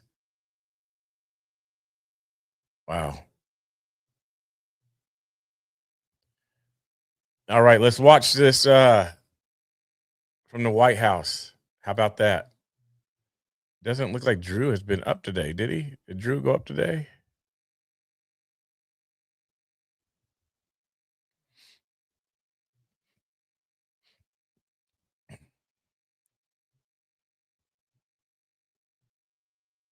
Oh, there was a high-speed chase and missed it. Goodness gracious. High-speed chase and I missed it, you guys. Sorry about that. In LA.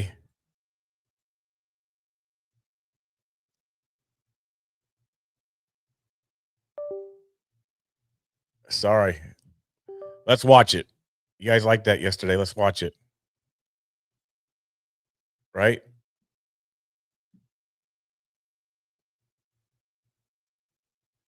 I think everybody enjoyed that yesterday when we were doing that. Trying to figure something out. I don't know why it's doing this. Why is it doing this?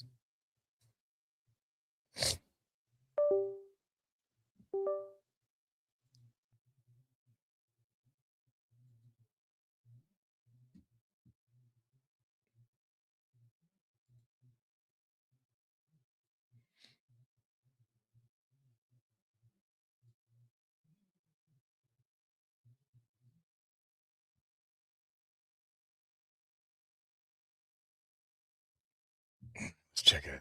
Let's check it out. Let's see what Stu's doing.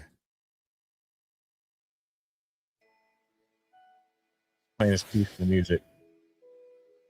Catch up where he's going. I like this one. This is a That house, man. freaking complex, man. Wow. You can have friends. You can have friends live there. You know what I mean? Vacation and Don't know where he's going. There it is. 2, 4, 6, 8, 10, 12, 14, 15, 16.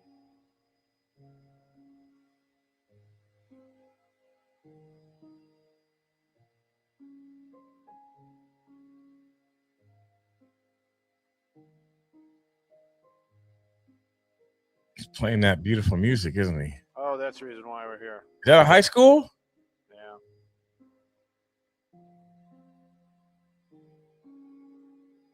It's a high school, guys.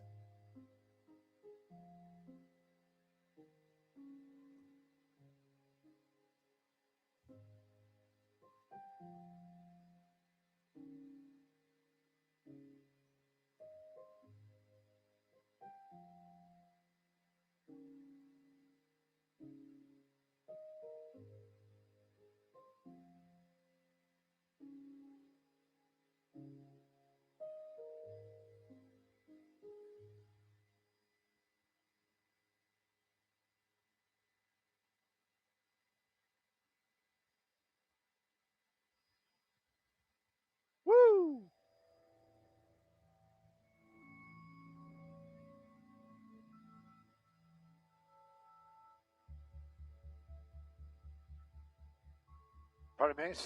Scared off the helicopter? We got this.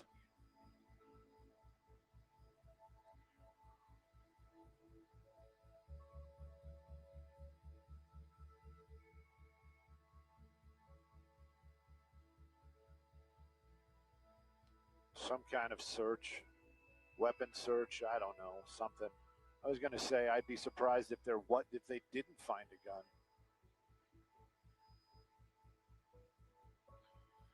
Okay, Los Angeles High School, Mid-City area address. You don't need that. Has a search for an armed suspect.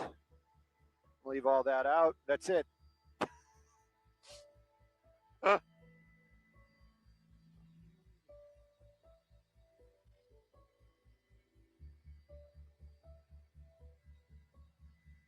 Yeah, we are doing the searching.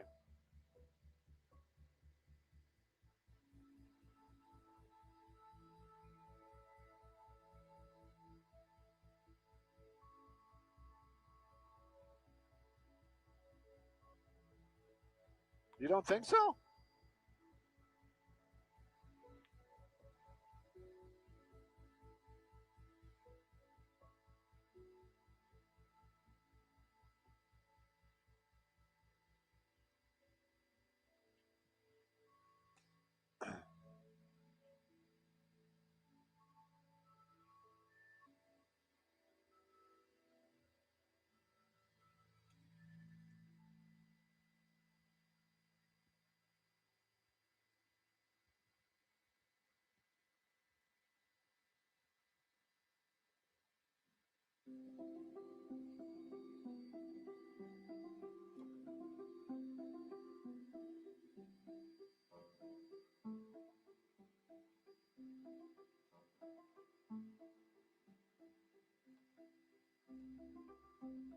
I was there every day, especially once you. Yeah, no kidding.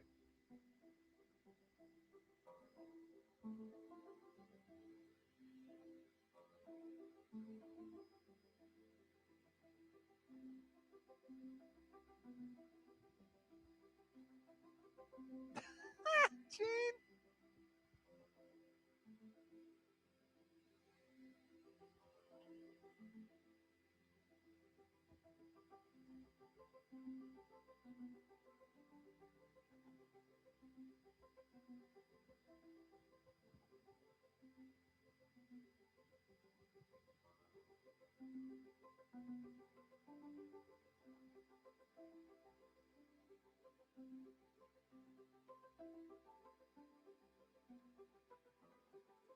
What makes you say that, Gio? We are going to be seeing a lot more hacking by Iran, etc. What makes you say that or believe that? Why do you believe that?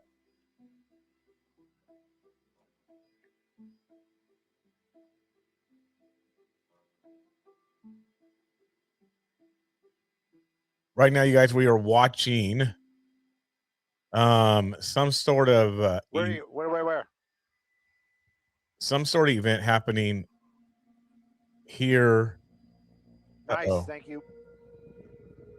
They're going in with rifles. Got a shield. So they're looking for somebody. This is LA, obviously. Double time. Don't know. This is like Stu's own channel. I don't know what was going on with Fox. But this is his own thing.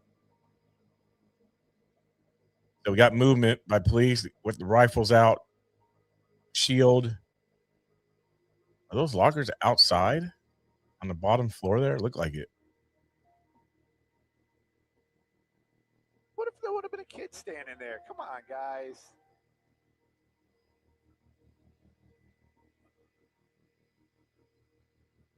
I don't know if the area's cleared or what exactly is going on. I have a feeling they're going to walk all the way around.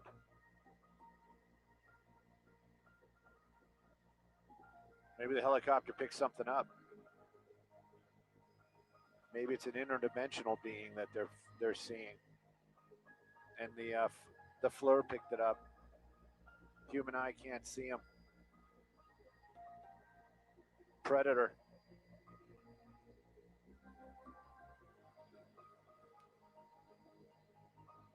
just another form of warfare against the West. I got you. There was a big cyber attack this week, Michigan-based medical giant Stryker. Crossfire. Google it. All right. Thank you for that. Just wanted to see why you thought that. Appreciate that. Thanks for being here, by the way. Yeah, I guess so. What's going on here? Wait. Stop. Oh, no, I guess somebody came to the door. He was like, yeah, it's okay. We're law enforcement.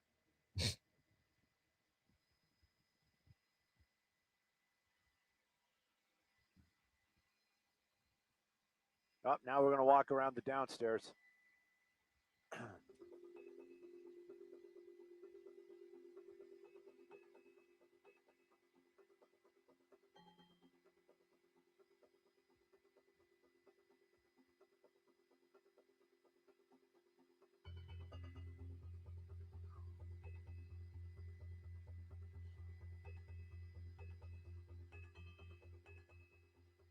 There they go.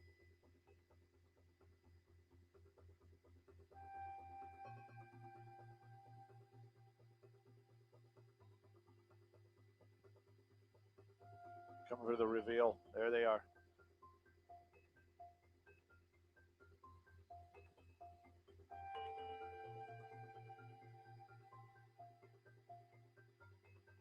You think those are their weapons or the city's weapons?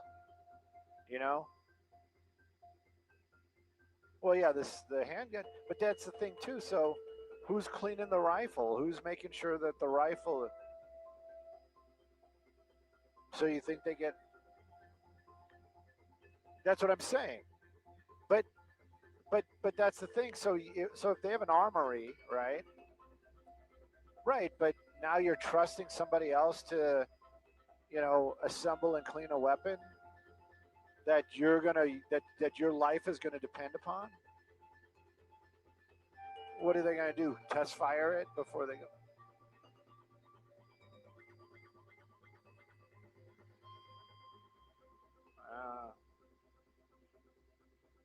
I'm gonna ask Jeff. Jeff will know. Or they just go and they grab them. I don't know. Why are they going in this classroom? Why is this classroom? This classroom is a thing. Why are they going in there? You guys okay? You all right?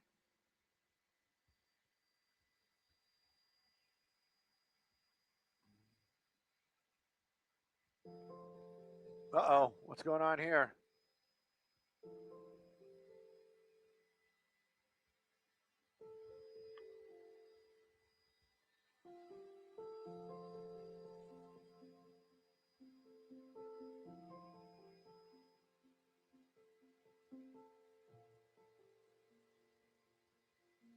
Why do they always got to go behind a tree? All right, clear. Do you check under the desk? Do you check the ceiling tiles? Do you look on the ground for like dust or insulation that might be there from the ceiling tiles?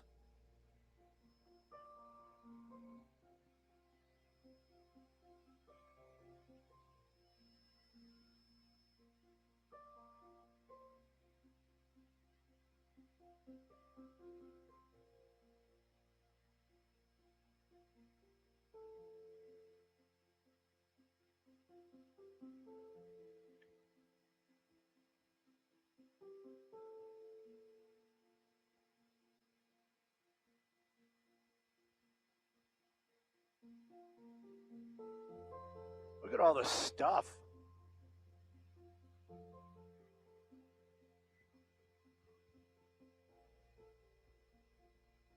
It's like a tube television.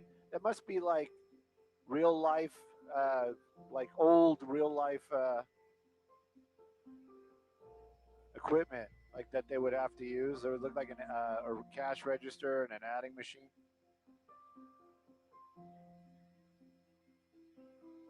No, it was like back in the day. You would go there. I don't know if it's an active shooter. So to catch you back up, sorry about that, Patriot Wheel.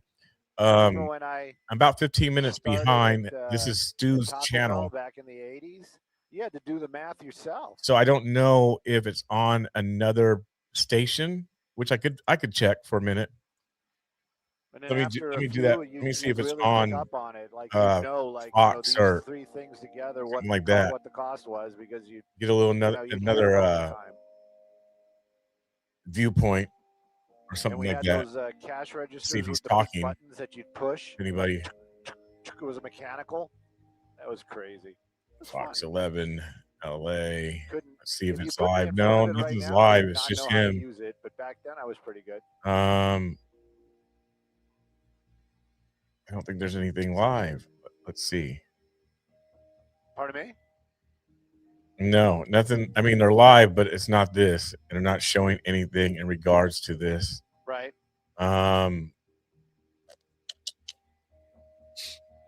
Right.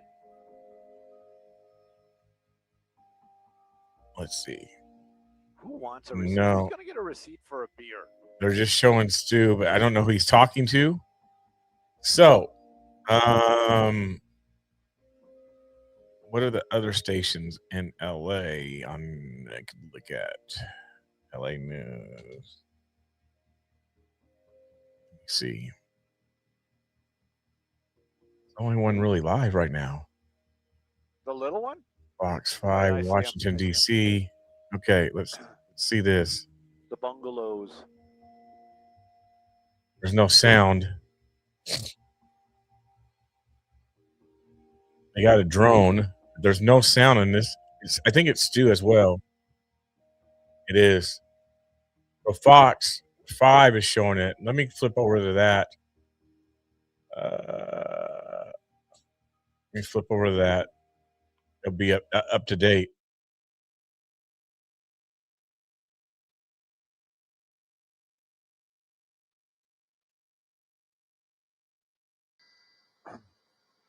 Same view. Pardon me? Spot up though. Well, they've got those fancy drones in place now. Don't know who they're looking for. Don't know what's going on. I know it's all over. I knew it was all over when we got here.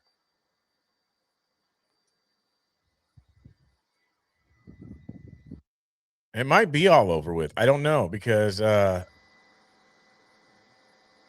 mean they got the streets open, so for there to be an active shooter. Let's get together and be all right. Okay, Stu is singing. KTLA could be on KTLA. Let's check KTLA real quick. I knew about KTLA, and I don't know why that. Yeah.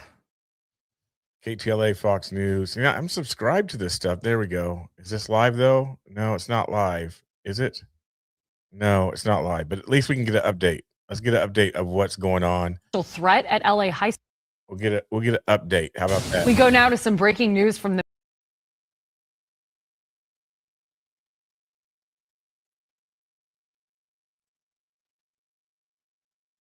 Here we go, guys. Here we go.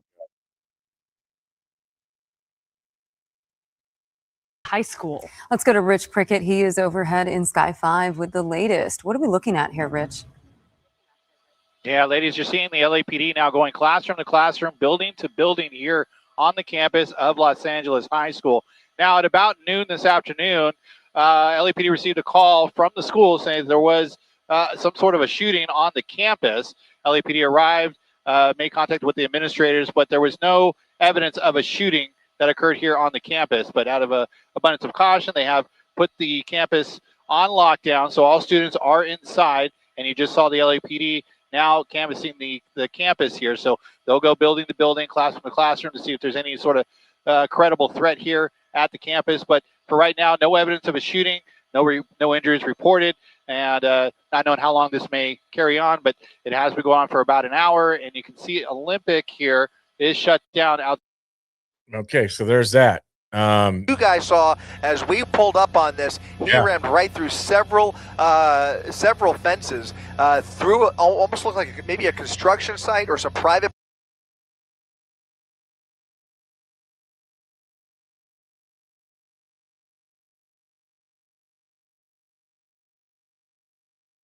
So that's all that's going on, really. So Stu's over it. Just flying around. So it sounds like there's actually nothing, which is good, right?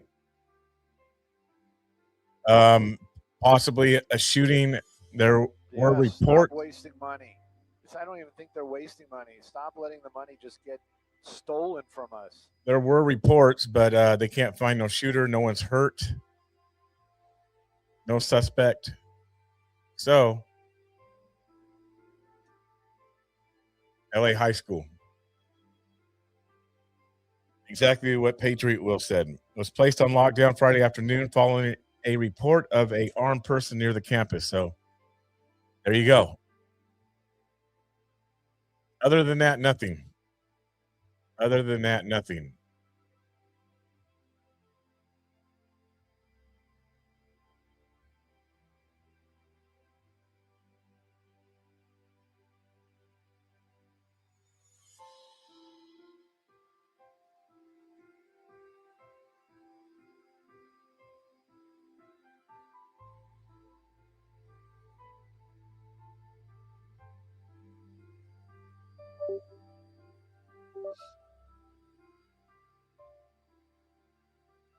Yeah. Yeah, Yes. Stu is rambling. He sure is. He's kind of bored.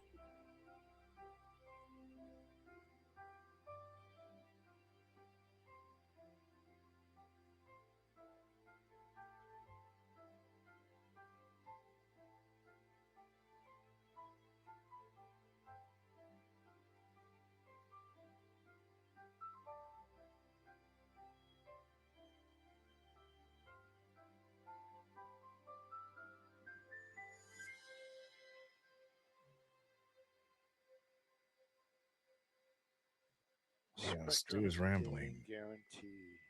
The Department of Justice just has released footage of thugs stealing 1.7 million of jewelry in about 1 minute in Fremont, California. The incident happened on June 18th, 2025 at Kumar Jewelers. The thugs, Ruggish Bone, were able to steal about 75% of the store's merchandise, according to the New York Post. 4 suspects have been arrested. Hey, Melissa. Most of the robbers remain at large. Wow.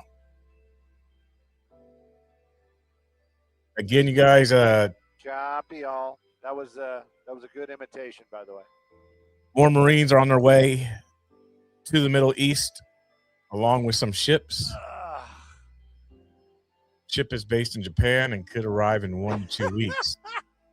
So if the ship is if the ship is in Japan and it could arrive in 1 to 2 weeks, early. Somebody will notice. does that mean that this thing is going on for another 2 weeks at least? That's what it says here. Fox News is reporting that, you guys. Fox News is reporting that. So does that mean we're going at least another 2 weeks in this conflict? The ship is based in Japan and could arrive in 1 to 2 weeks. And that has been being reported on all day today, and Pete Hegseth could have said it, but didn't for whatever reason this morning when he had the press conference. Don't know why he didn't say it.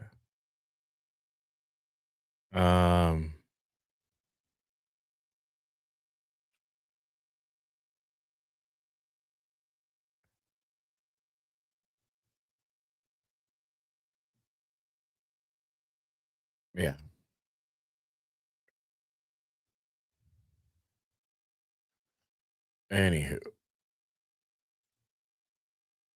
Anywho, let's see what else. If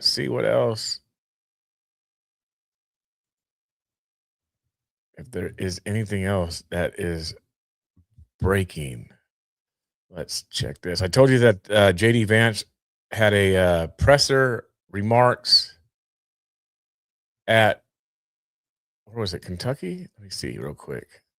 It was in Rocky Mountain, North Carolina.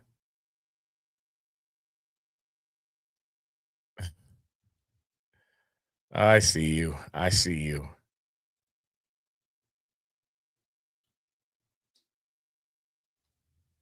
Have you ever forgiven someone who hasn't asked for forgiveness? Of course.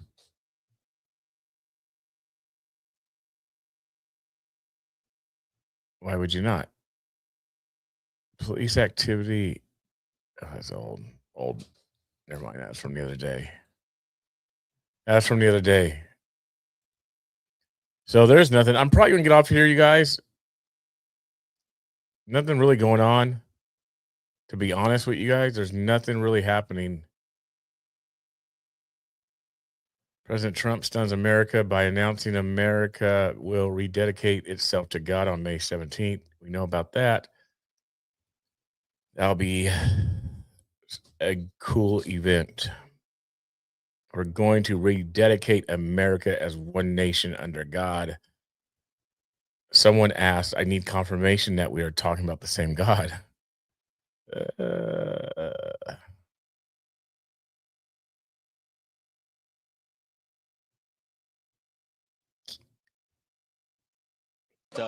The most important part, I think, of the Trump doctrine in foreign policy is you don't commit America's troops unless you really have to. But when you do, you punch and you punch hard. I think that's the way that you respect America's brave men and women who are serving. Now, let me say something about when you say that, does that, like, for example, how President Trump beat the caliphate? It was overwhelming force and it was done pretty fast. How President Trump beat the caliphate, beat ISIS, which people said the most important part, I think, of the Trump doctrine in foreign policy is you don't commit America's troops unless you really have to. But when you do, you punch and you punch hard. I think that's the way that you respect America's brave men and women who are serving. Now, let me say something about when you say that, does that, like, for example, how President Trump beat the caliphate? It was overwhelming force and it was done pretty fast. How President Trump beat the caliphate, beat ISIS, which people said literally couldn't be done, and he did it in a matter of months. But also Iran, Sean. A lot of people recognize that we need to do something with Iran, but not these weak little bombing runs. If you're going to punch the Iranians, you punch them hard, and that's what he did when he took out Soleimani. By the way, that action, people said that it would lead to broader war. It actually brought peace. It actually checked the Iranians and slowed them down a little bit. The most important part, I think, of the Trump doctrine in foreign policy is you don't commit America's troops unless you really have to. But when you do, you punch and you punch hard. I think that's the way that you respect America's brave men and women who are serving. Now, let me say something about when you say that, does that? That's Vance giving remarks at RNC Convention 2024.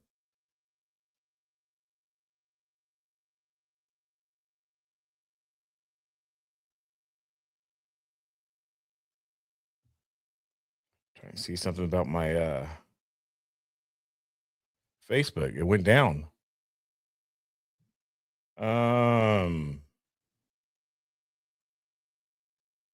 Let's see what happened. What's going on? What's going on?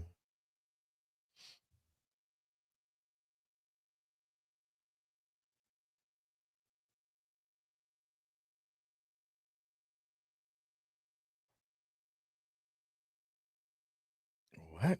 There's something.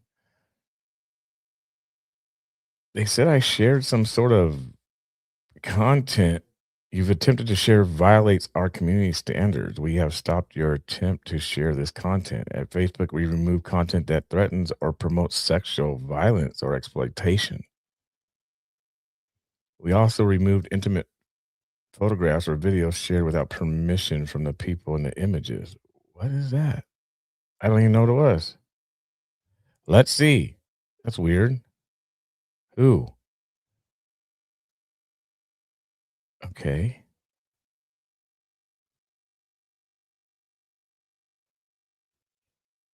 That's weird. I have no clue. Bahrain's getting tore up, apparently.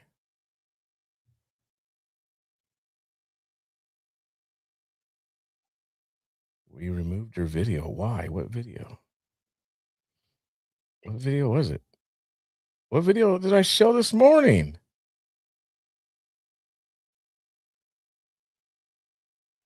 What? Facebook took me down? Did they take me down? They took me down. We'll see. I have to go into it and look. Bahrain's getting lit up. I can't. There's no footage of that though. There's no footage of that. I posted on X.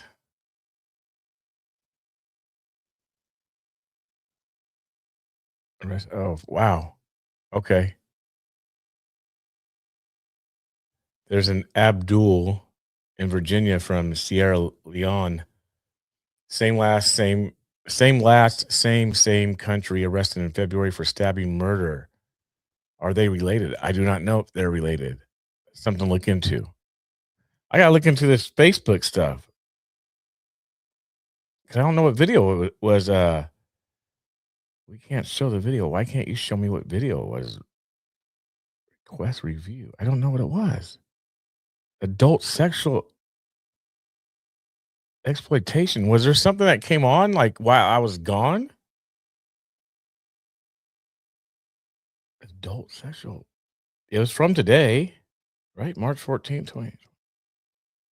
No, it says March 14th, 2026. What? I have no clue.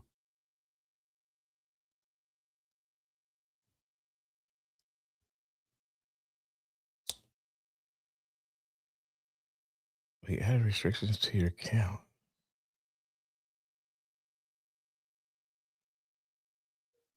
You can't create ads. You can't create live videos. So I can't do live videos until April 13th.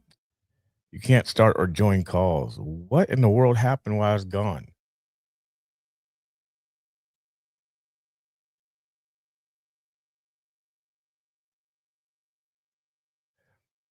The security guard and booty spanking. What? No. What? You seriously think? I wonder if that's it. It's not allowing me to see it.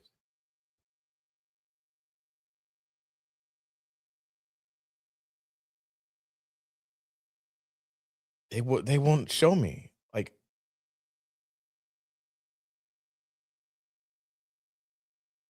what in the world?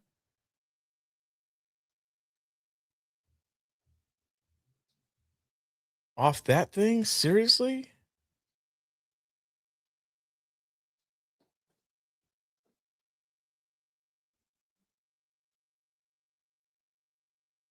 That can't be, is it? Is it really?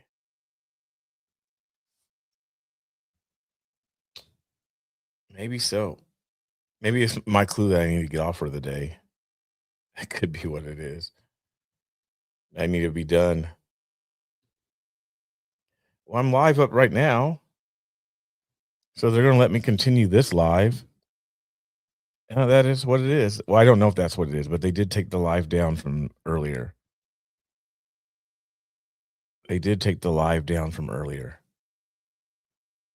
So I actually might just stop. Like I said, there's not really much going on. So discouraging. So I'm gonna log off, you guys. Thank you for being with me for the past 9 hours, 8.5 hours.